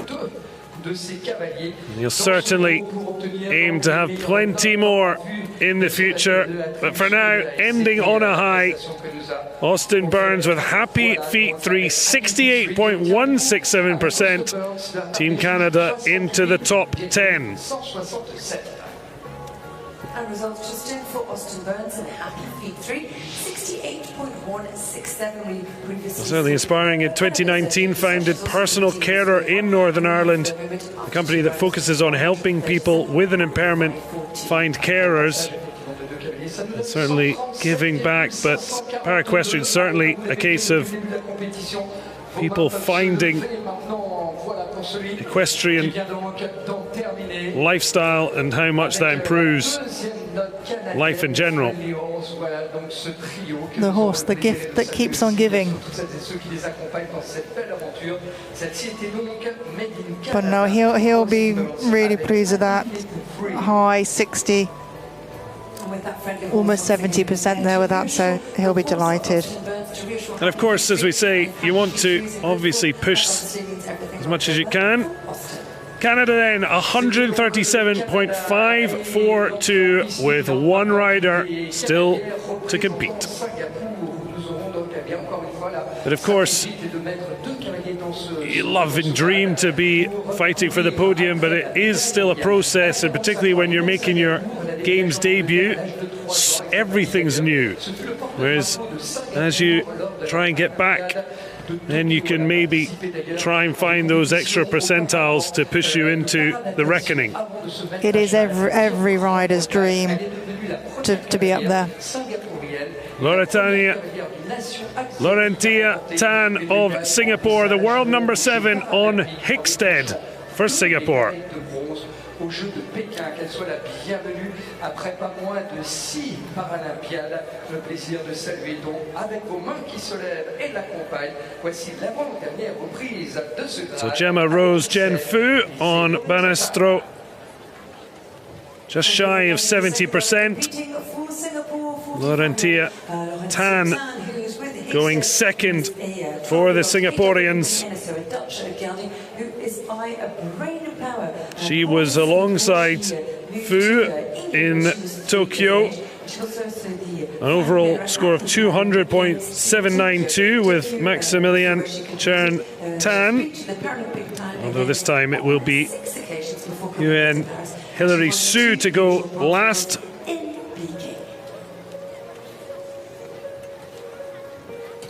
But Tan just being readied as the friendly horse is in position. Not so friendly to the guide there. Little nudge. We'll let them have that. We won't argue too much. Maybe just making sure she was ready and focused for the performance of Laurentia Tan. team looking on as she enters the arena. The penultimate rider for the Grade 1 athletes competing in the team event. Her moment back in the spotlight.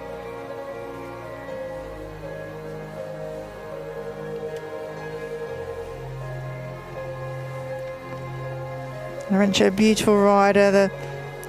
The balance there. Not many non-physically impaired riders would opt to ride without stirrups.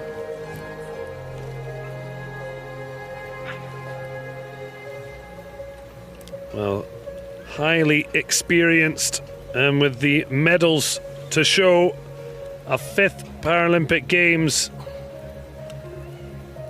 was unable to add to her haul of 4 medals, the best being silver in the individual freestyle in London,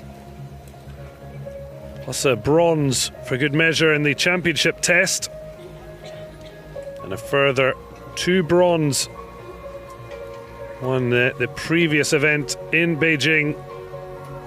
The first Singaporean and first from any Asian nation to win a medal in dressage at the Paralympic Games. She's certainly been a trendsetter, despite the family did move to England when she was 3, and she did speak of whether she would have made it as in para dressage had she stayed in Singapore. And it is true that it's a growing sport, but there are places in the world where you're set up to really get involved. That's it. I think the opportunities are not so much there, and also the opportunity to get out and compete. I'd say basing yourself in Europe does give you that opportunity to go out, to get the horses out more, get more experience. And that's what you need to be competing at this level. You need to be out more frequently against the riders you're going to be up against. Just to know that you are up at that level, that you're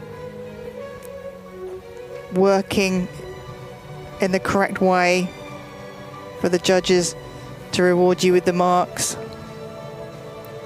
And a super smooth test.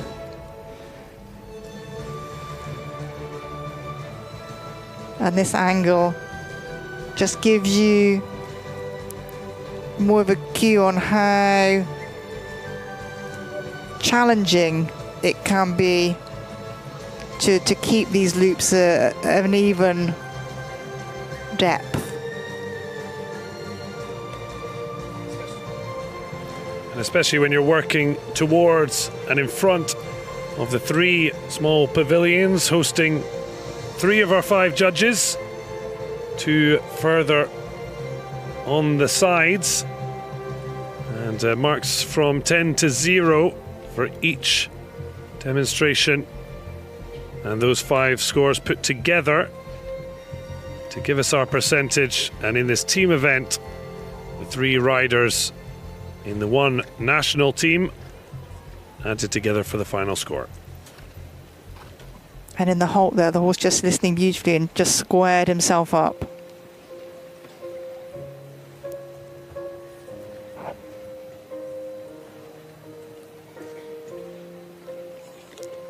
Again, having to lean forward to give the contact, and while she has the loops on the reins, it's not so easy to move between them in that short space of time.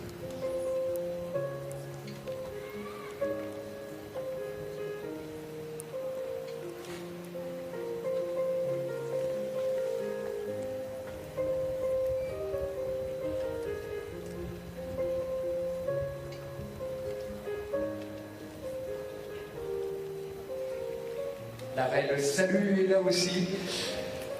L'unité dans les tribunes. Well, a Paralympic legend in para dressage. Singapour qui allie donc 2 Laurentia Tan getting the silent applause. Friendly Horse looking on after a terrific showing from Singapore's second rider, Hickstead. And Laurentia Tan, 73.292. Absolutely delighted with that.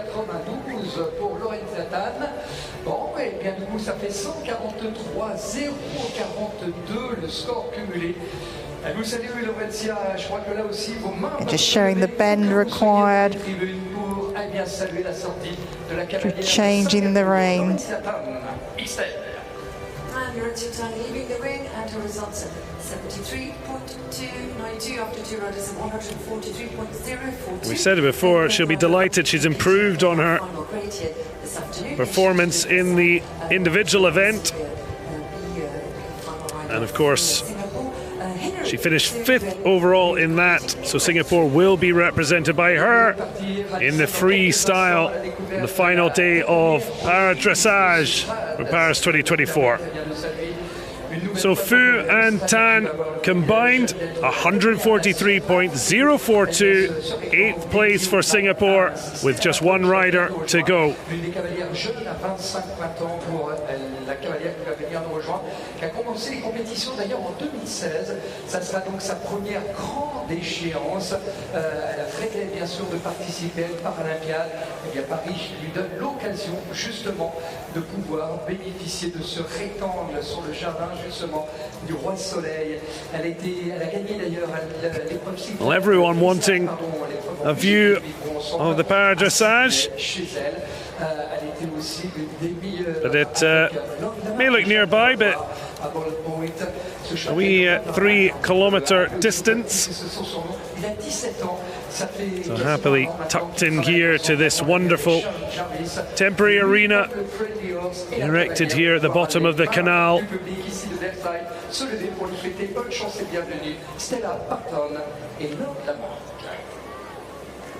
As we head now to the last rider competing. So Stella Barton, the last to go out for the Grade 1 riders for Australia with Lord Lamarck. 16 with the 17-year-old Lord Lamarck, alias Pug, who is 10.5 months with her. We saw them competing together in the past. That was with also Equestrian Sharon Jarvis. So Australia so far. We've seen Lisa Martin with Villaggio mark a 68.868. They currently sit 16th of 16. However, we do have a disparity in the amount of riders who have competed for each nation. So final positions will change a fair bit with the final Grade 1 rider to go. And still Grade 2 and Grade 3 riders to come. So the bell rung, 60 seconds to enter and start the performance. And of course, important to know your horse and know what they need to be ready to perform at their best. That's it, picking that optimum moment to make your entry. Make use of those 60 seconds if you need them. Stella Barton, the 25-year-old on her Paralympic debut in the top 8 in the individual event means she will return for the freestyle. But now the added honour of representing her country in the team event.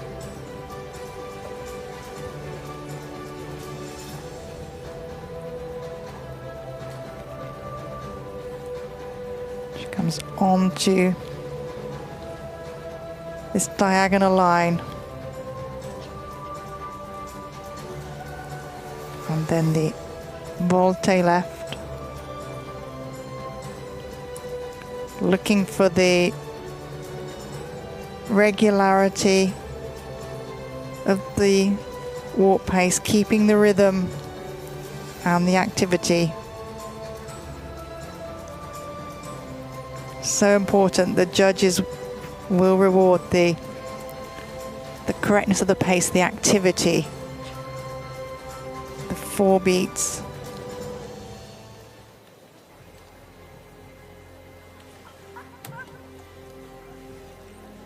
See the rider looking round to the right, judging the size of the circle.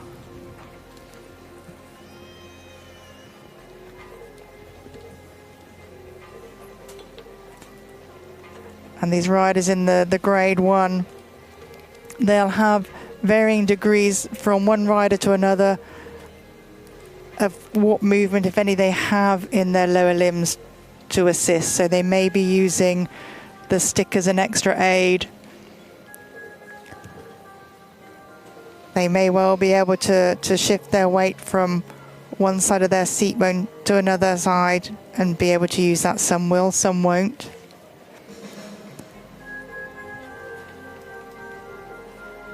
So several different categories of rider will be placed into a grade, and it's just a means of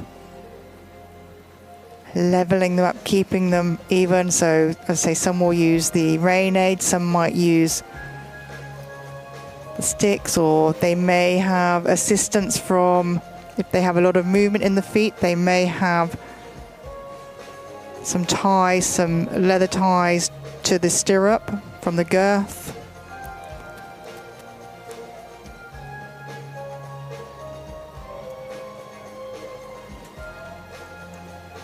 Looking for the consistency of the walk, the evenness of the bend.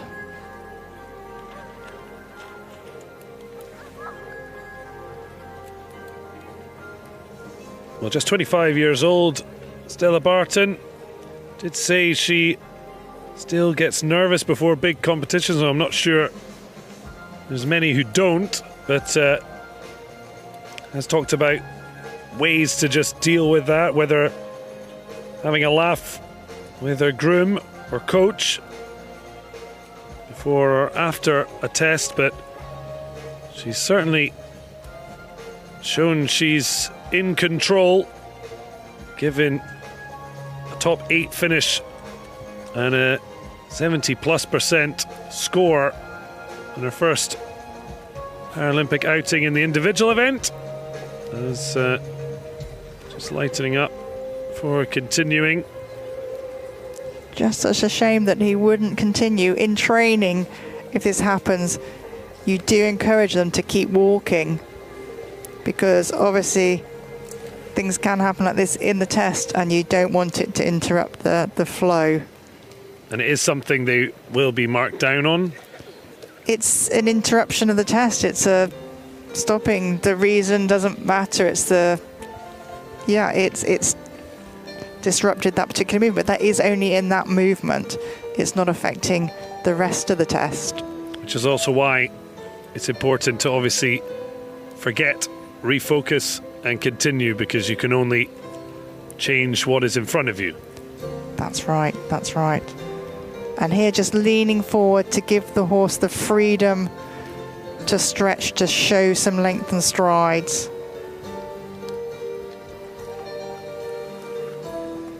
The riders are unable to sort of release the reins, to let them flow through the hands, will need to use this specific tactic to give the horse the room to step into.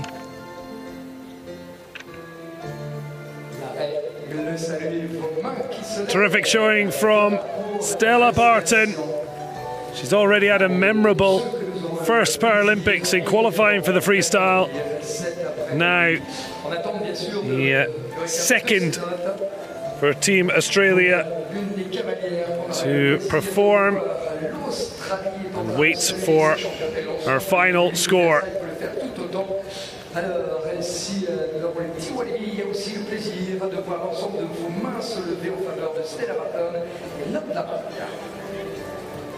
The performance for Australia, the second of their runners, Stella Barton with And the horse really glistening, the coat really glistening in this beautiful sunshine we're having at the moment. Just seeing the walk, footfall.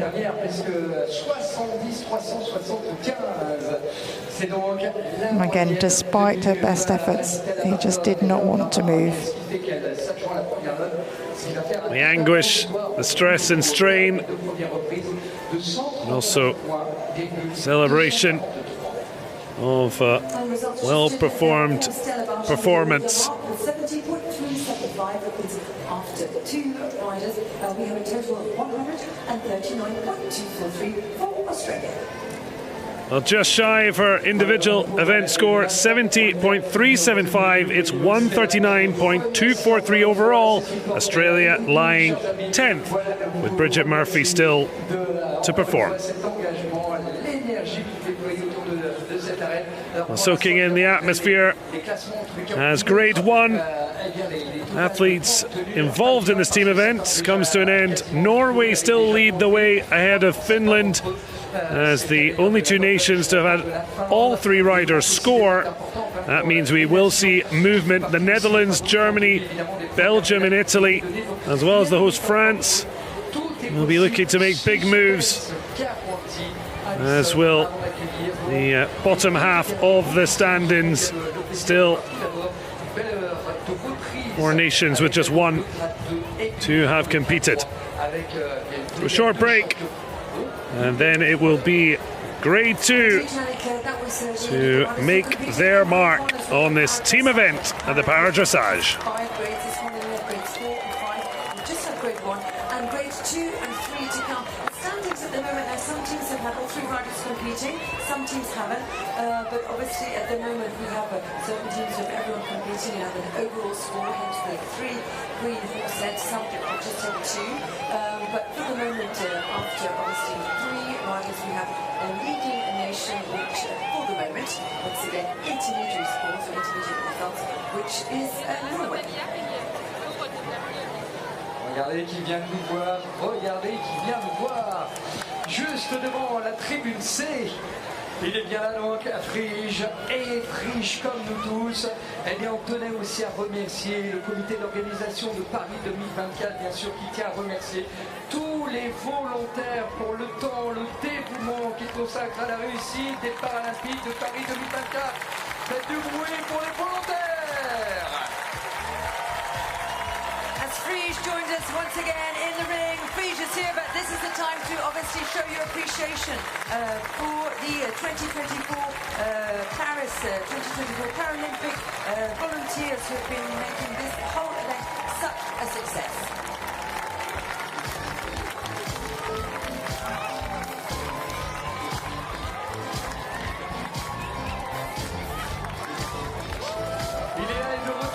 Sollicite Frige, allez, puisqu'on n'a pas le droit de faire du bruit pendant que les chevaux sont là. Maintenant, c'est juste les tracteurs là-bas qui sont en train justement de faire tourner sur les rectangle. Du bruit, les amis, faites-vous plaisir, Frige!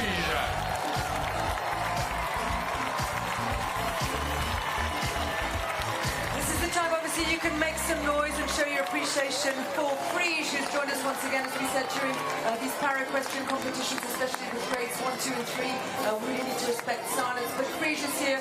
Make some noise for Prix!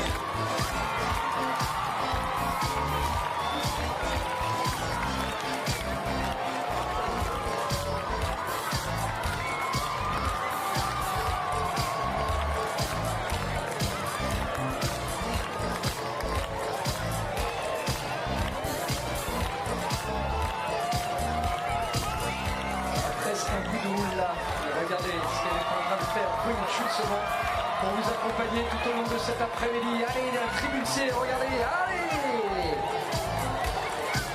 Une roulade haut en bas, c'est c'est ça, quel coup de monde, Prix.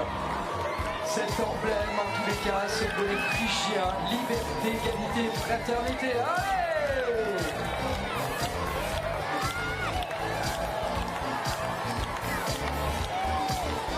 Prix has really become a worldwide icon of these 2024 Paralympic Games, and Prix is in the vibe here at Chateau de Versailles, getting you all warmed up for the remainder of the competition. As we said, 2 more grades to come, Yannick, before we complete the team competition and, of course, the victory ceremonies at the end of the afternoon.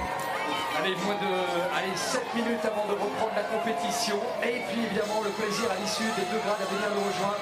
La remise des cérémonies avec donc la médaille de bronze, d'argent et celle d'or pour chacune des équipes. Allez, continuez, bien sûr, à la tribune. Là-bas, vous avez évidemment le plaisir, là aussi, eh bien, en B, d'avoir Prix qui vous accompagne pour le haut combat.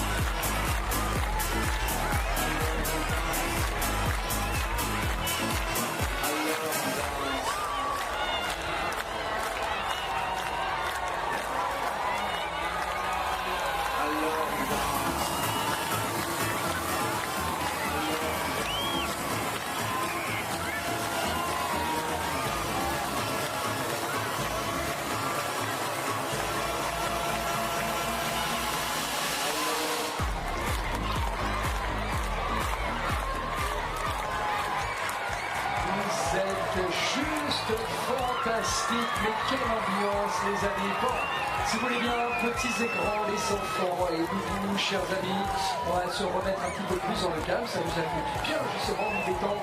Regardez maintenant les listes de départ, c'est les 7 noms que nous allons avoir pour ce grade 2. Ils seront britanniques, canadiens, allemands, australiens, danois, américains ou encore autrichiens. C'est donc 7 noms, Alison, que nous allons accueillir.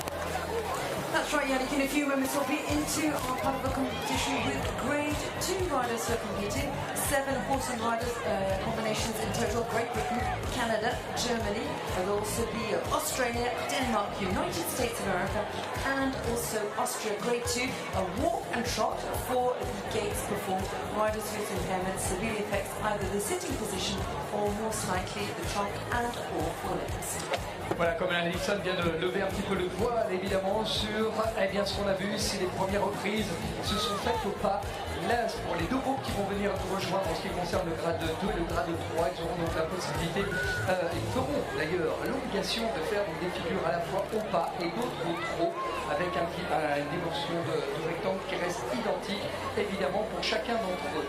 Voilà, dans quelques instants, installez-vous les amis, puisque la compétition va reprendre avec la Grande-Bretagne. As we're saying, Great Britain, we were talking about this earlier on, Yannick. Para-Equestrian came to the Paralympics in 1996. It was in Atlanta, in the United States, and Great Britain has won the team gold medal every year since 1996. Of course, every Paralympic edition is different. We shall see who will be on the highest step of the podium later on this afternoon. C'est vrai que c'est Atlanta a célébré la première médaille d'or de la Grande-Bretagne qui restait donc invaincue, encore une fois. Une Paralympiade reste une Paralympiade, une compétition reste une compétition et rien n'est joué. Allez, que le meilleur gagne et faites-vous plaisir en tous les cas. Partagez l'émotion qu'ils sont en train de vivre pour vous, les enfants. Welcome back to the Chateau de Versailles in the background. It is now Grade 2 riders' time to shine. 7 riders. Great Britain, Canada, Germany, Australia, Denmark, the USA and Austria sending out their next riders. Starting off, it will be Team GB's second rider, Georgia Wilson, the world number 5, riding on Sakura.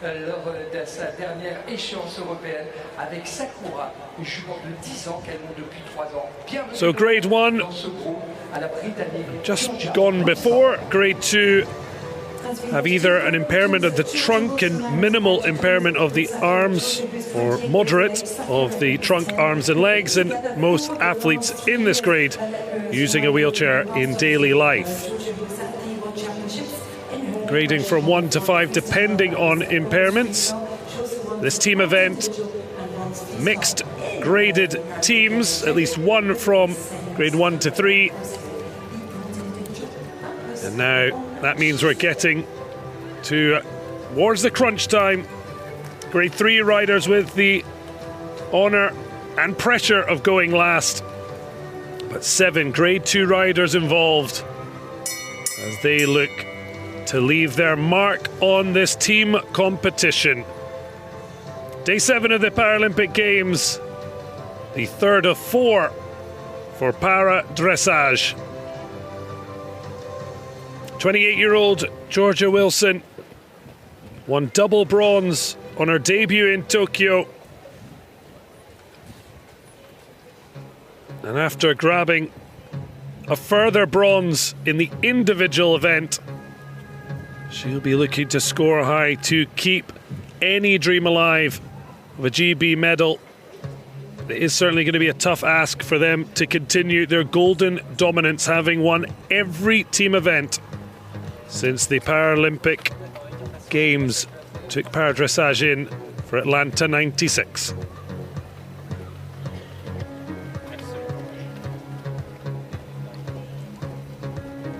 The strong start there for Georgia. Here in the working trot, showing lots of activity.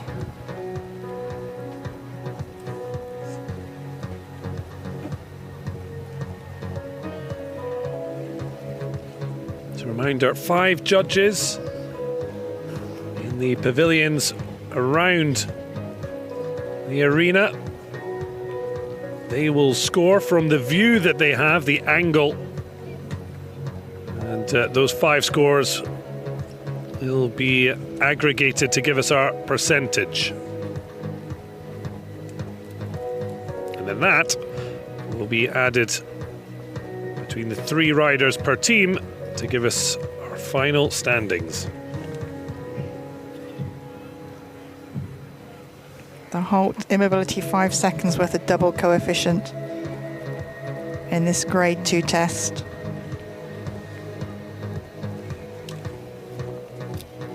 And here the rider turns down the quarter line and then leg yields, moves the horse away from the inside leg, so the left leg here.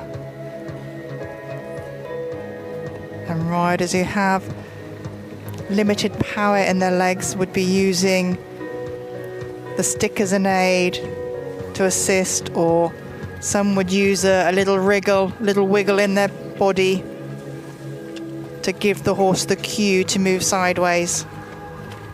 Every rider has their own particular method of communication with the horse. Judges looking for the accuracy of the transitions at the markers.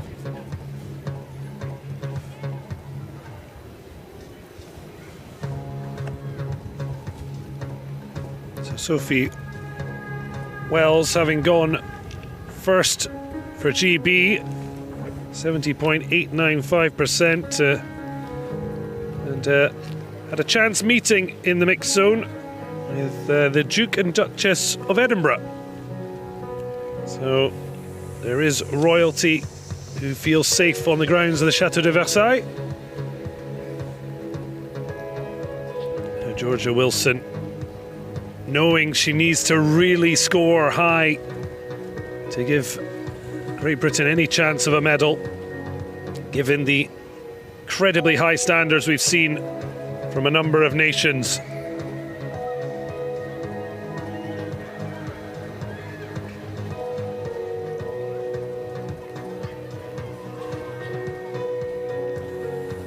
Coming on to that diagonal to show the length and strides in trot.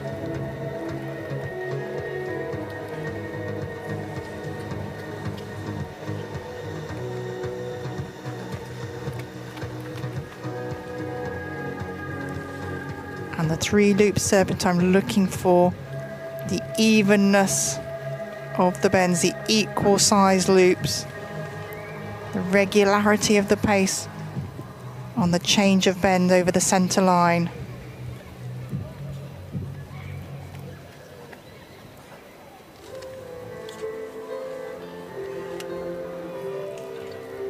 Again, looking a lovely harmonious picture.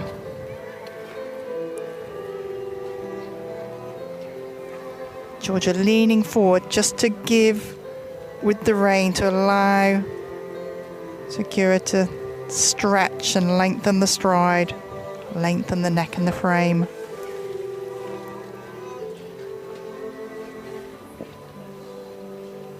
For Sophie Wilson, it was very late arrival in Tokyo as replacement for Sophie Christensen. Georgia Wilson then taking those 2 bronze and another one here.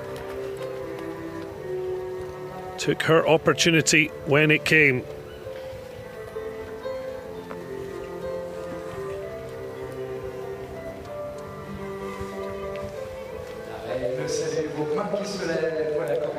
And she'll hope to have made the most of her opportunity as the second out for Great Britain. Her reaction suggests she's pretty happy with how that went. And soaking up the atmosphere here at the Chateau de Versailles. Team GB leading the silent applause.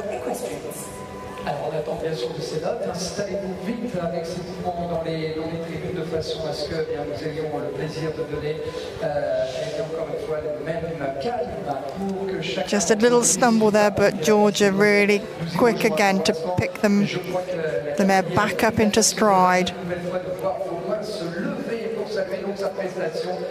It's always important just to let that moment go, only think forwards. And Higgsy, she has the loops on the reins to give, but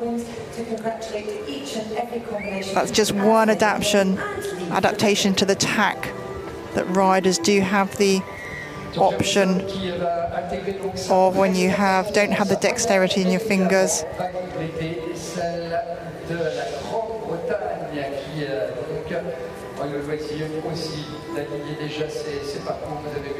So a patient wait for the judges' scores. But all smiles and thumbs up for Georgia Wilson and Sakura.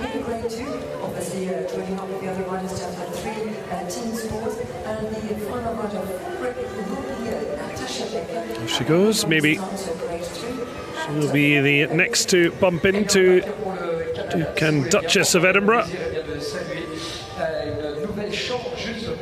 So look out across the stunning scenery with Paradressage taking central stage.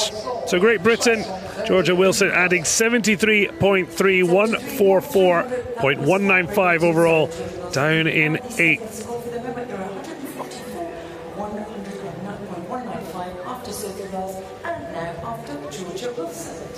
Of course, we won't really get a full picture till the third riders all start competing.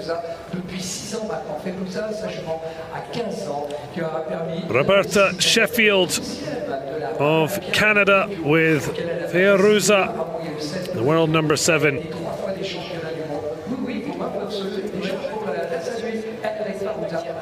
So Jody Schloss and Austin Burns producing a combined score of 137.542. That leaves them 12th of 16 as things stand. What can Grade 2 rider Roberta Sheffield add to the score? Norway and Finland still first and second as the two nations with all 3 riders having performed and scored. The rest still to complete their schedule.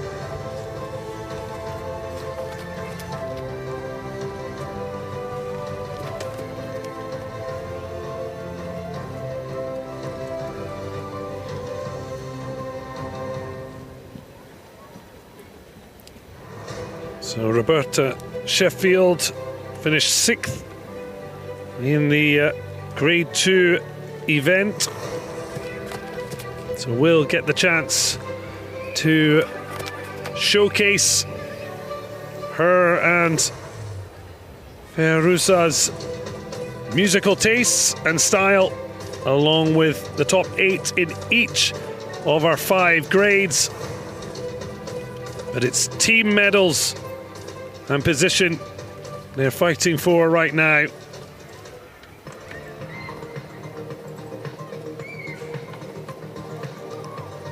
Roberta using every moment available, came into the field of play early while waiting for the scores to come up. A rider can do that as soon as one rider comes out, you can come in.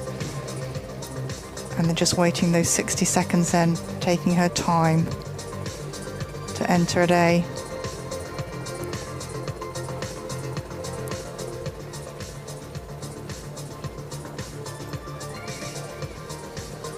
There is those ears flickering back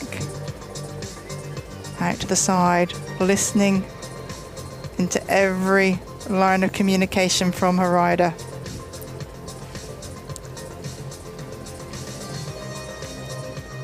Well, much like her teammate, Austin Burns,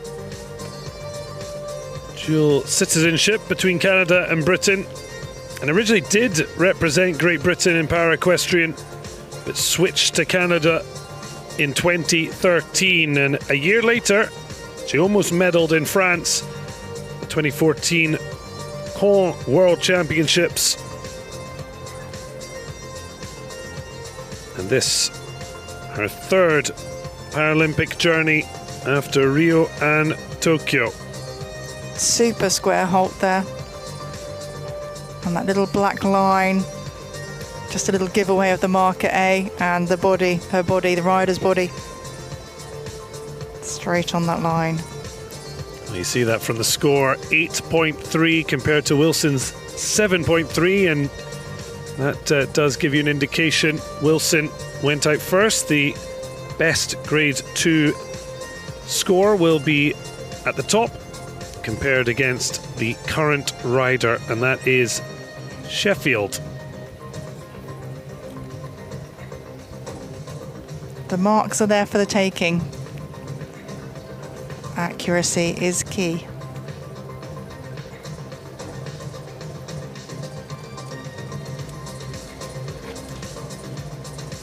Well, a Brit-born Canadian called Sheffield, looking for a steely performance.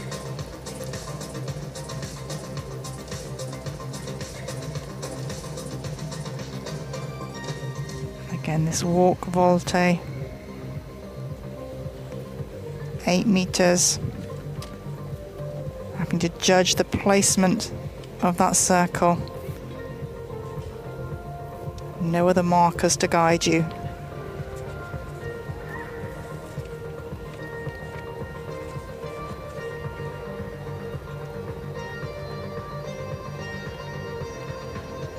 Then looking to turn down the 3/4 line and the quarter line, so 5 meters in from the track. And then into the leg yield, so the horse moving sideways from the inside leg or stick or whichever aid the rider has chosen to use. Could be just from the seat bone.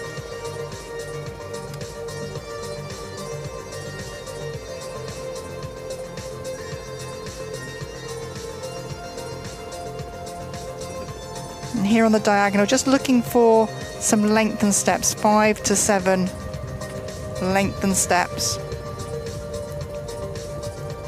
So direct transitions are not required, doesn't have to be at the markers.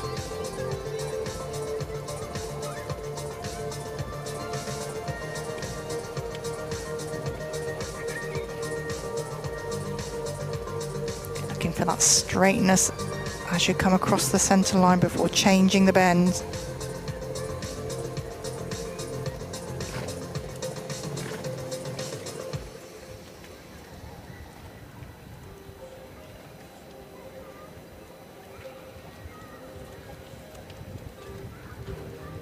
Coming onto this half circle, looking to give the horse the rein so that they can stretch, show the longer rein. Again, looking to keep the maintenance of the rhythm and the activity and the relaxation and regularity of the walk, that clear 4-beat walk. Well, Roberta Sheffield, 43 years old, and since 2019 has been providing an online mentoring venture, Heart Horse Dressage. And it's certainly important for those who discover the sport and want to be involved to have access to mentors who can guide them. There's be so many things you have to take into consideration.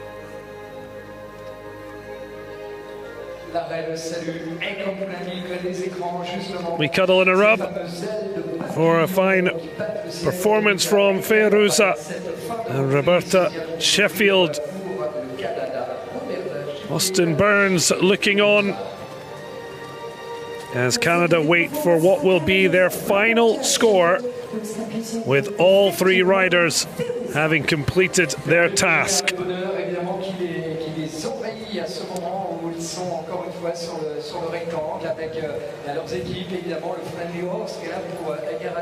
So Roberta Sheffield 70.967, it's 208.509 for Canada, currently ranked first. You talk about the mentoring skills. It's not only what you do on the horse, it is what you do off the horse as well.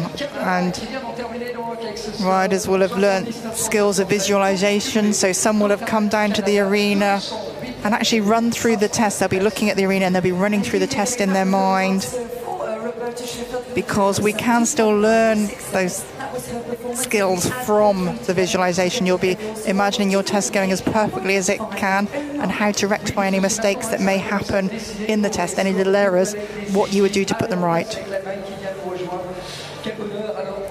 So confirmation, Canada into first place as the 3rd team to complete their trio, 208.509 overall score.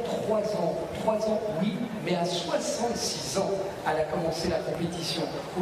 So Canada replacing Norway as the leading light at this stage. Finland holding on to third place, but given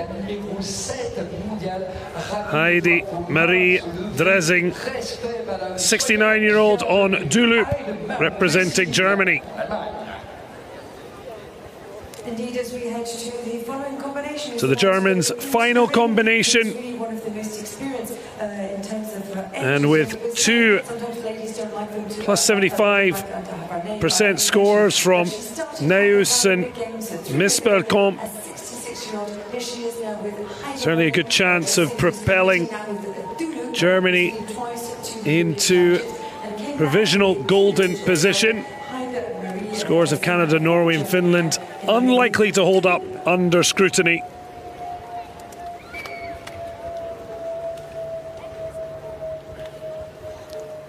So there's certainly plenty of tension. There's an understanding of that, but anything can happen in sport. There'll certainly be confidence that Dressing can deliver.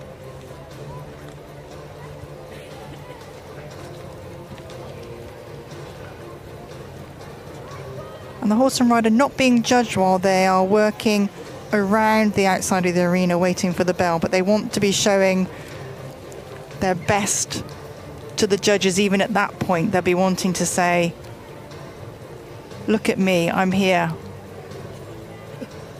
Take note. And certainly doing that as Dressing gets underway. Paralympic debut in Tokyo at the age of 66. Never too old to start with a life in the stables. European champion on home soil last year. Twice golden, both the individual event and freestyle, plus a team silver. Germany certainly in a position to try and target a medal on day 3 of 4 Para Dressage.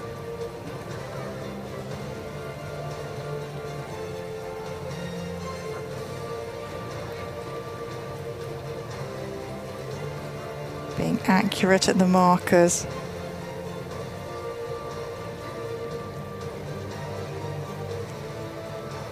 Not quite square there. Ideally would have picked that right 4 up and just squared that up for the top marks. It's a really great shot though, because it's so clear for anyone to see what the judges are looking for. That's it, that's it. And here looking for the crossing over of the front feet and the hind legs as the horse travels sideways to the marker at M.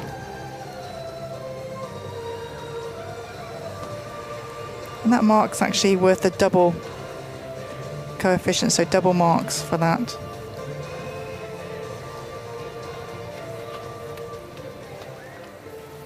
And these tests showing mirror images from one rein to another.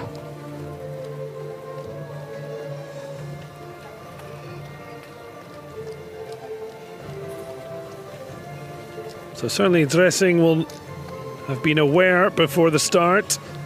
Anything over 58% will take Germany into the provisional lead. But of course, with powerhouses like the Netherlands, Belgium, Italy and France to come, they'll need an awful lot more than that to have a chance of a medal. It's definitely best hoof forward in this.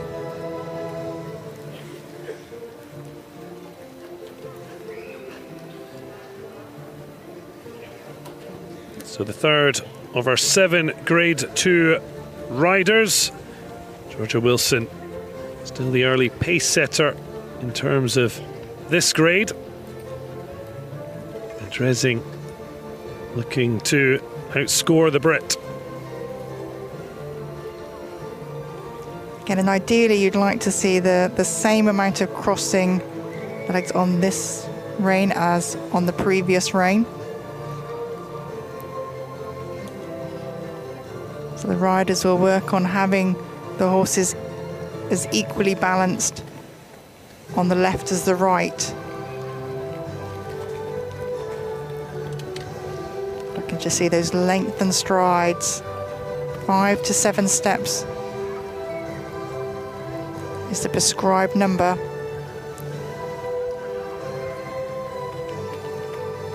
The judge is looking to see good transitions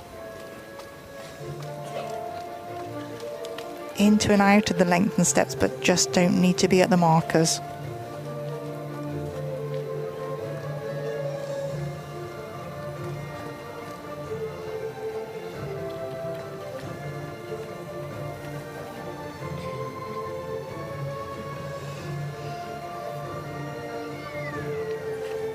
We can really see what pressure there is for a medal. Currently Germany just behind the Netherlands after both have had 2 riders. And if Rix van der Horst was to score, as they did in winning silver in the grade 3 result, Dressage would need 80% or more. Just give you an idea that there's a lot that can change, but it's going to take plenty of special performances to win medals in this team event. And that's the exciting thing about this sport. Things are changing. You know, it's a very fluid.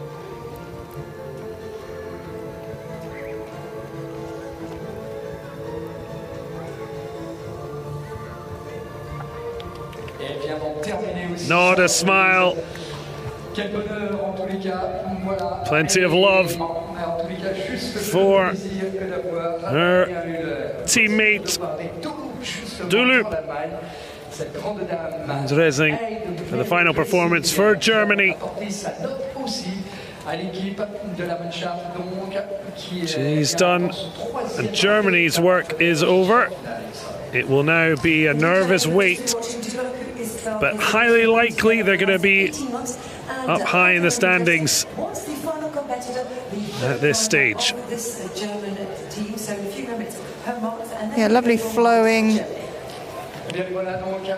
balance until that moment. I just speak at the wrong moment again there, didn't I? Commentator's curse is a real and brutal thing. But here you'll see on the saddle the bigger knee blocks. Again, that can give some extra stability to the rider.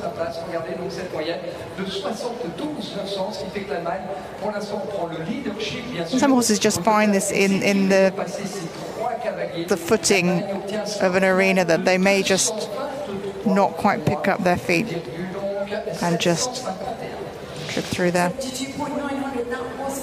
So Germany's final score, 223.751. Neues Missbelkamp and Dressage at the moment, number 1. Voilà, donc c'est la balle pour le leadership, Canada, Norvège, pour les nations qui ont déjà aligné donc son équipe au grand complet. On va même avoir le plaisir. Well, she was out previously to support her teammate, but now it is her time to represent Australia.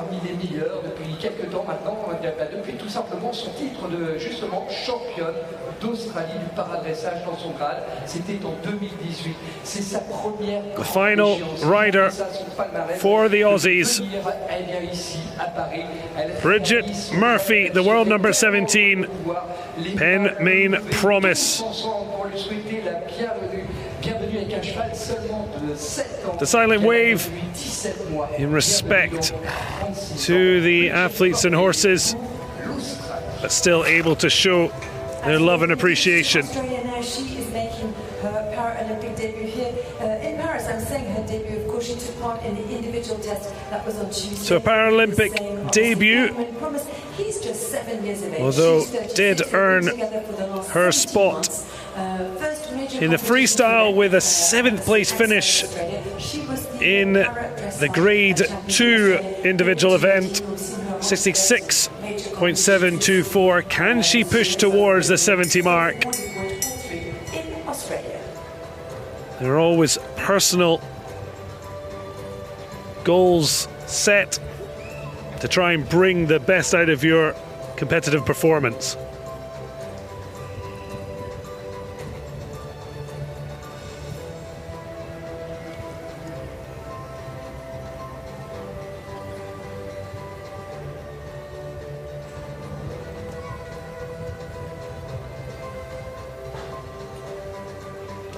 So Australia's third rider 3, Bridget Murphy, with Ben Main Promise to complete the Aussies' score.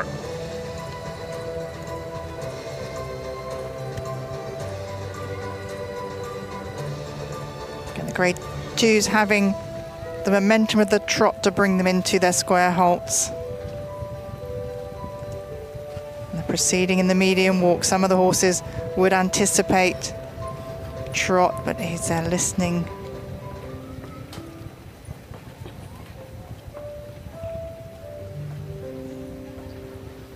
Looking for that rhythm in the trot.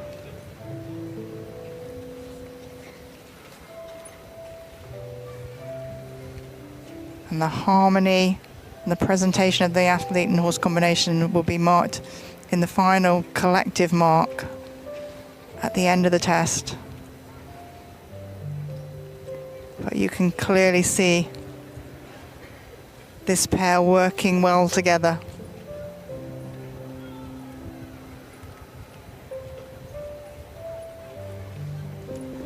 Well, Bridget Murphy, 36-year-old, inspired to come over to Equestrian by former Paralympian Sharon Jarvis, who competed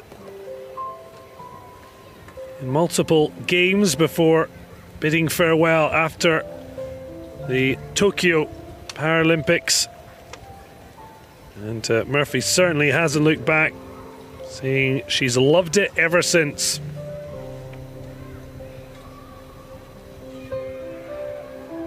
Of course, that's the important thing. If you want to focus on yourself in terms of your performance, but also so important to safeguard the sport's future by bringing in new talent. It has to be that way all the time. You have to keep inspiring the next generation, and also it keeps the older ones on their toes. Doesn't let you get complacent.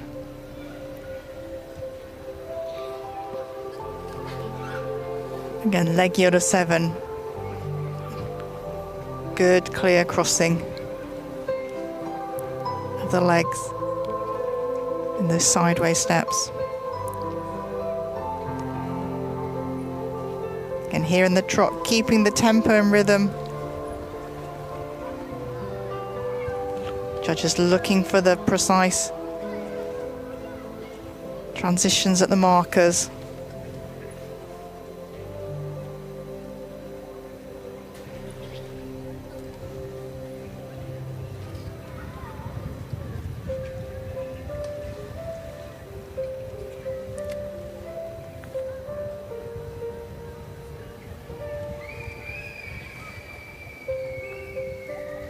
Those ears popping back now and then to check in. Say, I'm listening, Mum.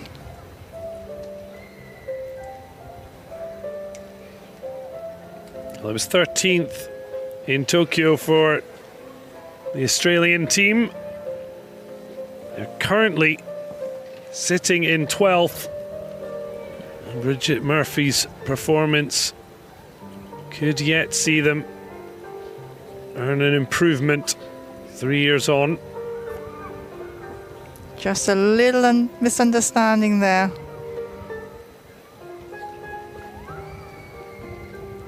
Only thinking that was an aid to move up into the trot and rather than sideways.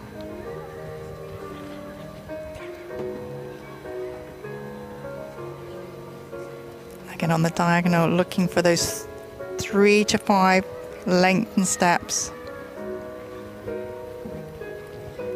And the fact that the pony just brought his head up as looking, that will just have a little effect on lowering the score of that.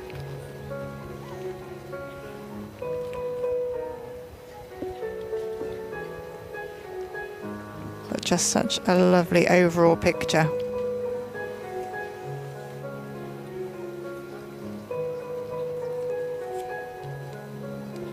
Again, harmony is so important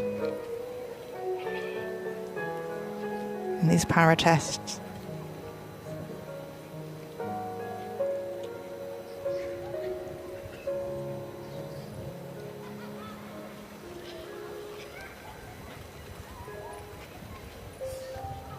Just encouraging the horse to lengthen the frame.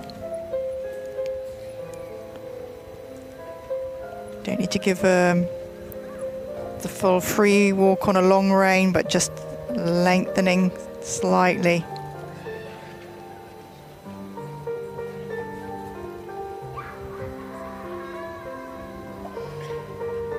A little bit of anticipation coming in there in the walk. You just see the steps quickening.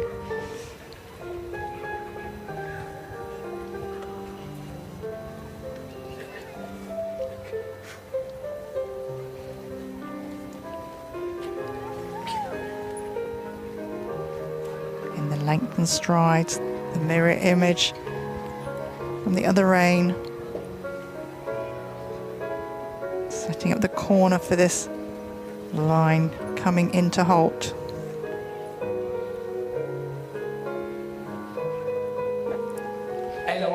Well, inspired by Sharon Jarvis, replacing the now retired Paralympian in finishing Australia's team event.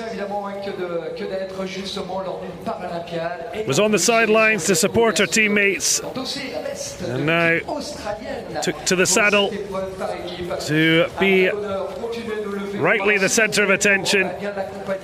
Hugs and kisses, the sidelines for Team Australia. A very happy looking Bridget Murphy as they wait for their final score. Grade 2 riders who was competing in the fourth of our 7 Grade 2 riders.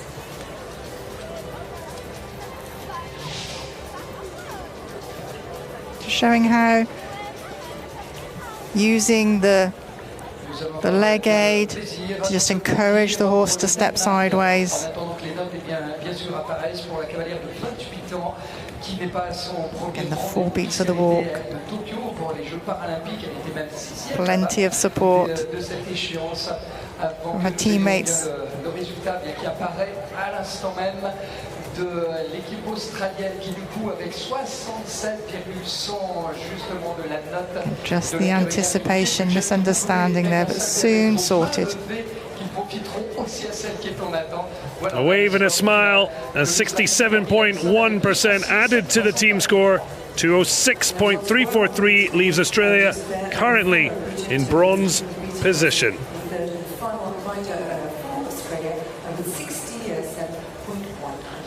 Voici celle qui est en attente. Je vais vous parler de Tokyo. J'aurais pu vous parler aussi de l'échéance mondiale où elle était tout simplement médaillée d'or individuelle et du programme en musique aussi.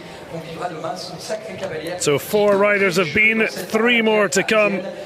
Representing Grade 2, Katrine Christensen of Denmark, world number 21 on quarter. À 16 ans maintenant qu'elle monte depuis 2 ans et demi. C'est Katrine Christensen pour le Danemark.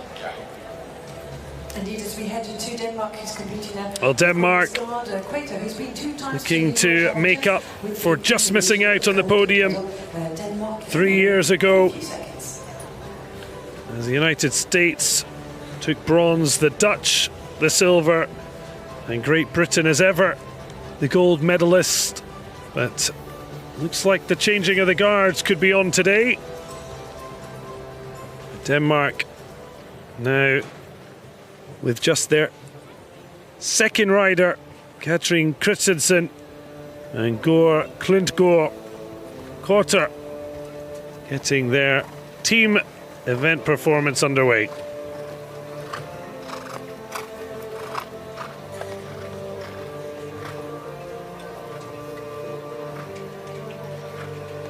this half 20-meter circle.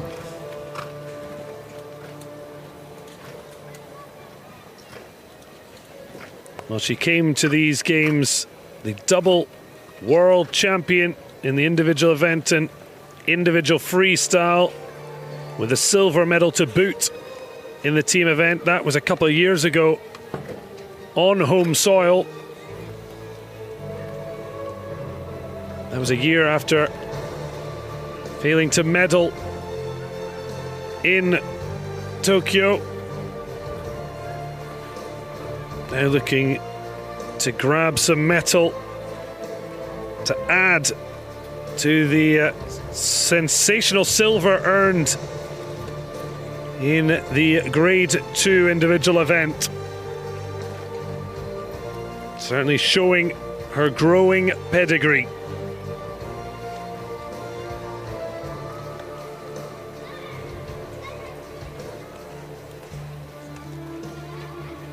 There in the lateral work, see the clear stepping over.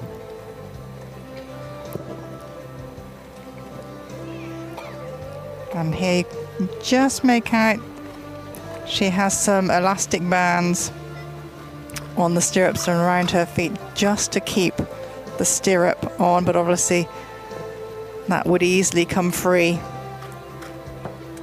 if anything untoward were to happen. Some riders opting to have strapping across the thigh.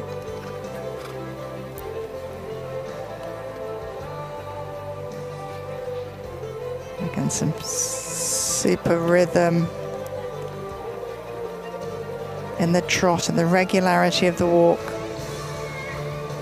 Seeing some high scores here. High marks from the judges. And since that World Championship and 2 gold medals took time away from the sports, 2023 giving birth to daughter Agnes, who shows how tight-knit the Equestrian family is, even at home. One of Agnes's first words was quarter. And clearly another who has very much got the horse gene. I see the addition of a pony to this family. It's on the cards.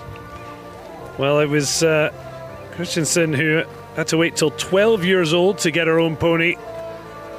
Not sure it may be that long for her recent addition.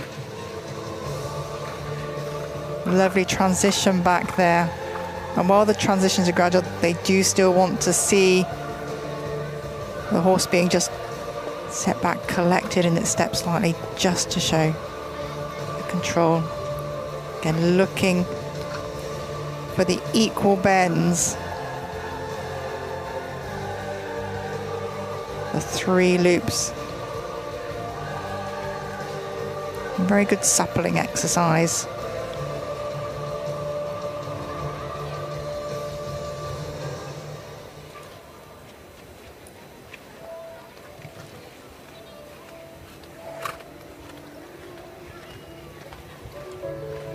Super harmony being shown between the 2. And Catherine just being able to move on to a longer loop than I, just creeping her fingers back through to pick the horse up into the medium walk. Well, clearly her parents' idea for her to take up a sport after a diagnosis of muscular dystrophia paid off, she said. Christensen, when she first sat on a horse, she forgot about it. And what greater gift can horses give?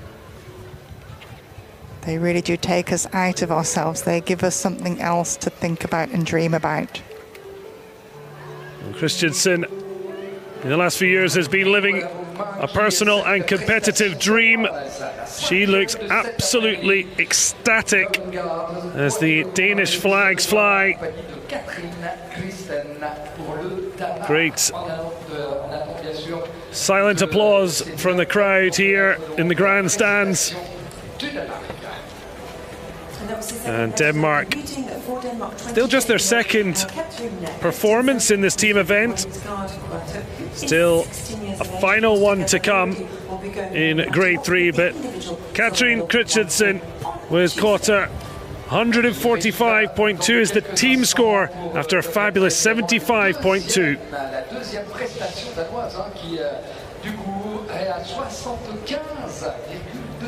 Sign of concentration there on her face. Lots of activity here. Smooth, rhythmical. A moment of suspension there in the trot. All 4 legs off the ground. À venir nous rejoindre les États-Unis d'Amérique, et puis il y aura l'Autriche, et après donc le dernier groupe dans lequel on compte aussi la dernière prestation française, et puis après donc évidemment la remise. So Denmark up to 10th, but they've only got 2 of their 3 scores. So that could be a big movement to come. 145.2 team total for now. Pour la Grande-Bretagne, accueillir aussi l'un des jeunes talents, la Grande-Bretagne, les États-Unis d'Amérique, l'un des jeunes talents donc du haut de 25 ans pour Fiona, qui a été donc 3 fois. Well, we saw the bronze medalists from the individual event. Georgia Wilson set the tone for grade 2's participants. We've just seen Katrin Christensen, the silver medalist. Fiona Howard, the individual Paris 2024 gold medalist and world number 1 on diamond dunes for the United States of America.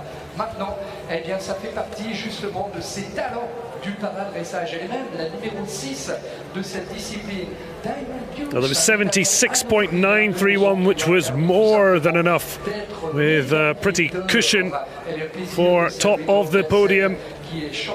And certainly, Team USA have come to Paris and they've meant business. Top of the para-equestrian medal table. Fiona Howard with one of their 2 golds, with a silver to boot.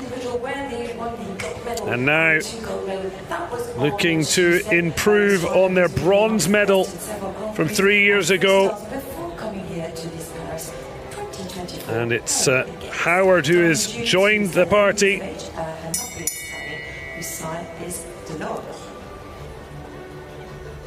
Rebecca Hart and Roxanne Trunnell returning, but it's Kate Shoemaker who's been replaced by this American Golden Girl, and looking to really put them in the hunt for a medal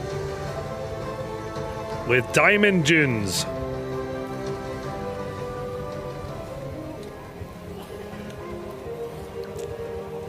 Lovely square halt into this rhythmical walk.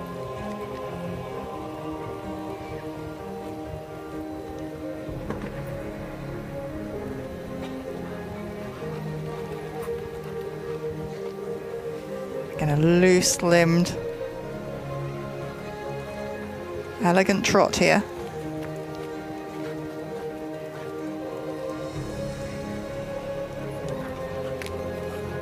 Judges looking for the regularity and the quality of the trot, the bend and balance, the engagement.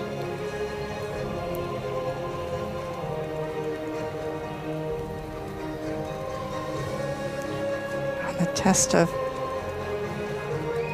coming back, the transition and the small circle, the 8-meter circle, immediately afterwards.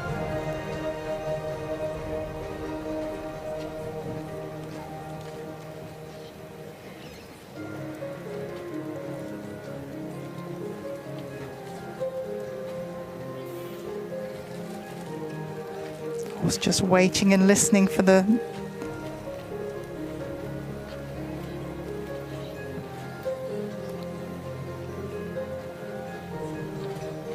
just looking for that straightness before heading into the leg yield.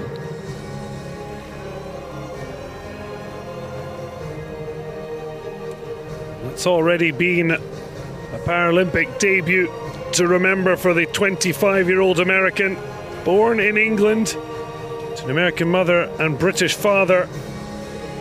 Didn't move to the US until 2016. Did originally compete in non-para reining junior international level for GB, and we're seeing some quite splendid scores, to say the least. And what is it that she does that makes the judges really sit up and take note? It's the smoothness, it's the regularity, transitions, accuracy.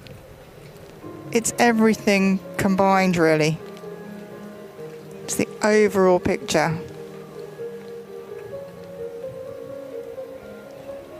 Certainly proving to be an artist on the sands of the Chateau de Versailles.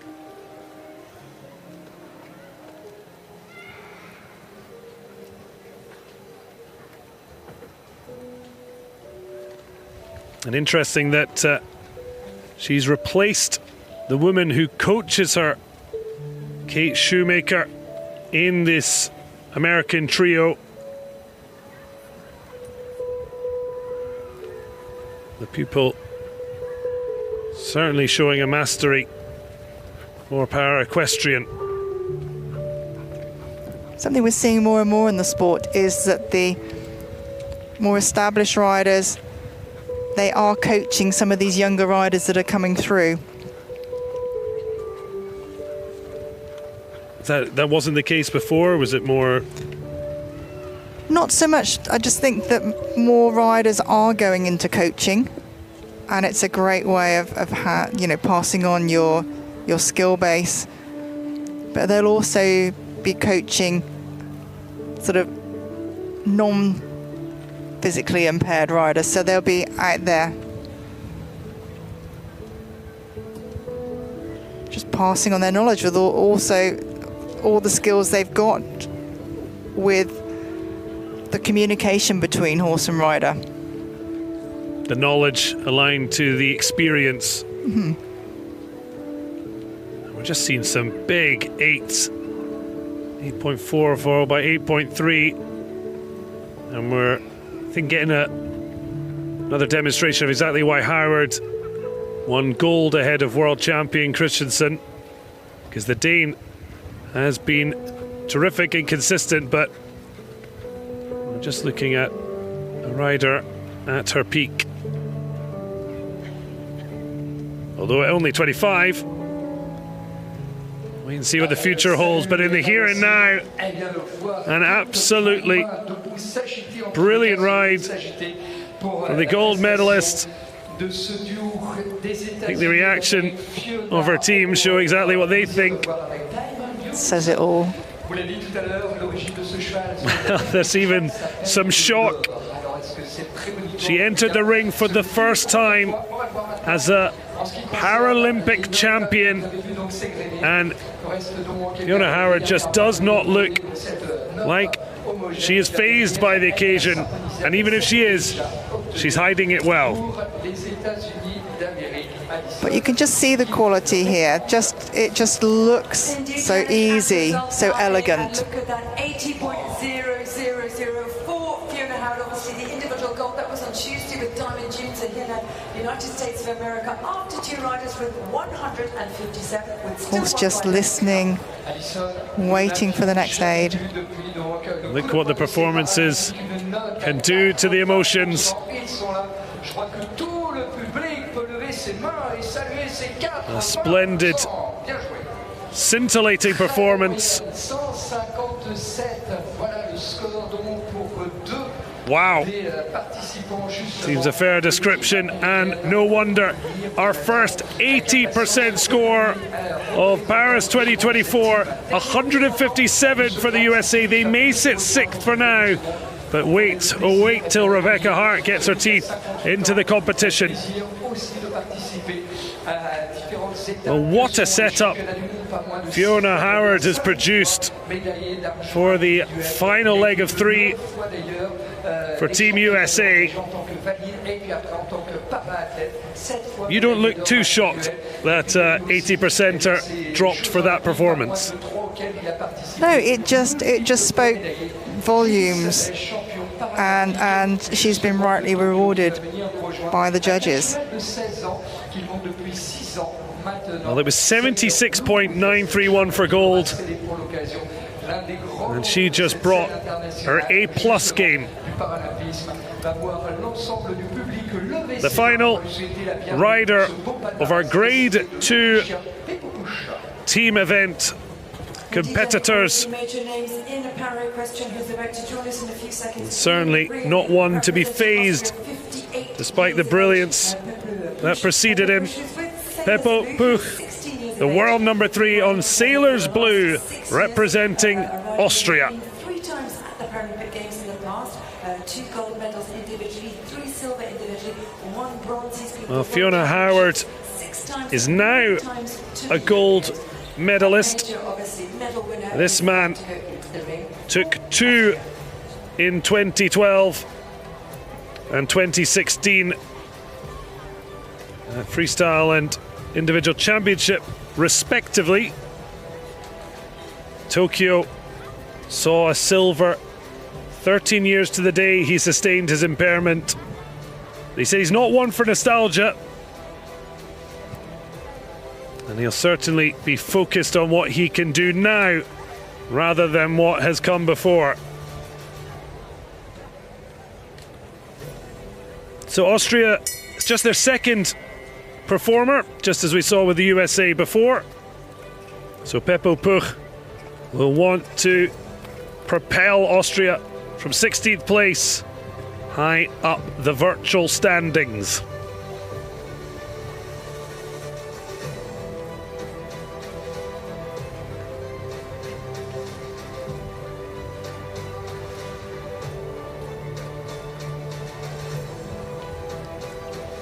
Two golds, 3 silvers and 1 bronze over his previous 3 Paralympic Games.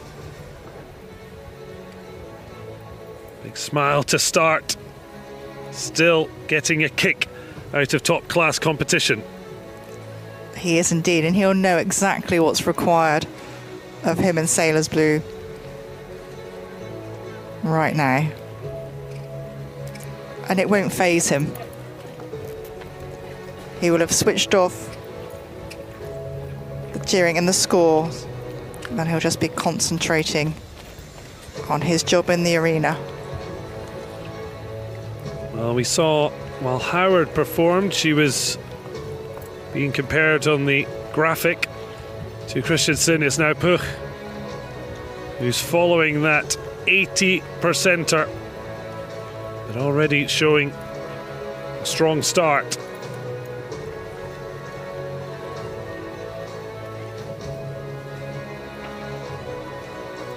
Something to note with this combination is that Peppo does have quite a lot of movement in his body in the trot, but that it doesn't have any effect on sailor's blue. He's happy to carry on in his harmonious way. The change in balance is not affecting him.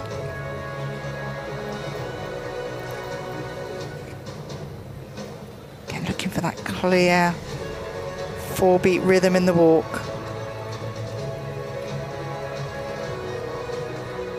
Here the crossing looks good, just using the stick there to back up his leg.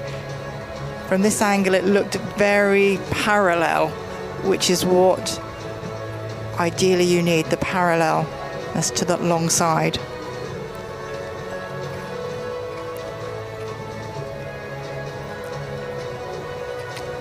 A reminder that the scores are an aggregate of the 5 judges, as we see those pavilions dotted around the arena.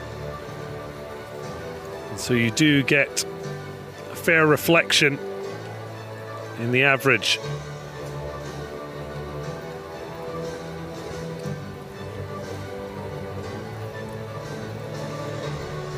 Again, the 8-meter volte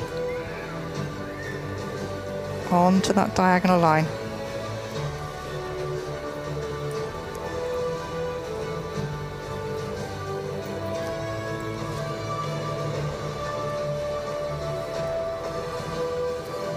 here in the halt, looking.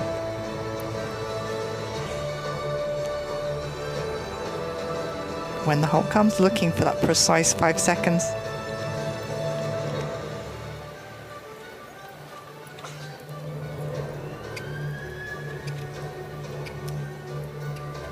You can just see the shifting of the weight, using the weight and the little movement sideways to encourage the horse to step under the rider's weight, move sideways. And riders in the grade 1, 2 and 3 able to use their voice, use it discreetly. And the horses can be trained to a voice aid to assist.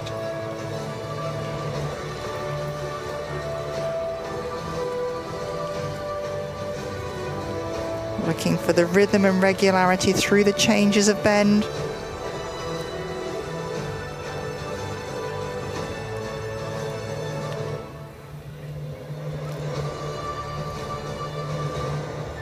And the serpentine a high earner for him, 7.8. So it's definitely showing the good rhythm through there. Just leaning forward slightly to give the lengthening in the strides.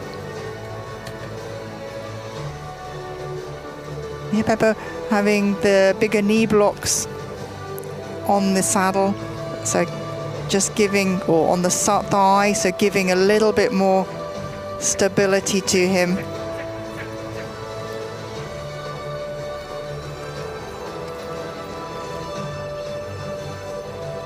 Because of all the movement in the legs, the straps from the stirrups to the girth.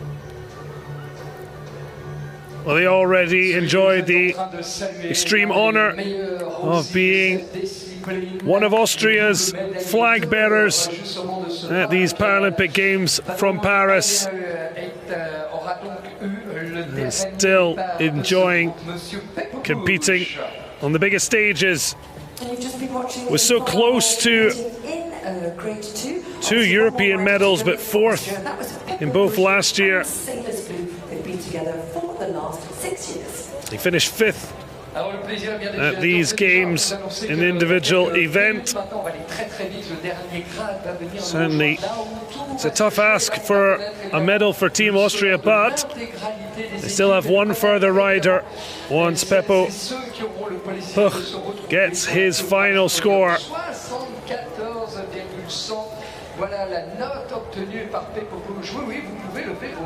His experience definitely shining through in that test.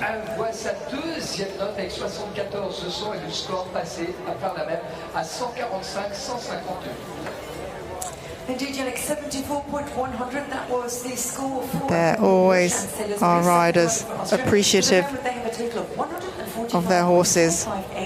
After 2 riders. Et on peut voir évidemment la joie des Autrichiens, voilà, qui accueillent leur champion. Peppo Puch, the score for Austria after 2 rides, 145.558. Peppo Puch adding 74.1 to leave Austria currently 11th. Occupe le 3e rang, Allison avec 206. So a short pause, and then it is going to be very exciting. Germany leading the way ahead of Canada, Austria on the provisional podium as one of 5 teams to have had all 5 riders. The US, Netherlands, Belgium, Italy, France, and the rest still with a chance to make a move up. And we are not far away from learning our team event medalists. Des 11 reprises que nous aurons le plaisir de vivre ensemble avec toutes les nations, dont évidemment des tricolores que vous attendez avec impatience pour connaître eh bien, celles et ceux qui viendront nous rejoindre à Essen pour la cérémonie des médailles tout à l'heure. That's right, Yannick, that was the end of grade 2. We'll be heading to our final grade this afternoon, making up our team event with grade 3. 11 horse riders will be competing. We'll be back here with start of competition at 16:03. And once again, once these final riders have taken their part in the competition, we will be having the victory ceremony for team.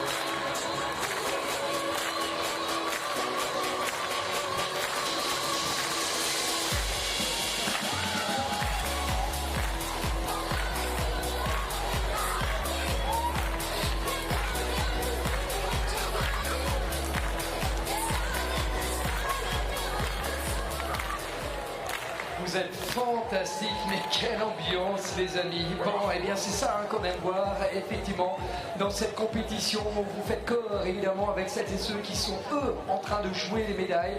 Et bravo, merci encore une fois de tout cet enthousiasme que vous savez créer autour de cette arène. On a besoin de ça, ils ont besoin de vous. Mais maintenant, il va falloir rentrer un petit peu plus dans la compétition. Dans quelques instants, nous allons donc accueillir le dernier groupe à venir nous rejoindre.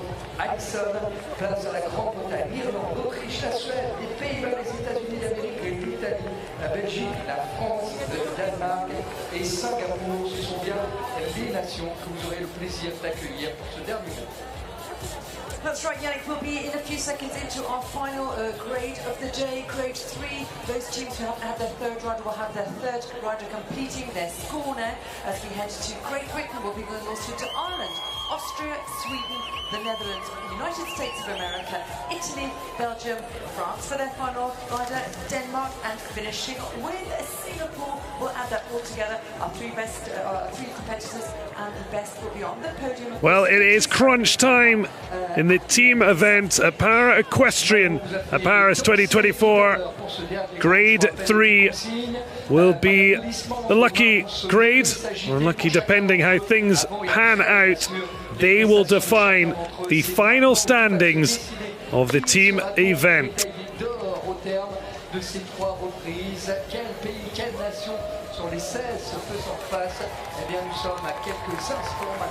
So 11 riders to come. Some have already completed their program, so they will be looking on nervously as each competitor tries to knock them off their perch. So 5 have completed, Germany, Canada and Australia for the moment on the virtual podium. Will there be any change when our first duo take to the field of play?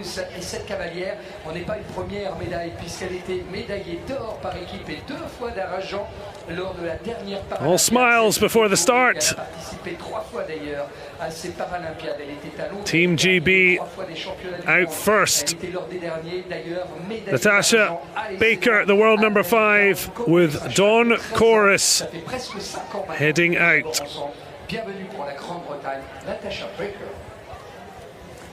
So Natasha Baker already with a bronze around her neck on the first day of Para-Equestrian, behind Van der Horst and Rebecca Hart.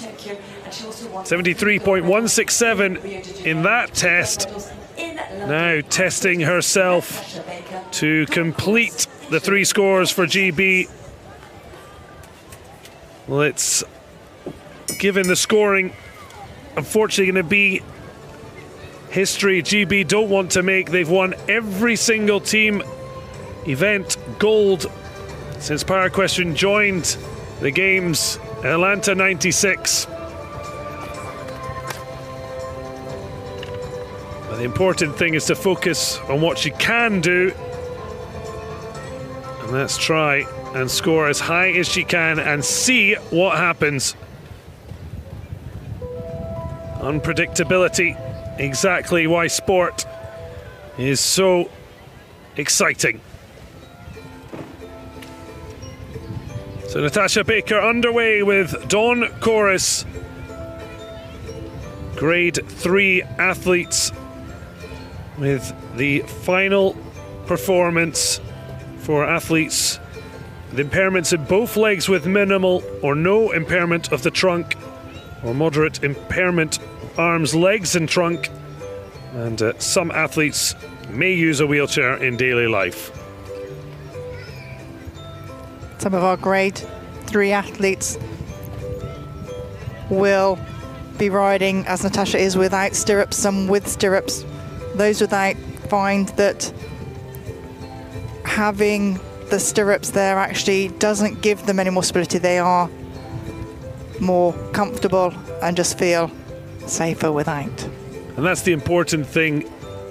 The grade system is just to try and make as fair a playing field as we can, but then also it's very much personal choice about what helps aid the connection for the performance between athlete and horse. That's right. The riders are classified by physiotherapists off the horse, and it depends on the range of movement in their limbs. It depends on the power of the muscles as to which grade they are put into.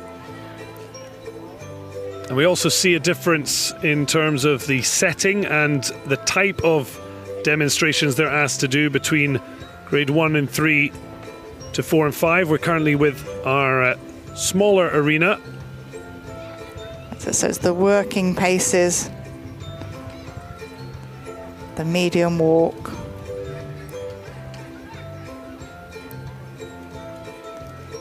again looking for the clear 4-beat rhythm, the regularity and the tempo, wanting it to stay nice and even.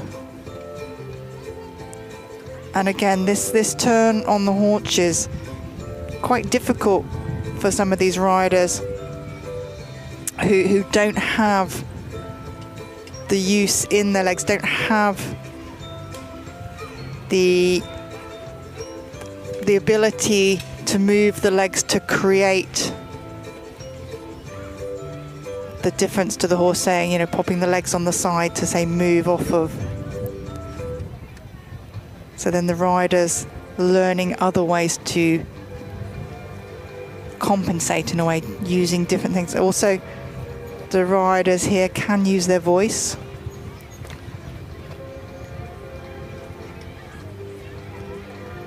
Natasha Baker,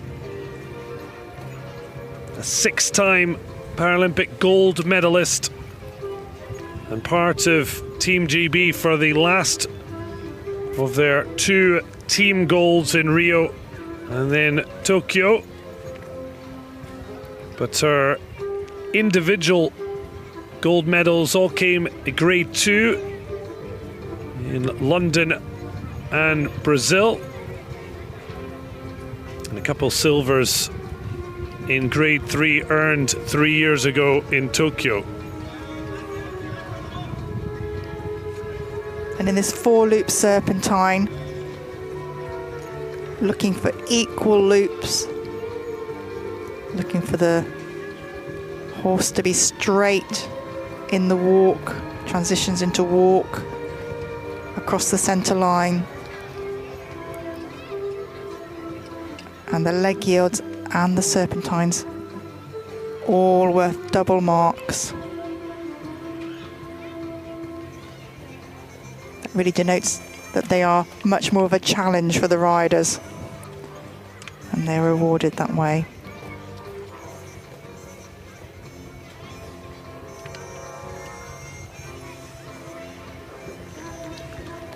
Big smile.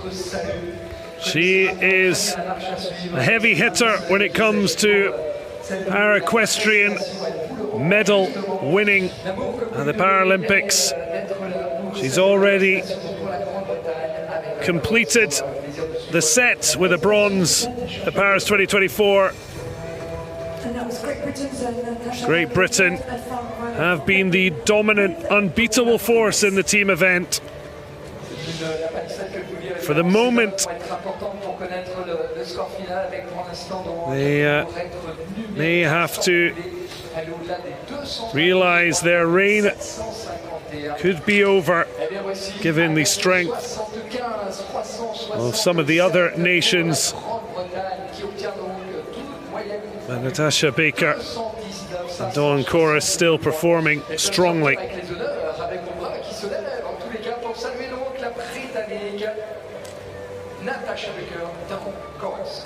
Natasha very happy with the performance.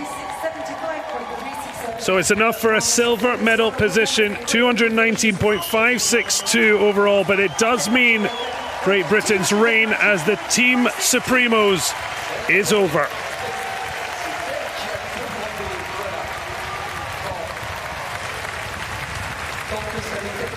Natasha Baker, the strongest score of the British trio, Sophie Wells, Georgia Wilson. No wonder she's delighted. 75.367, fine score alongside Dawn Chorus. Pour essayer, elle vient de les amener au plus haut possible dans cette compétition, va partir pour l'Irlande qui a accompagné les Hank bien cette reprise. Ça sera donc We're going to start seeing teams complete their trio of performances. But it's Germany at the moment, the team to unseat in the gold medal position. GB and Canada in silver and bronze, respectively. Jumping across the Irish Sea, Kate Kerr-Oren preparing to come out for Republic of Ireland's final performance.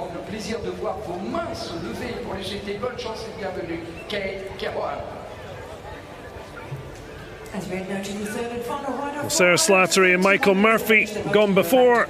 Kate Kerr-Oren with Likabos Don Aquino, the world number 19 for the Republic of Ireland. Also at the Paralympic Games in Tokyo, where she competed with Seraphine Prix twice at the World Championships, including those that were in France. That was in Normandy in 2014, and has also been 3 times to the European Championships. So the 31-year-old at her second Paralympics after Tokyo. Her best individual event or performance did come on French soil. That was 10 years ago at the Caen World Championships in Normandy, while competing in Grade 2. She says she always wears her lucky belt her mum gave her. Will it help her produce a fine score and finish Ireland's team event on a high? The clock ticking down as the bell rings. 60 seconds to enter and prepare to perform. Versailles looking on. Settling the horse, but surely also just taking in every moment to keep in mind. 31-year-old Kate Kerr-Oren, Ireland's final performance of this team event from Paris 2024.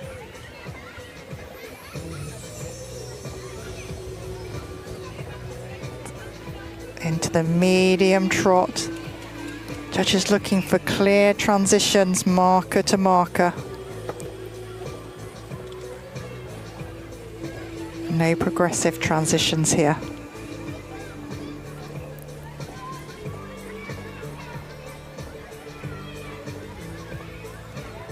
Down the centre line for the vaulty, 10-metre vaulty. Off at the centre line.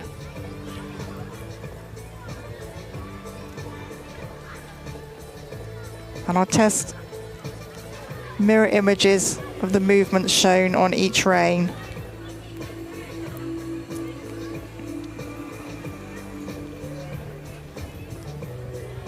Again, judges looking for the regularity, the balance, smooth and fluid transitions.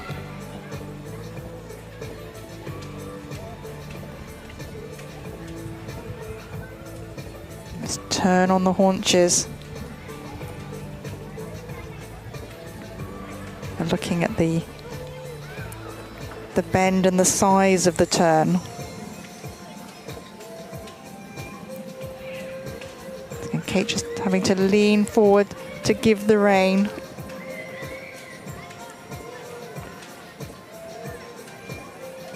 Letting the horse stretch on the longer rein. They're not asked for a free walk or extended walk, just letting the horse stretch. Well, it may not be enough for a medal in the final reckoning, but as things stand, a score above 66.531 would provisionally put Ireland on the podium above Canada. And Claire Horan, certainly at this point, is pointing in the right direction. She certainly is.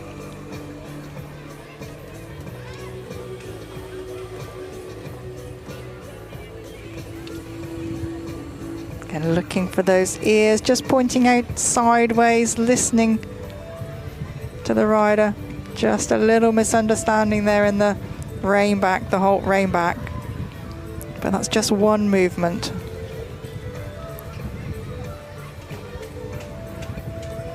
Well, the sun over Versailles has been traded for clouds and wind.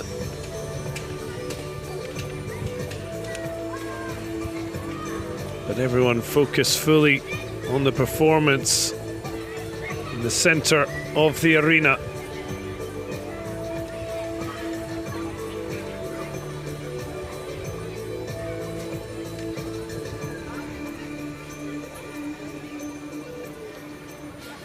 And now the serpentine, looking for those three to five steps of walk, looking for the clear 4-beat rhythm as we go, the transitions down and up, all of those things will be marked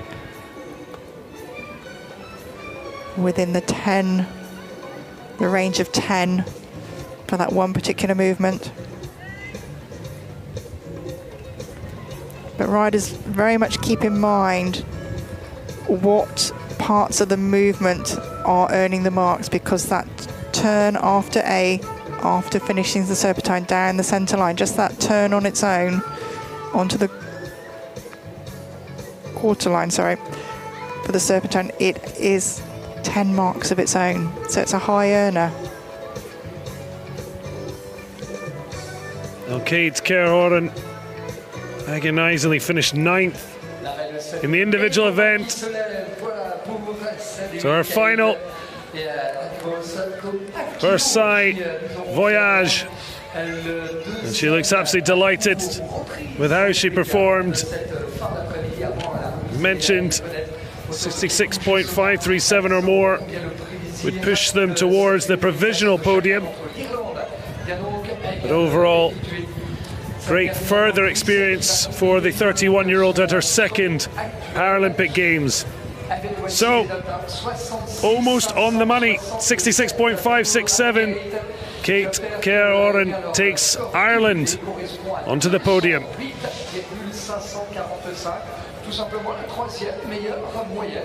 There, the turn on the haunches just lost the balance and rhythm. And they're showing the adaptive tack, one form of reins with the loops. Just helps a rider keep position on the reins. Voilà ce que fait pour l'Irlande. On tient donc pour l'instant le trio. Ça va encore bouger évidemment avec cette session à venir rejoindre, puisqu'on va partir dans quelques instants pour avoir le plaisir de suivre the leg yield, the crossing on the diagonal line. Well, Ireland with 208.545 for their combined score sees them provisionally on the podium in the bronze medal position.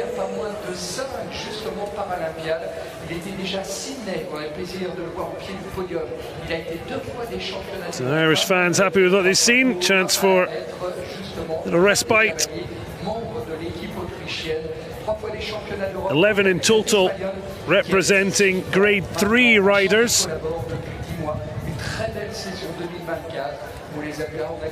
Certainly a more brisk and breezy Chateau de Versailles. But still a certain amount of blue in the sky. So no umbrellas needed.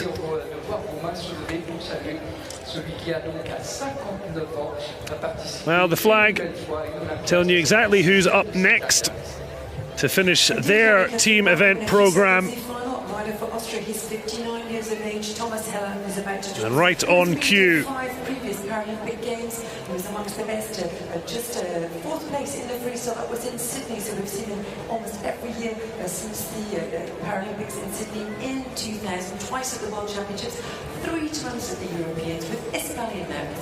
A 6th Paralympic Games. And that's only after he voluntarily missed the event in Tokyo, focusing on his business and his employees.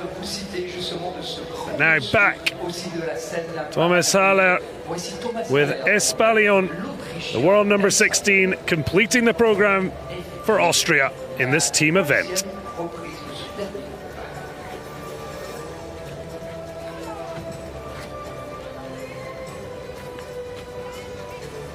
Well, he stated, the 59-year-old, he feels he's got 2 chances left to finally medal at a Games, Paris and then Los Angeles. Unfortunately for him, it wasn't to be in Paris, at least individually, finishing 11th in the Grade 3 individual event. But he could yet propel Austria towards a medal. In the provisional standing, 62.987 the marker to replace the Irish on the podium. But likely a much higher score would be needed to really have a realistic chance. We've still got some of the big hitters, considering the scores from their first 2 riders, in particular the Dutch, Belgians, Italians, and even the hosts to an extent. But he won't be focusing on that. He'll focus on what he can control, and that's his performance with Espalion.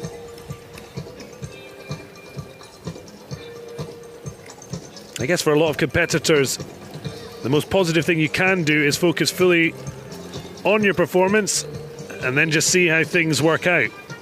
That's it. He'll be wanting to post the best score he possibly can for his team. It's kind of like the individualness goes from this now, and you are just fully focused on the job at hand.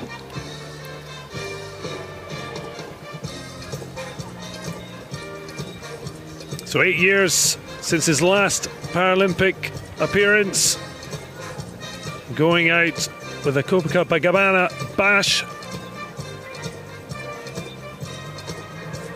And we should say the music is not being judged as part of this. This is background music, but you feel rather apt. Again, Thomas using the 2 sticks. Riders in this grade, some may just carry the 1, others will carry the 2. Depends on the dexterity in their hands and how much they need. Again, they're just a little tap to back up the lack of power and movement in the leg. That gives the reins, that allows the horse to just stretch, showing some length and strides in the medium walk. And the pickup to the medium walk, still very important, so gather the reins up gently so as not to disturb the carriage of the horse. Just a bit of a pivot there to gain the highest marks. In that movement, the horse needs to be clearly picking up the hind foot on each step.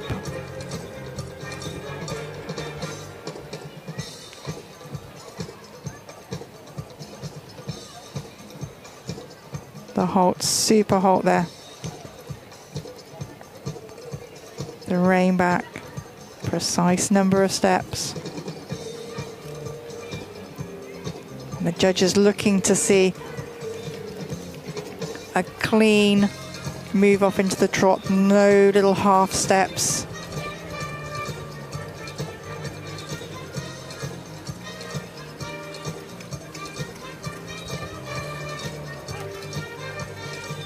Well, Haller did say he thought he had 2 chances left to medal, although he was more realistic about Paris, targeting at least a top 10 finish, just edged out of that, but looking to improve on the 63.733 he produced in the individual event.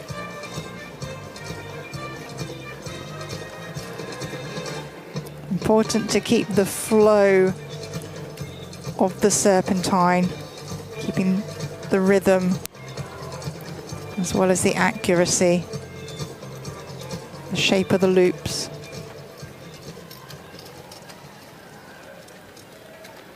You can just see in the graphic Baker with the top score of our Grade 3 riders so far, and Haller's routine being compared to that. You can see the percentages as we work through the demonstration. And the leg yield he just gave was lovely and flowing, smooth.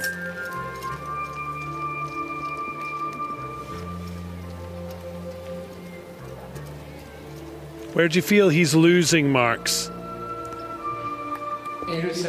Just on the rhythm, the tempo, the rhythm. I think that, you know, a little bit of work on that, and I think he'd be picking up those marks again.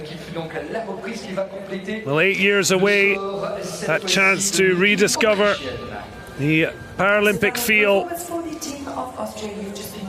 and certainly can focus on being back on this stage in Los Angeles in 4 years' time. It's still 6 Paralympic Games is no mean feat for anyone.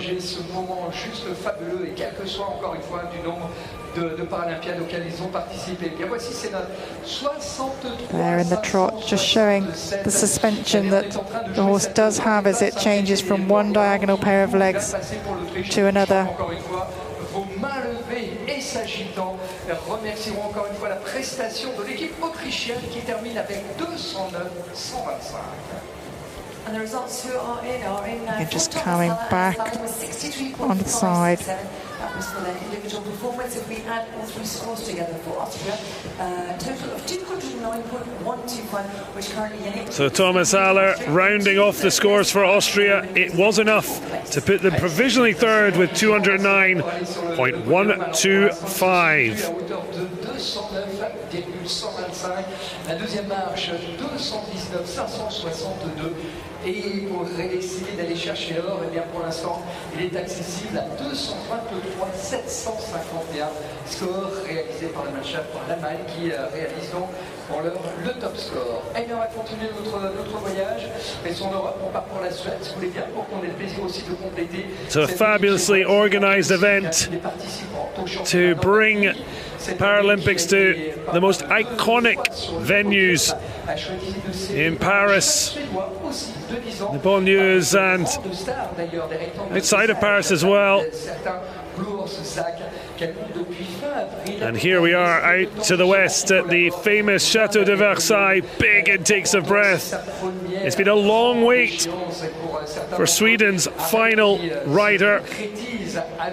The first 2, Louise Jakobsson and Lotta Walling, both grade 4 and 5 riders respectively. They went the first 2 programs of this team event, but patience has been rewarded, and it's the 40-year-old making her way towards her final outing, at least in terms of Sweden's team event. Rennie Claesson, Rybring and Zap VS. Fortunately, it's not her last performance of these Paralympic Games. Finishing 8th in the Grade 3 individual event means she'll be back for the freestyle, when riders and horses will really get to show their personal tastes and talents. But it's the team that matters for the moment. Sweden Flying dead last, however. A number of the teams have already had all three ride out. She'll now just see where she can place the team with her final ride in this team event.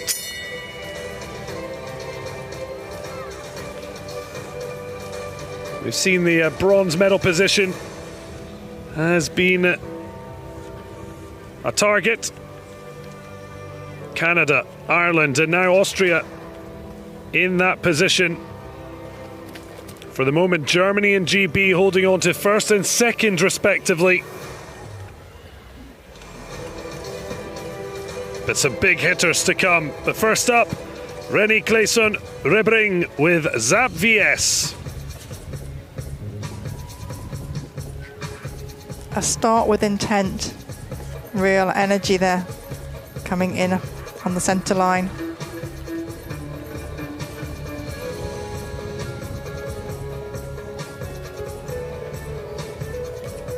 Lovely straight medium trot.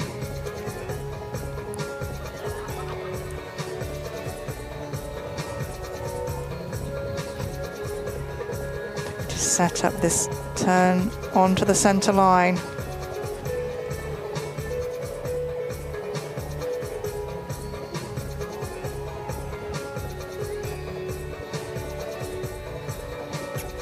Looking for the balance, the size and the shape of the circle.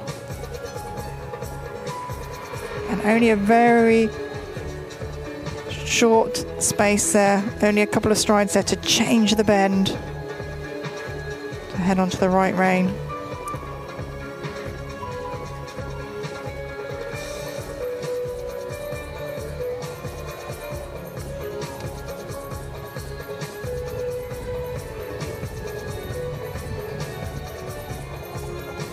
Vault of only 8 meters, so not quite touching the center line of the school. Riders having to use their judgment to be as accurate as they can on the size.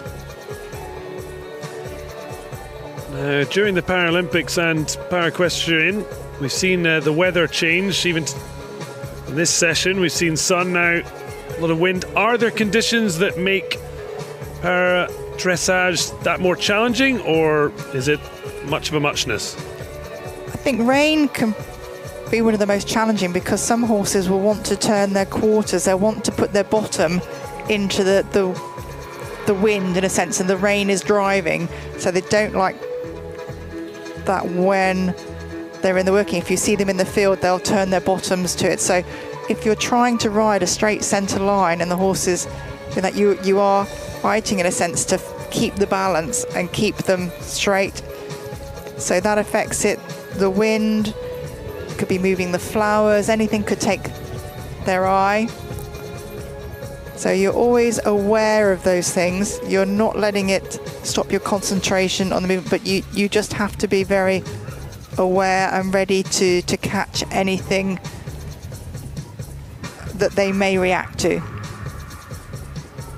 Certainly the wind has picked up severely over the past while, but so far the riders making sure the team keeps working.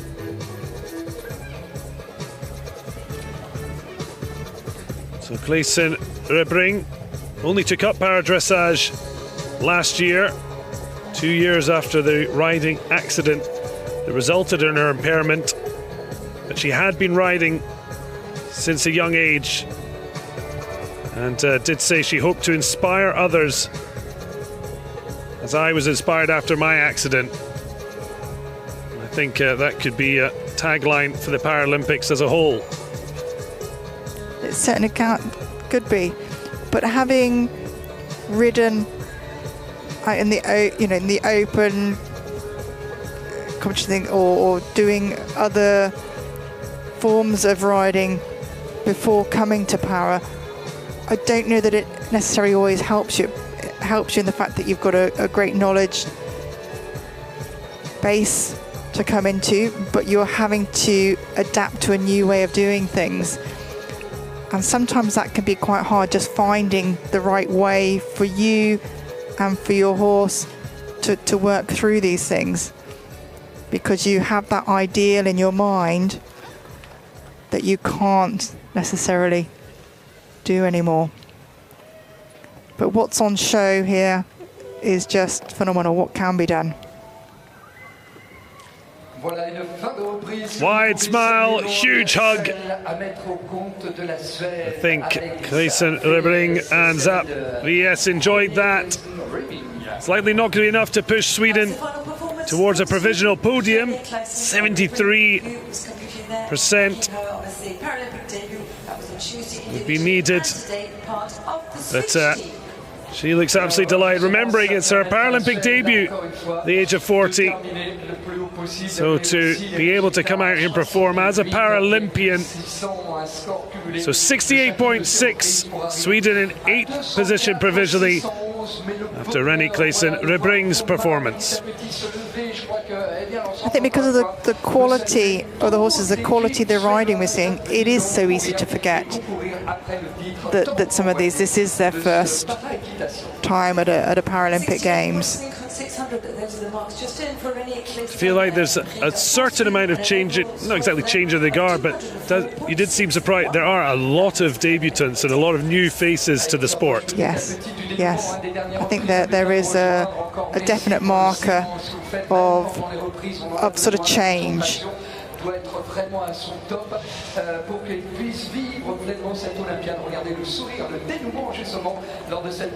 Sweden 8th overall as things stand, an overall score of 204.611 after Jakobsen, Wallin, and that performance from Rennie Clayson Ribring.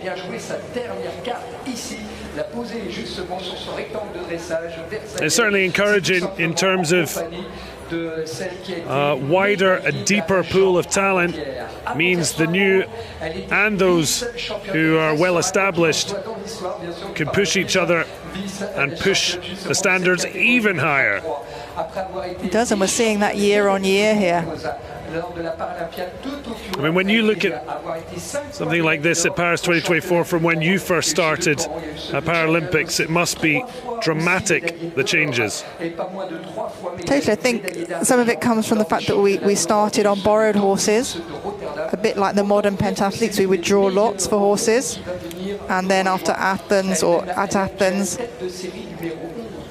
we started to have our own horses. We were able to compete, and as a rider, it's always great to be able to bring your partner from home.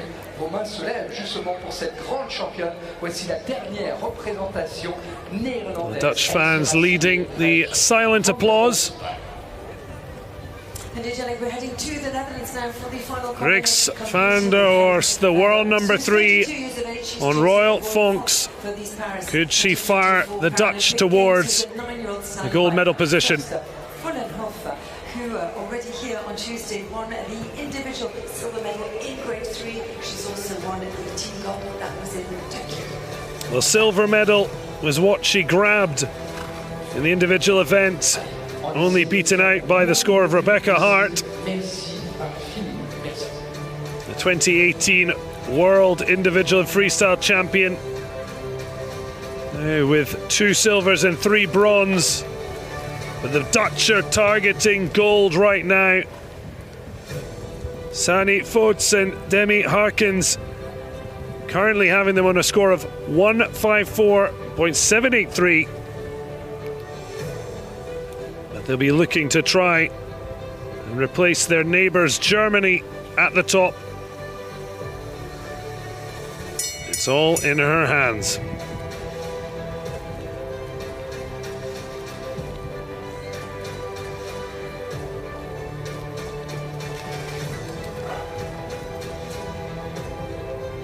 Certainly, if we go by form, she scored 76.433. She only needs to better 69 to replace the Germans, but they will be aware, the USA, Belgium, Italy and France in particular, could yet make it a real tight fight. So Rinks van der Horst underway as the final Dutch rider for Team Netherlands. That was well settled there. The horse the head came up, a little shake there, and then she settled him back down to get that medium trot. You just see that in the score, the score just dropped slightly, but back into rhythm. And so many of these lower grade horses, any dressage rider around the world would be proud and very happy to have them in their stables.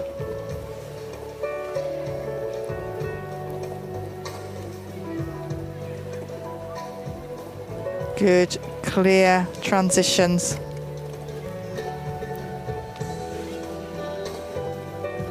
Well, 5 Paralympic medals, but yet to have a golden one, despite being a 5-time gold medalist at World Championships. The 32-year-old did take one of those silvers, was from Netherlands trio, finished behind Great Britain in Tokyo. And this horse would also make a phenomenal walk horse in the grade ones. The over track he has and the regularity and the rhythm. That's why it's so important having the right horse for the right person, but also, in this case, the right grade. Yes, you're looking for different qualities. Obviously, in this grade, the canter's not required, so if the horse himself doesn't have a great canter, it doesn't matter. But obviously, you know, a grade 3 horse, sorry, a grade 4 horse, it needs to have a good canter.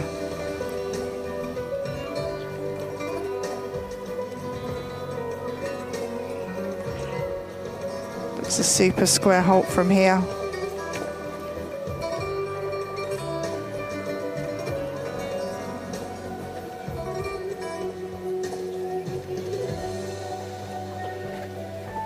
Funk and Van der Horst working seamlessly together. At the moment, it's going to be more than enough to take the Dutch into the medal positions. But of course, with 6 further riders to come, we are yet to reach the climax, the Chateau de Versailles, the team event of Para-Equestrian. And as the standards rise, I think the judges beginning to ask more of the lower grades, in the sense that they're looking for a little bit more engagement from the horse. So working through from the hind end to the contact in the front, just beginning to ask for the riders to put them horses together a little bit more. Whereas a few years ago you could have a much freer neck, in a sense, on a longer rein, and you'd be gaining these marks. Now they're asking more of the riders. I guess as the standard rises, it's suitable to demand a higher quality of performance.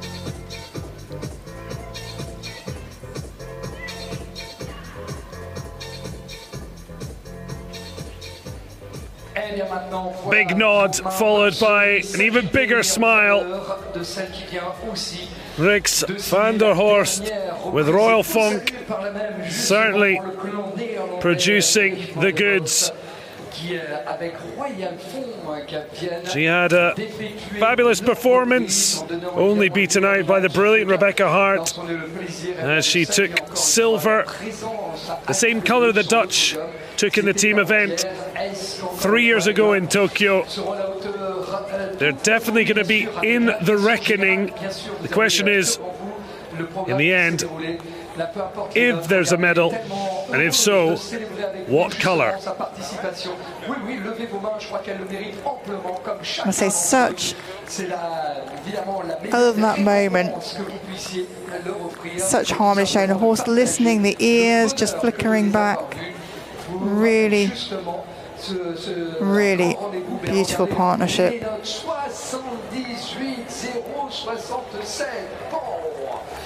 I think there's something when you see on the screen, it's forgetting how powerful these animals are, and yet we're seeing them at their most graceful. They are indeed graceful beasts.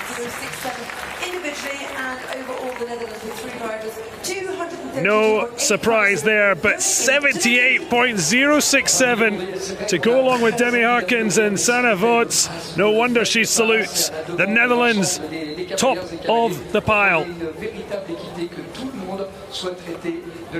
They have certainly set down a marker, knocking Germany out of provisional gold into silver. Great Britain now treading the boards in bronze. And after total dominance in para-equestrian Paralympic history, there is a high chance Great Britain are going to fail to medal. That is the nature of sport, as the para-equestrian dressage gets bigger and better. And in the end, the depth of competition is something that any competitor actually really would want. It's good for the sport. Wow, we've just seen the Grade 3 silver medalist rocket in the Chateau de Versailles.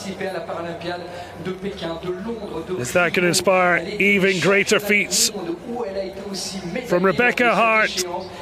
Rebecca Hart for the United States of America, Florentina taking to the stage.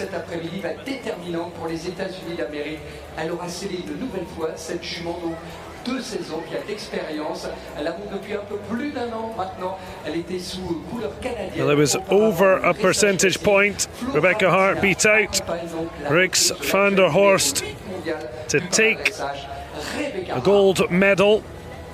As we enter the third and final combination for the United States of America, who is 39-year-old Rebecca Hart. And will she be able to go again?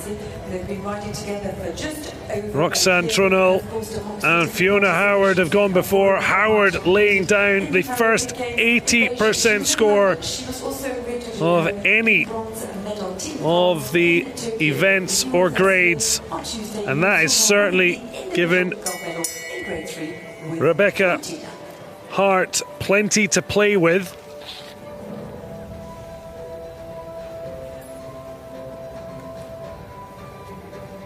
But trying not to let any nerves affect the performance as she prepares to get underway with Florentina.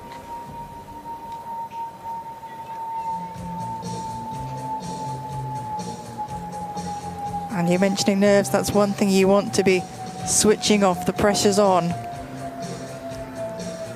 But you just want to concentrate on the job in hand, and already off to a flying start. Yeah, because they're starting to like those eights. But she, at the moment, at minimum, needs above 75.85 to take the USA top of the pack.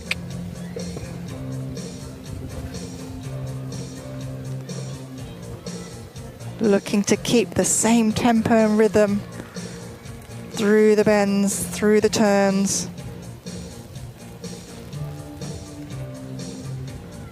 Flowed really well on that change.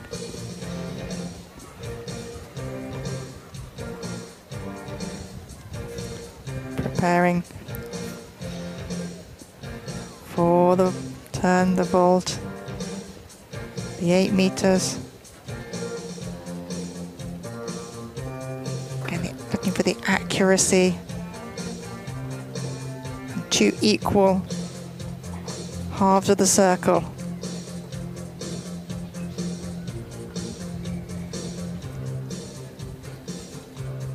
Well, she certainly bided her time to be the best. Finally medalled 3 years ago at her 4th Paralympic Games. But it's in Paris where she has finally been golden. 4-time world medalist without topping the podium.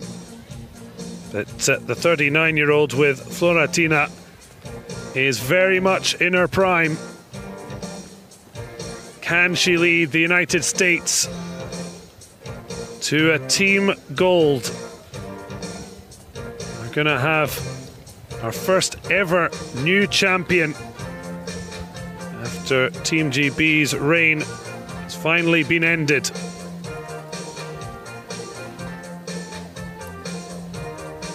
Superb harmony being shown here.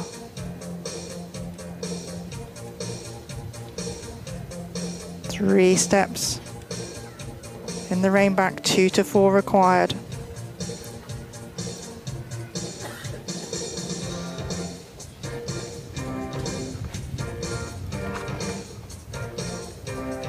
And showing those medium trots through the diagonal. And again, Rebecca here just using the balance of her upper body to help encourage the horse to step sideways.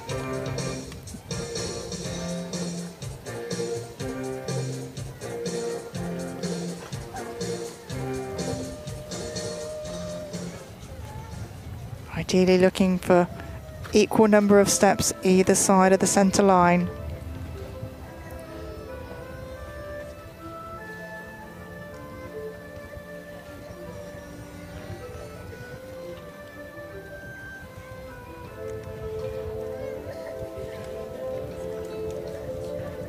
And horse and rider working in harmony.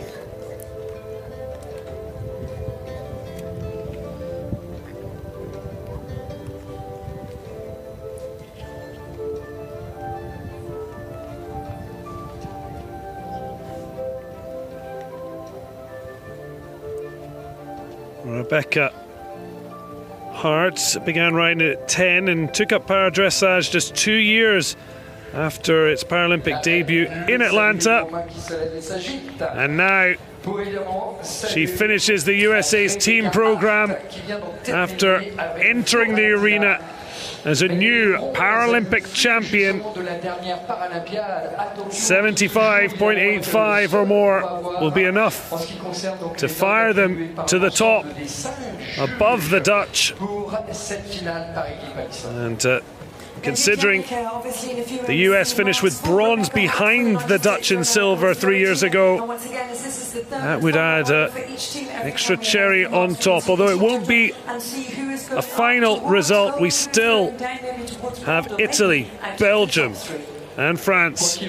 United States with Rebecca Hart, 78.567, storming to the top of the provisional table.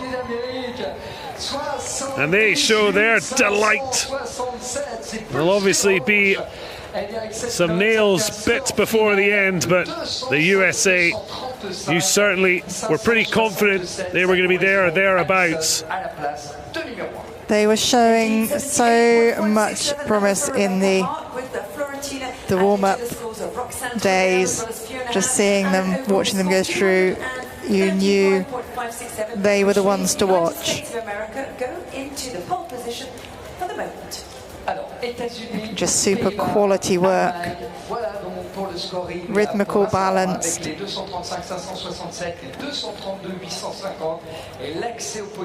Joy all round.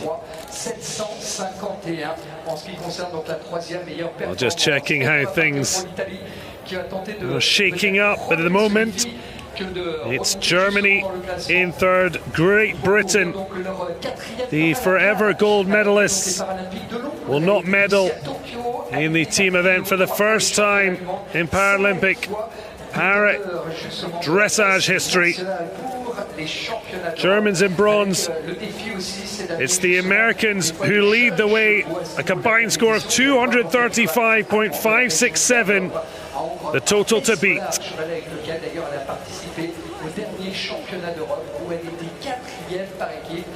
Rien n'est joué encore en ce qui concerne ce podium. Tout est encore possible. À 35 ans, eh bien, le rêve se réalise aussi pour cette cavalière que d'entrer dans So 5 yet to come. The US with those scores of 77, 80 and 78.567. That is tough to beat, but it's not a massive gap between them and the Dutch. Shows the thin margins at the top.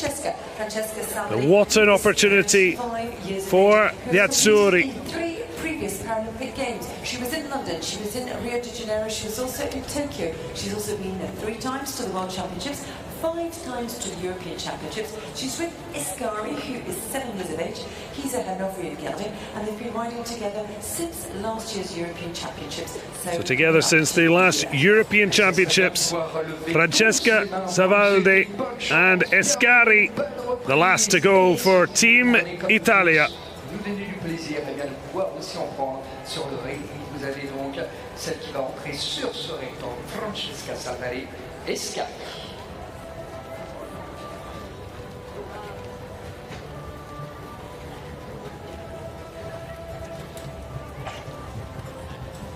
So those final few moments to brace yourself, but it's not her first rodeo. The 35-year-old in her 4th Paralympic appearance.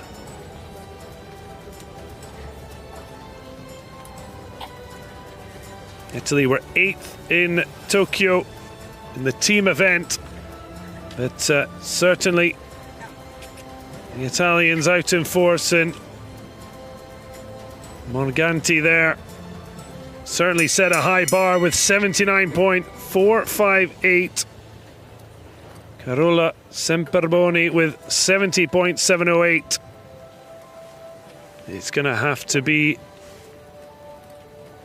terrific to win a medal, but that's how it should be. And the rider has 60 seconds once the bell is gone, so important when you're down at the other end of the arena not to panic, to get around and disturb the rhythm. But take your time to enter a day.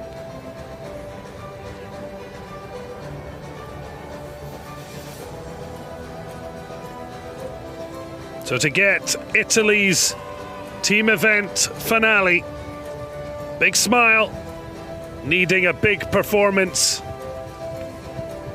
Francesca Savaldi and Escari.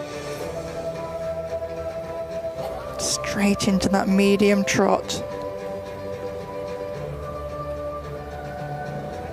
And Francesca, for a little bit more stability in the saddle, you'll note the strapping, the white strapping across the thigh.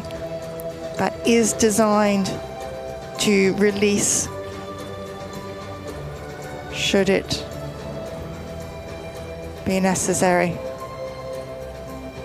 And she has the bigger thigh blocks, the knee rolls, again to aid security.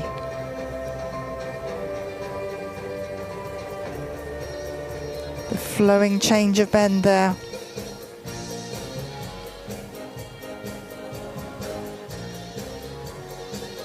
Well, it's going to be incredibly difficult to battle to replace the Americans or the Dutch.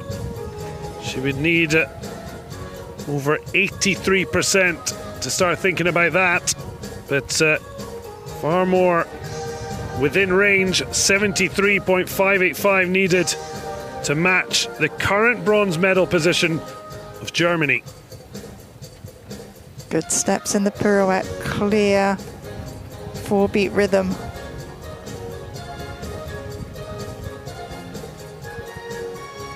Again, Francesca able to keep her upper body position by sitting upright and able to slip the reins through the fingers for the free walk, whereas other riders need to lean forwards because they can't release the rein.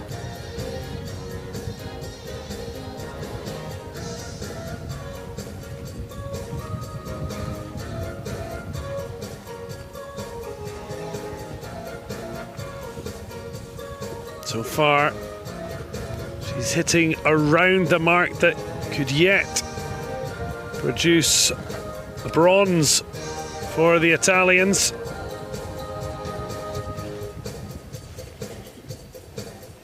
Again, lovely harmony between horse and rider. That does come into the final collectives. The mark that the judges are just putting together when the rider is walking out of the arena.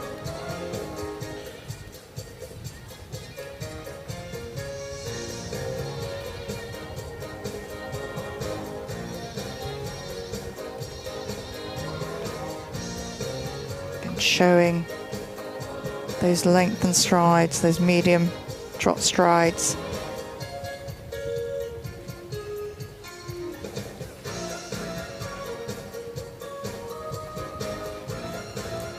Looking quite parallel at that angle.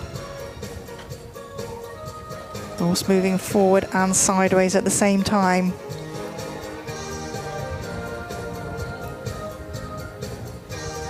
And some of these movements very comparable to Rebecca Hart's, but obviously that's only moments in time. It's the whole performance needed at that level to beat that score. And that's where the Dutch and clearly the Americans in particular have really shone, and as indicated, Hart are the best score of the grade 3 riders. Savaldi seeing her attempts compared to the grade 3 gold medalist from the United States.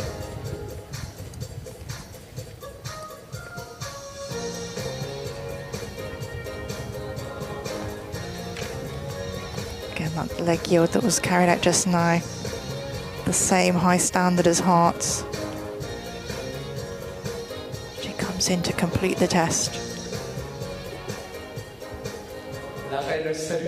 So a nervous wait, just waiting to see her final score. They're certainly delighted, but it's going to be very tight as they are trying to target replacing Germany in the provisional bronze position.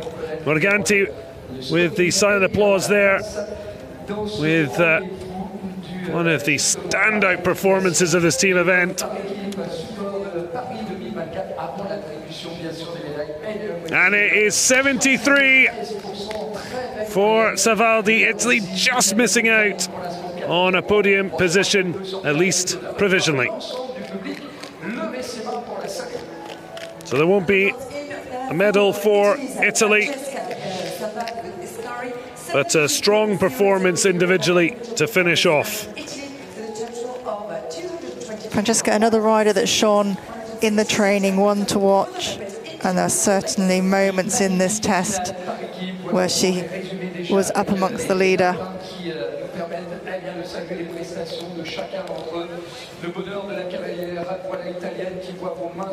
Spectators hardly able to contain themselves, or team members. Well, so difficult, and of course everyone wants to take that metal souvenir home with them, particularly with a piece of the Eiffel Tower in the middle. However, Italy's previous team performances since London, 10th and 8th, they're sitting 4th currently, team total of 223.166. It could yet be their best team performance since London.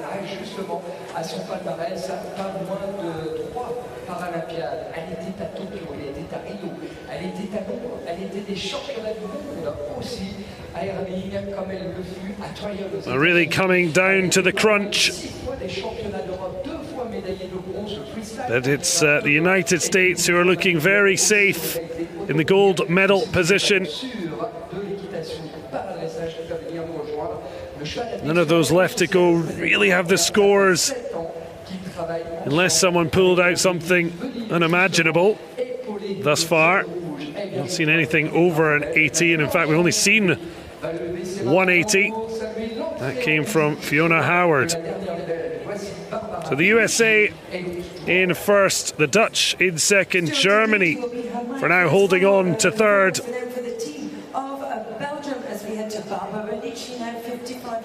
Barbara Menezzi of Belgium, last out for the Red Devils on Stewart.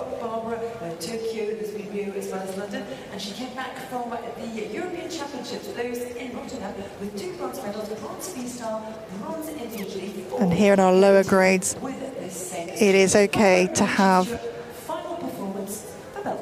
a walker with you as you come into the arena, into the field of play.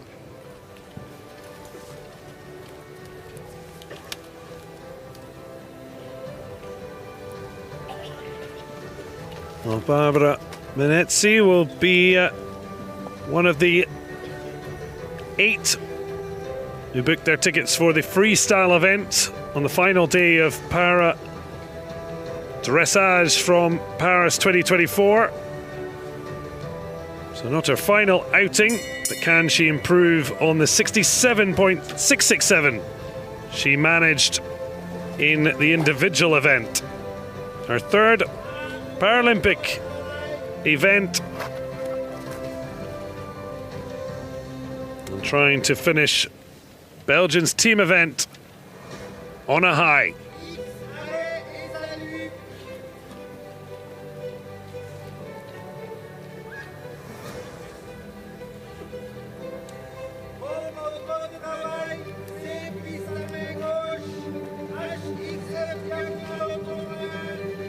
And Barbara having her test called, the caller will have a steward stood beside them to ensure that they only give the information on the test itself, the words exactly as they are. And when you have a caller, you have to be multitasking because you're wanting to be listening, but you're also wanting to be concentrating on your horse and giving the horse its aids.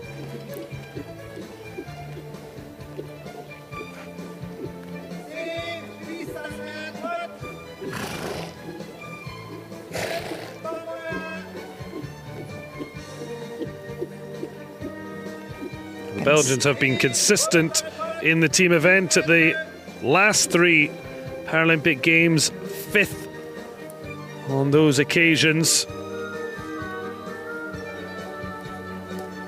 Currently 13th, but of course those who have already registered their 3 scores with an advantage that Menezzi is about to try and wipe out. You'll see the strapping on the thigh again, just giving stability in the saddle. Also, because of being unable to keep the legs so still, there are the strapping from the stirrup to the girth. Again, these are allowed within this grade if their physical impairment correlates with those adaptions.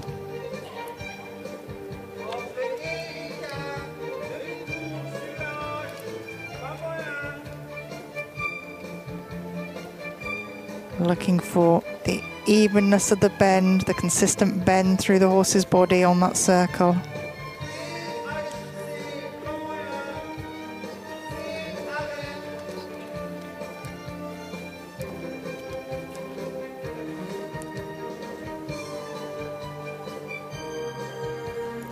Transitions have their own marks.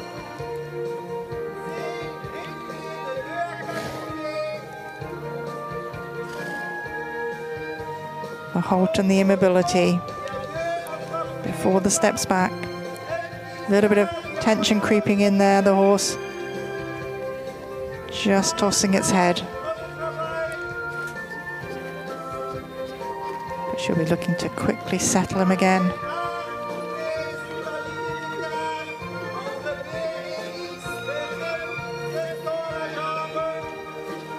Back into the rhythm.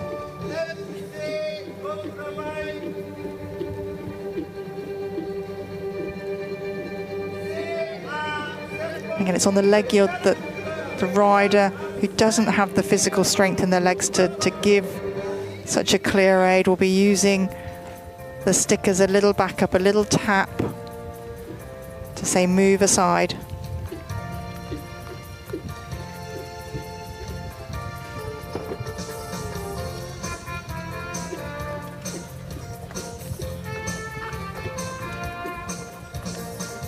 So Belgium at the moment, they want to improve on their 5th place finishes. The last 3 have to break 72.677 barrier, which at the moment isn't looking likely. The US still looking odds on for gold.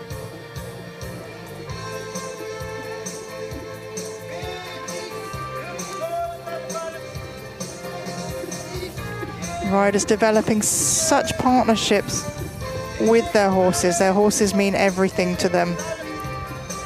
And to be able to bring them onto this world stage to show their abilities. And all the athletes have done that with aplomb. There'll obviously be some that go with medals, but they're all proud Paralympians. And we've just had an absolute ball here at Chateau de Versailles across the para-equestrian events. After the individual event, this team event has showcased different standards with the teams coming together, the 3 scores accumulated to create one final total. And Belgium just waiting to see where they stand. Avec 68,700, ça nous fait donc un score pour nos amis belges de 219,189. Showing the change in bend. So necessary to keep that uniform. Is their individual performance and a total for Belgium with 219.189. For the moment, it's a 6th place. Ça correspond effectivement à la 6e place pour l'instant, donc le podium reste inchangé entre Just giving the praise to the horse for the performance. les Pays-Bas et l'Allemagne. Et de garder vos mains en l'air pour celle qui va venir nous rejoindre. Vous savez très bien qui va rentrer en piste. Pour celles et ceux qui la connaissent pas, ça fait partie des jeunes talents français. Belgium 6th overall, 219.189. The collective score of Claes, George and Menessi. Cette belle Paralympiade à 21 ans. Oui, mais quand on a déjà un bon palmarès, quand on est 8e des derniers à Tokyo, quand on est 5e des derniers championnats du monde au Danemark, et quand on est en The sun's popped back out through the clouds just in time for the Les Bleus faithful, the home partisan crowd, to find their voice. They'll be very excited for the next rider to enter. Chiara Zanatti just coming into the picture. Aussi juste derrière, puisqu'il y aura le Danemark et Singapour. Elle est là, oui, vos mains par contre peuvent se lever, vos drapeaux peuvent s'agiter si vous le souhaitez, pour lui souhaiter bonne chance, bienvenue, apportez-lui toutes les ondes positives. Well, you can tell how excited they are. Chiara Zanatti, the 21-year-old, ranked 4th in the world with Swing Royal to finish France's team event. And of course, we've seen for grades 1 to 3, quiet, encouraged from the crowd, silent applause with the wave. But you could tell the crowd are so excited when a home rider comes out. There's that initial noise and then the quick hush as they held their breath and their excitement, but still able to show it. And what a moment to be performing on the grounds of Versailles, and your first Paralympics in your home country. And this horse, Swing Royal, very experienced at this level. This pairing reasonably new and growing all the time in their strength, their partnership and their abilities. And showing her best foot forward to the judges as waiting to go into the arena. Team France out in force. Incredibly for the 21-year-old, it's still her second Paralympics, and she arrives at her second games as the European silver medalist. Just 18 years old, but finished 5th in the individual event, 8th in the freestyle, and now looking to try and improve on France's 6th place finish in Tokyo. Not since the first para-equestrian event in Atlanta in '96 have France medalled. That was a bronze. It's a big ask, but Zanetti will give it her utmost.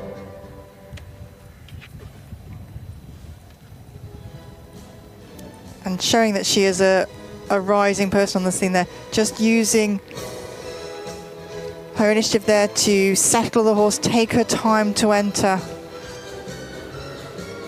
Set the horse in the right balance before commencing. Quite an expressive horse, this Swing Royal.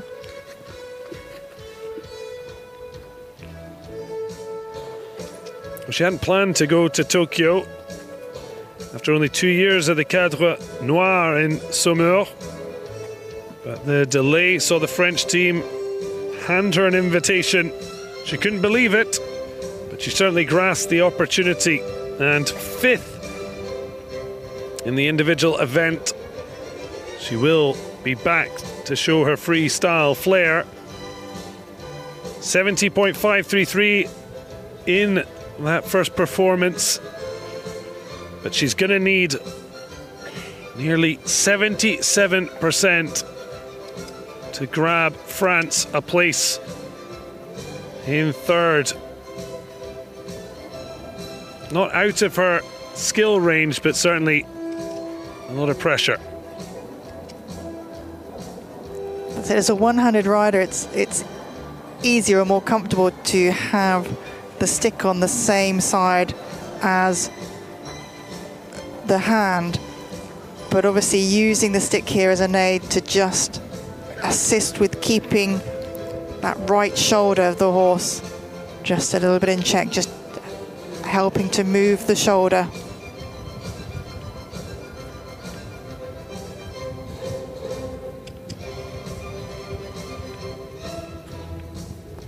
Looking to keep the horse in rhythm and balance.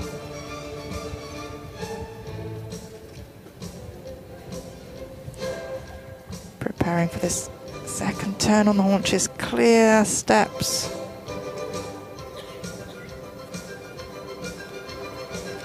And the movement for riders with a leg impairment, it is a degree of difficulty that they've got in there. It might not be judged as a degree of difficulty, but it certainly can be a challenge.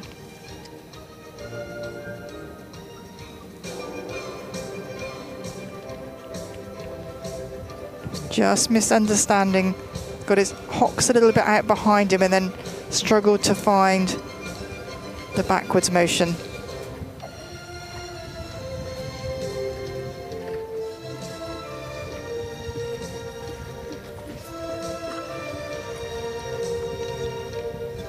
And that showed in that mark for the rein back. Well, she did admit the fact that the games are in France would put higher pressure on her. And certainly it was always going to be the case. Biggest dream, understandably, would be to win a medal. It's not looking likely in this team event, but there still will be the freestyle to come. But the competition in this team event has been fierce, and we're starting to ride into the final furlong.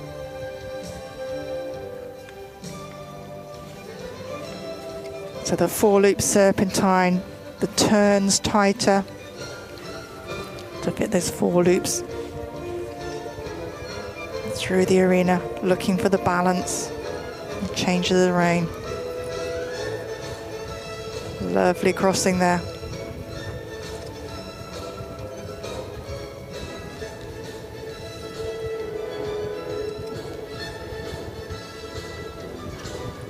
And those just looking so loose-limbed and free.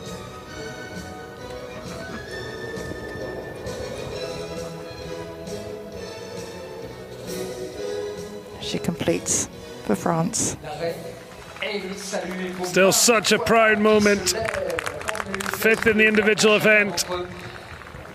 She was going to have to produce something credible to fire France towards a medal, but still looking like very impressive 70% or so.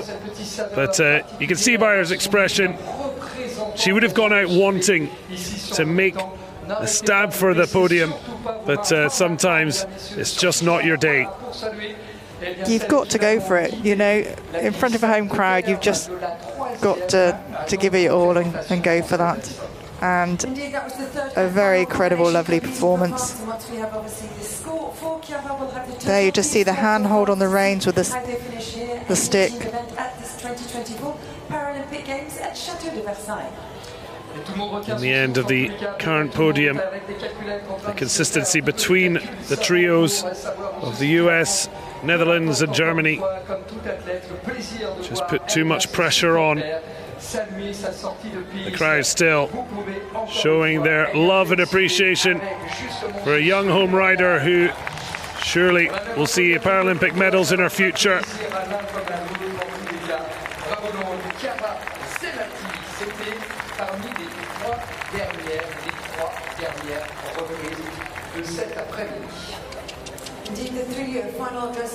Still just waiting for official confirmation as the tricolores fly against the wind in the stands. Just the one medal for France in team para-equestrian event, all the way back at the start in Atlanta 96. 9th, 10th and 6th respectively in the last 3 editions.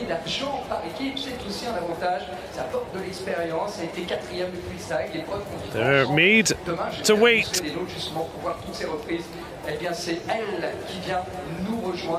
Certainly if France had managed to medal,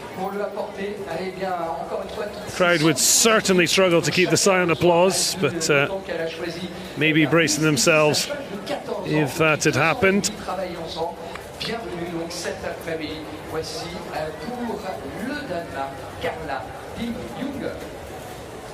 You've just seen competing, who's 21 years of age, the same age as the rider who's about to. Well, the judges we're heading to Denmark.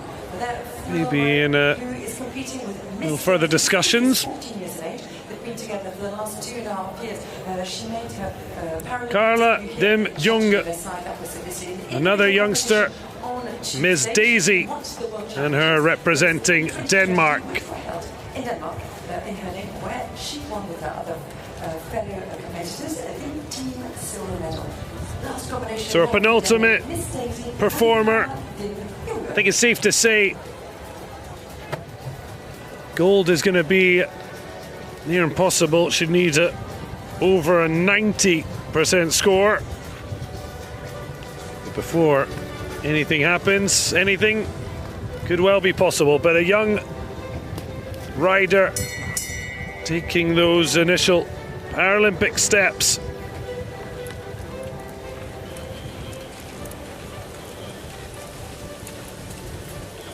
So Zenati, they're still waiting. So if they wanted to crank up the tension, they're doing that to aplomb. We'll wait for confirmation, but we'll focus on the action at hand. Carla Dim Jong, her debut at Paralympics. Silver for Team Denmark at their home World Championships. Now the final to go out on Miss Daisy. Denmark, when para-dressage, para-equestrian was first new on the world scene, were one of the leaders in the field. And they're looking to step back up again. Yeah, they were on the first podium along with gold medalist Great Britain. The Danes taking silver ahead of France in bronze. They haven't managed to threaten too much, although there was a fourth place finish in Rio. And fourth again 3 years ago. So the nearly team, Tim Junge, you can see her score compared to that of Rebecca Hart. Of course, now settled into a better walk rhythm. The 4 beats so essential.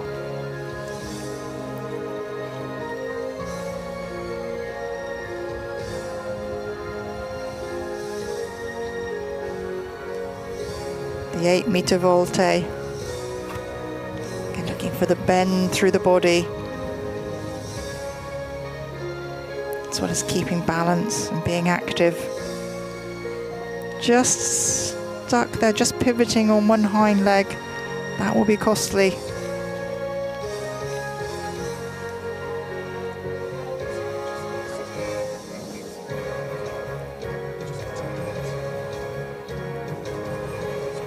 Using the corner to the halt, a little mobility before the rein back.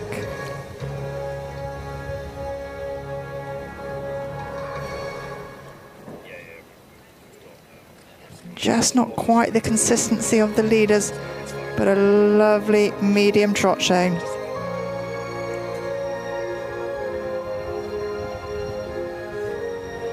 Back into a good rhythm.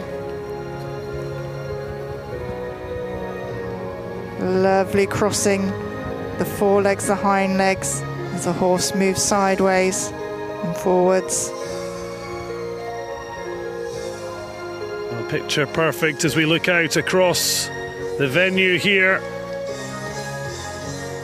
Carla Dem Junge gaining vital experience.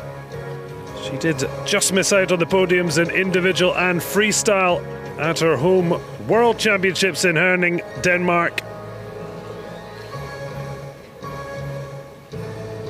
6th overall in the individual event.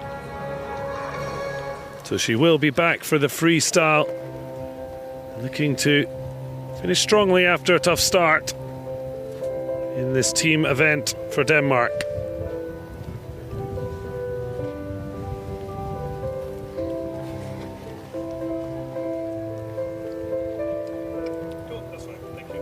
So into a really good trot rhythm here. She comes into the halt super square.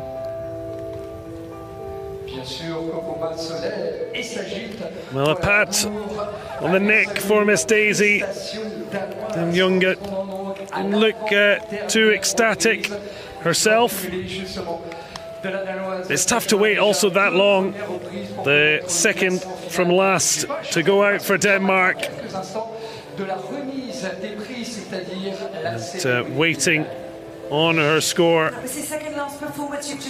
Well, the French score did eventually come through for Chiara Zenati, 73.533. France 5th overall with 220.506. Denmark waiting to see where they finally fall, but the podium is looking secure, but of course still one rider to gamble and go. Alors, regardez tout d'abord le score de l'équipe de France qui manquait 73 533, 73 533, ce qui va donner donc la 5e place en finale. And results we have now to celebrate with you or share with you. For France, 73.5 and 3.5. So Denmark wait for their final overall score. And their overall total then for France. We are very close to knowing the final makeup of the team event. And here is confirmation, 73.533 for Chiara Zenati, an overall team score of 220.506, France in 5th. On ait le plaisir de saluer donc la dernière à dérouler donc son programme, 11e et donc dernière reprise. What an honour at your first Paralympic Games to come out last and complete the team event. It goes to Singapore's final rider, Hilary Su on Gambler. The final grade 3 to go out. Denmark 8th place, 214.8 the overall score after 69.6 added by Carla de Mjunga and Miss Daisy. Score final qui met le Danemark à la 8e place avec 214,800. And just quickly the results for Denmark and their final rider, Carla de Mjunga with Miss Daisy. Another majestic day at the Chateau de Versailles. And we're now into the end as the USA are all smiles. They look to be the gold medalists. Obviously nothing 100% confirmed, but when you look at the points, it would take something quite unbelievable to change our current podium.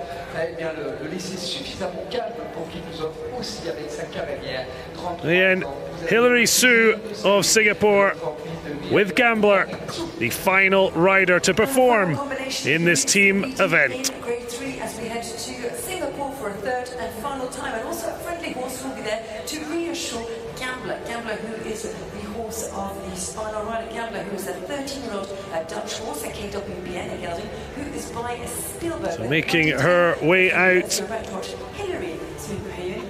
having performed in the individual event, 12th place finish with a 61.7. This means it's her final chance to shine at Paris 2024. See where she can place Singapore in the final rankings and really just soak up every last second of this Paralympic Odyssey.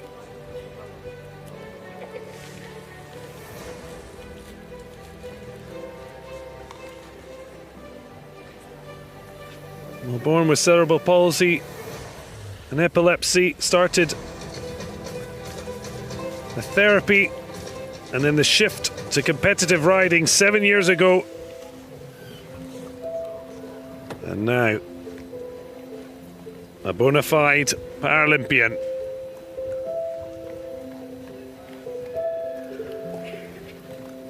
Looking to build on their individual test. Clear difference shown there in the medium trot.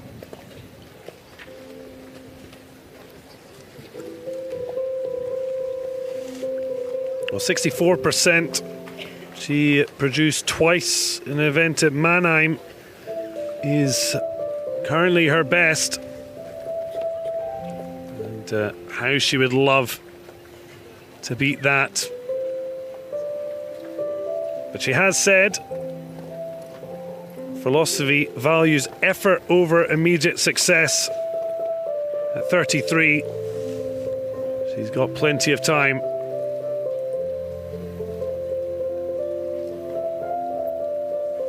Certainly helps having studied psychology science. Definitely a benefit. The psychology of the sport definitely needed.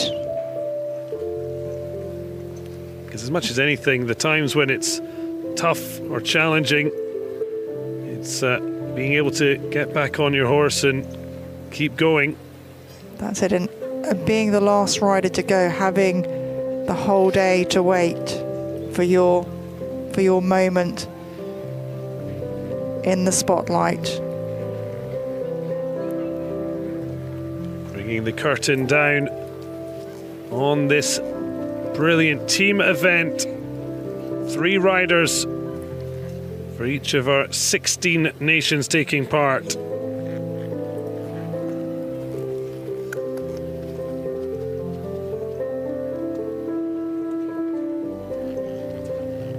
A little bit more of outward steps there. Not totally switched on together.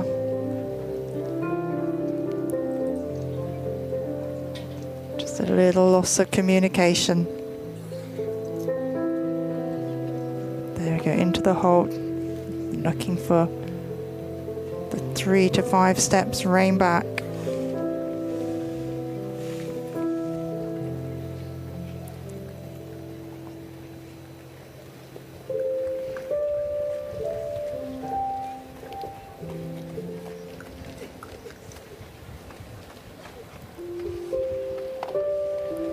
Length and strides contained, looking for the rhythm and regularity in it.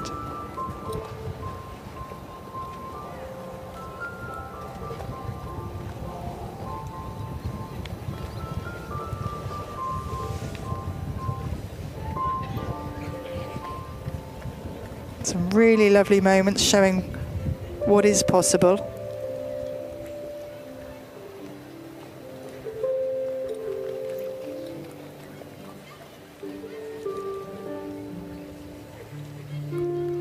Walk steps over the center line, keeping the loops even, equal shape.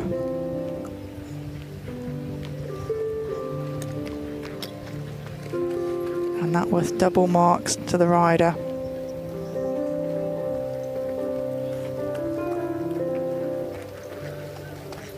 Looking for the straight turn down the quarter line, and then the leg yield.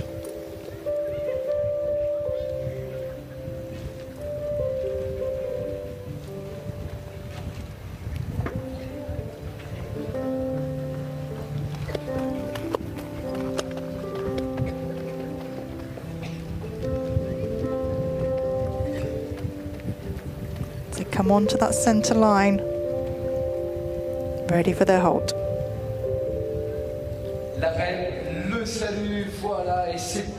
A wonderful moment to take in this arena, the crowd and the silent applause.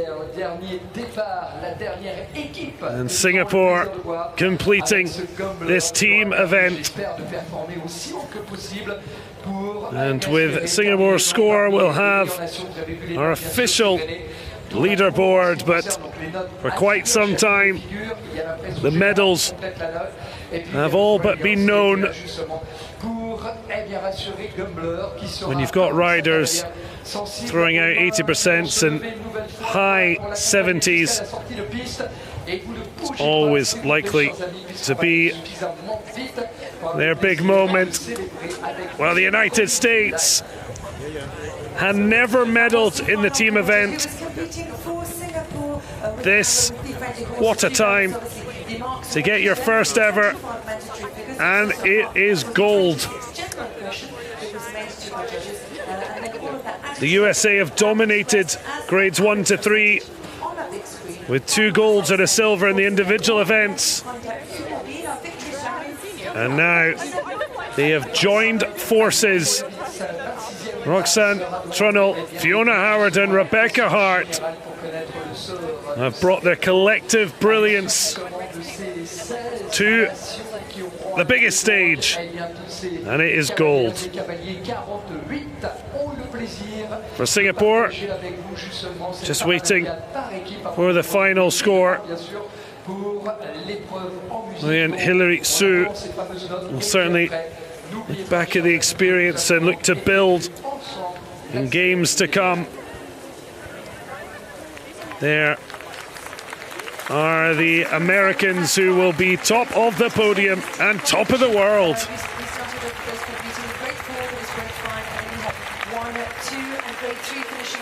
I'm sure their phones will be blowing up.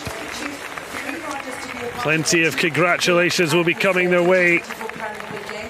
So the United States with gold with a combined score of 235.567. Some certainly came dressed for the occasion. The Netherlands in silver, as Singapore have their final score 198.108, 15th of 16.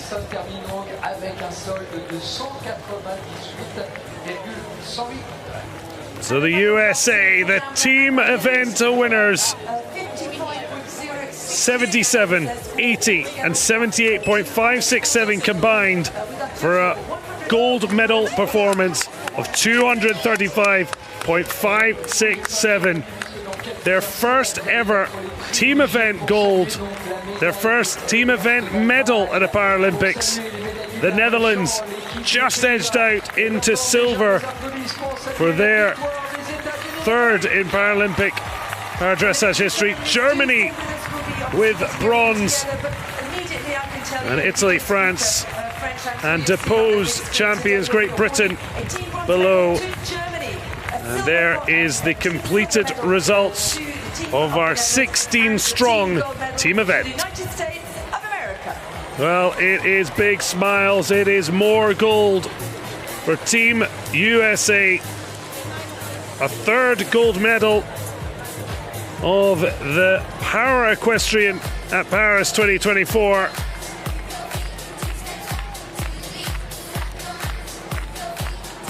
It's a fifth medal for the Dutch, but they still have their wait for their golden moment. For Germany, after being 4 times in a row silver medalists, they were 7th in Tokyo, but back among the medals. And there they are, Germany, bronze medalists. Their 5th Team Paralympic Paradressage medal.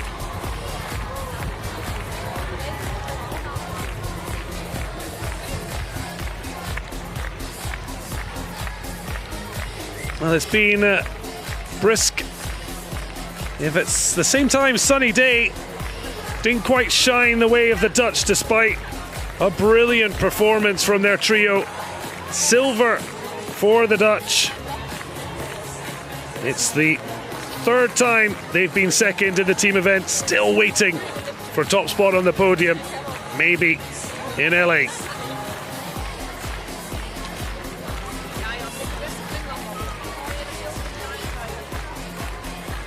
But sometimes it's maybe easier to deal with when you're beaten by a phenomenal trio.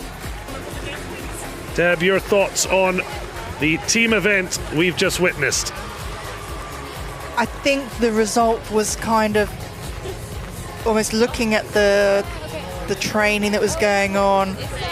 The Americans were looking so strong, so I'm not actually surprised to see this kind of result.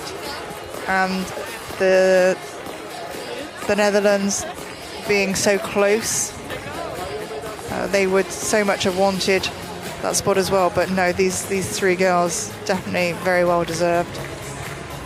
Well, Britain's reign of gold is over. 7 in a row, but despite a proud showing, it just was never quite there to make it 8 from 8. Not this time for them.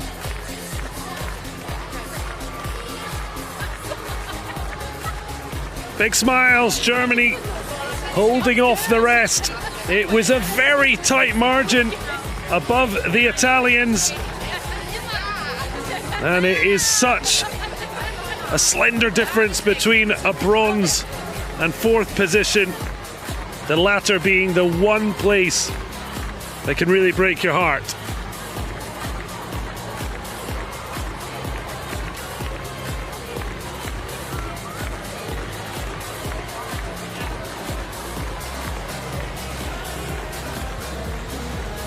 Just 0.585% between third and fourth.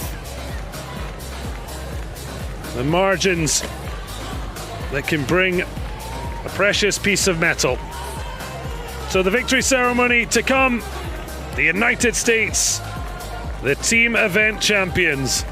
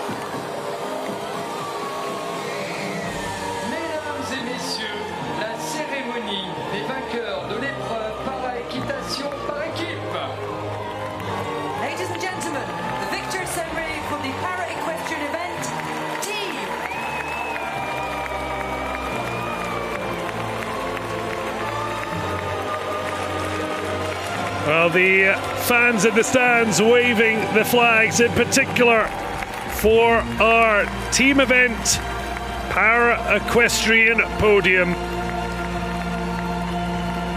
Well, history has been made. Great Britain, the Golden Dynasty is over. 7 out of 7 after their golden moment in Tokyo, but 3 years on, they have been usurped. Germany holding on by the skin of their teeth to bronze under pressure from a fine Italian performance, and the French weren't far away either. The Netherlands, for the third time, are the silver medalists, and having been above the Americans 3 years ago, it is the USA who are on the top of the podium. A brilliant team event, and now the victory ceremony. The medals will be presented by Monsieur Igmar de Vos, président de la Fédération Équestre Internationale. President of the International Equestrian Federation.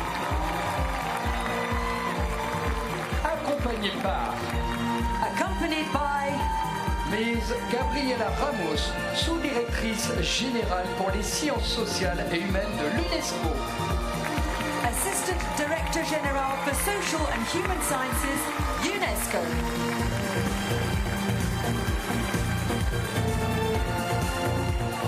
Médaillé de bronze représentant l'Allemagne.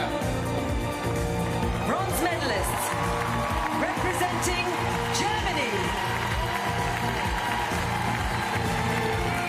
Anna-Lena Neuhaus, Regina Miss Belkamp, and Heide-Marie Dressing. 3 brilliant performances adding up to a bronze medal between Athens and Rio. It was constant silvers, but it is now a bronze after missing out on the podium in Tokyo. Regine Miss Belkamp.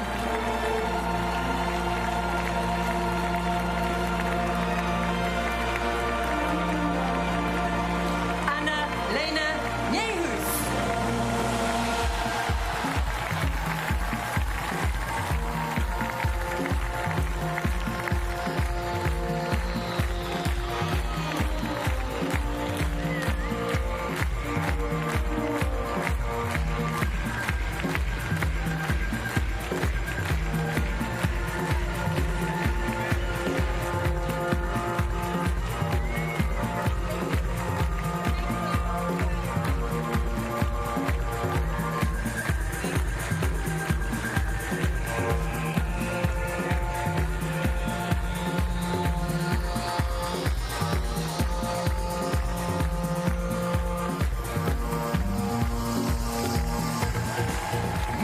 d'argent représentant les Pays-Bas. Silver medalist representing the Netherlands. Well, they've been here before. It's their third silver medal to add to 2 team bronze as well. Just haven't quite taken that last step. There was not much in it, but still very proudly taking silver medals.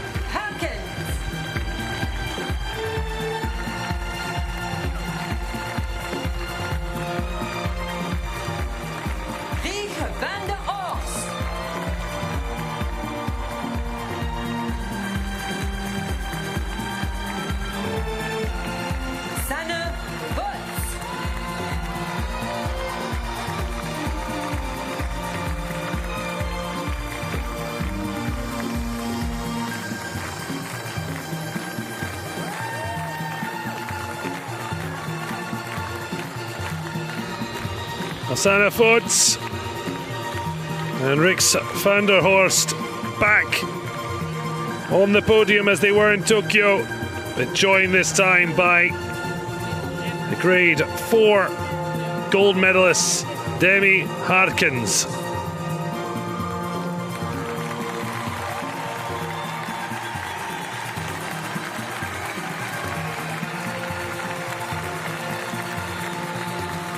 Médaillé d'or et champion paralympique représentant les États-Unis d'Amérique. Gold medalists and Paralympic champions representing the United States of America. What a moment. They've never won a team medal, but they've come to Paris on a mission. 2 gold medals and a silver in the individuals. It's now their golden moment in the team event. The United States of America.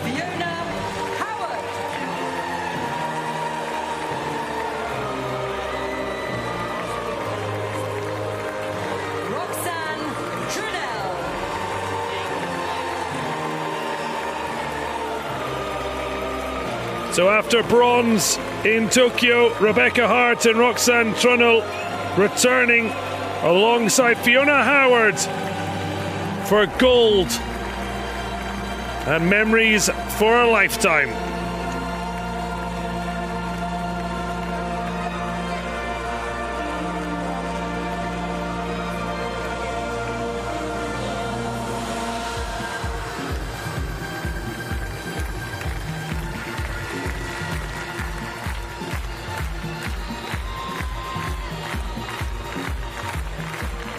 Messieurs, si vous le pouvez, veuillez vous lever pour l'hymne des États-Unis d'Amérique. Ladies and gentlemen, please stand if you are able for the anthem of the United States of America.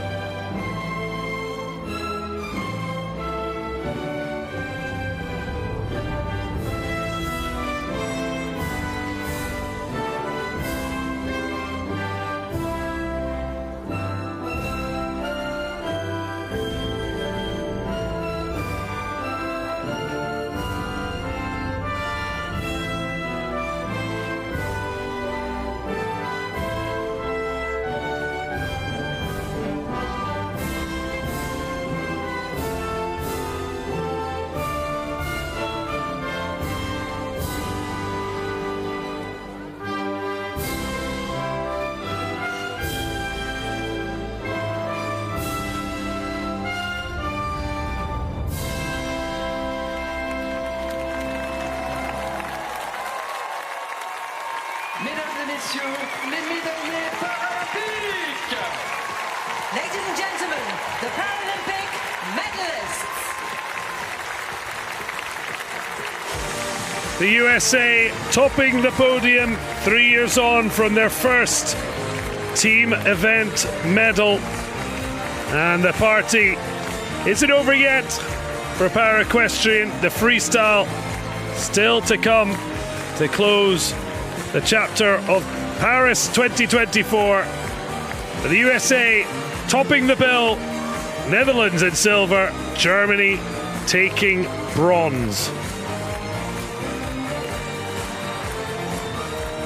Well, Deb, you've been there and done it. How will the US team feel after individual success, now team gold? They will be just totally thrilled. They came with a mission. They've accomplished that mission. And yeah, all kudos to them. And it's not by chance, planning, but the execution needed. And my, Fiona Howard, individual gold, and then the first 80% score certainly set the tone. The USA, the team champions, and will they have more medals to come when the freestyle event gets underway? All 5 grades with the top 8 from the individual event will get a chance to show their own personality and flair. But for now, it's the USA who bask in the glory of another gold. The Dutch with a silver once again, and Germany bronze medalists.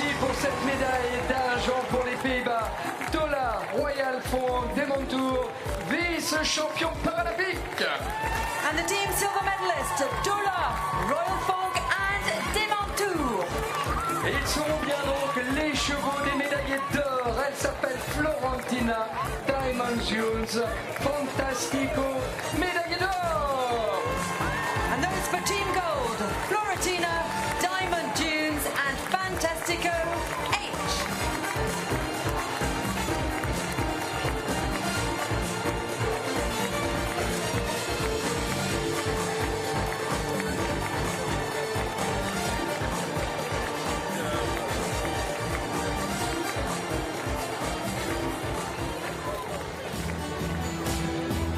Vous savez ce qu'il vous reste à faire. Prenez-moi le tempo de la musique comme vous savez si bien le faire. So Roxanne Trunnell, Fiona Howard and Rebecca Hart on Fantastico Diamond Dunes and Florentina respectively with their golden moment. There's the German team of Naus, Misbelkomp and Dressing, having been ridden to bronze by Kimbaya 6, Highlander Delights and Dulu. And the Netherlands, Voets, Hurkins and Van der Horst on Demantour, Daula and Royal Funk with a silver medal. The Americans will want to keep the golds coming. They dominated grades 1 to 3, while the Dutch with the Masters in 4 and 5. We'll see if that's how it turns out in the freestyle. Things can change about, but it's the USA all smiles, golden cheer, and they are going to soak up the atmosphere as much as they can, and well deserved for each of our medaling countries, USA, Netherlands and Germany.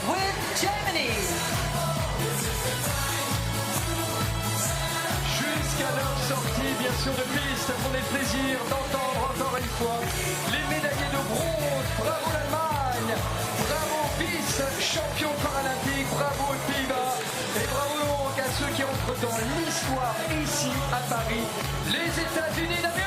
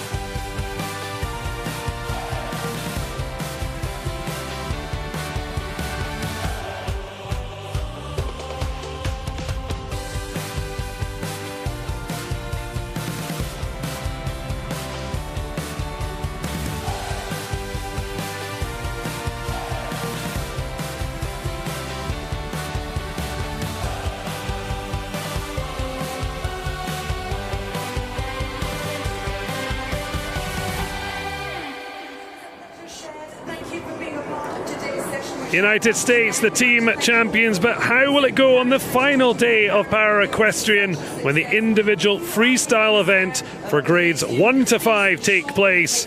A final exercise at the stunning Chateau de Versailles to come. But for now, goodbye. And the train station's in Versailles, exit 7. And if you are going back to go back for people with reduced mobility, it will be exit number 3. Otherwise, we'll be delighted to see you back here tomorrow for our final day of Paralympic Para-Equestrian here. The individual freestyle event, Yannick, with our 5 grades competing, the top 8 in each grade who qualified on Tuesday and Wednesday in the individual competitions, starting from 9:30 tomorrow. Bye bye les amis, prenez soin de vous, à bientôt.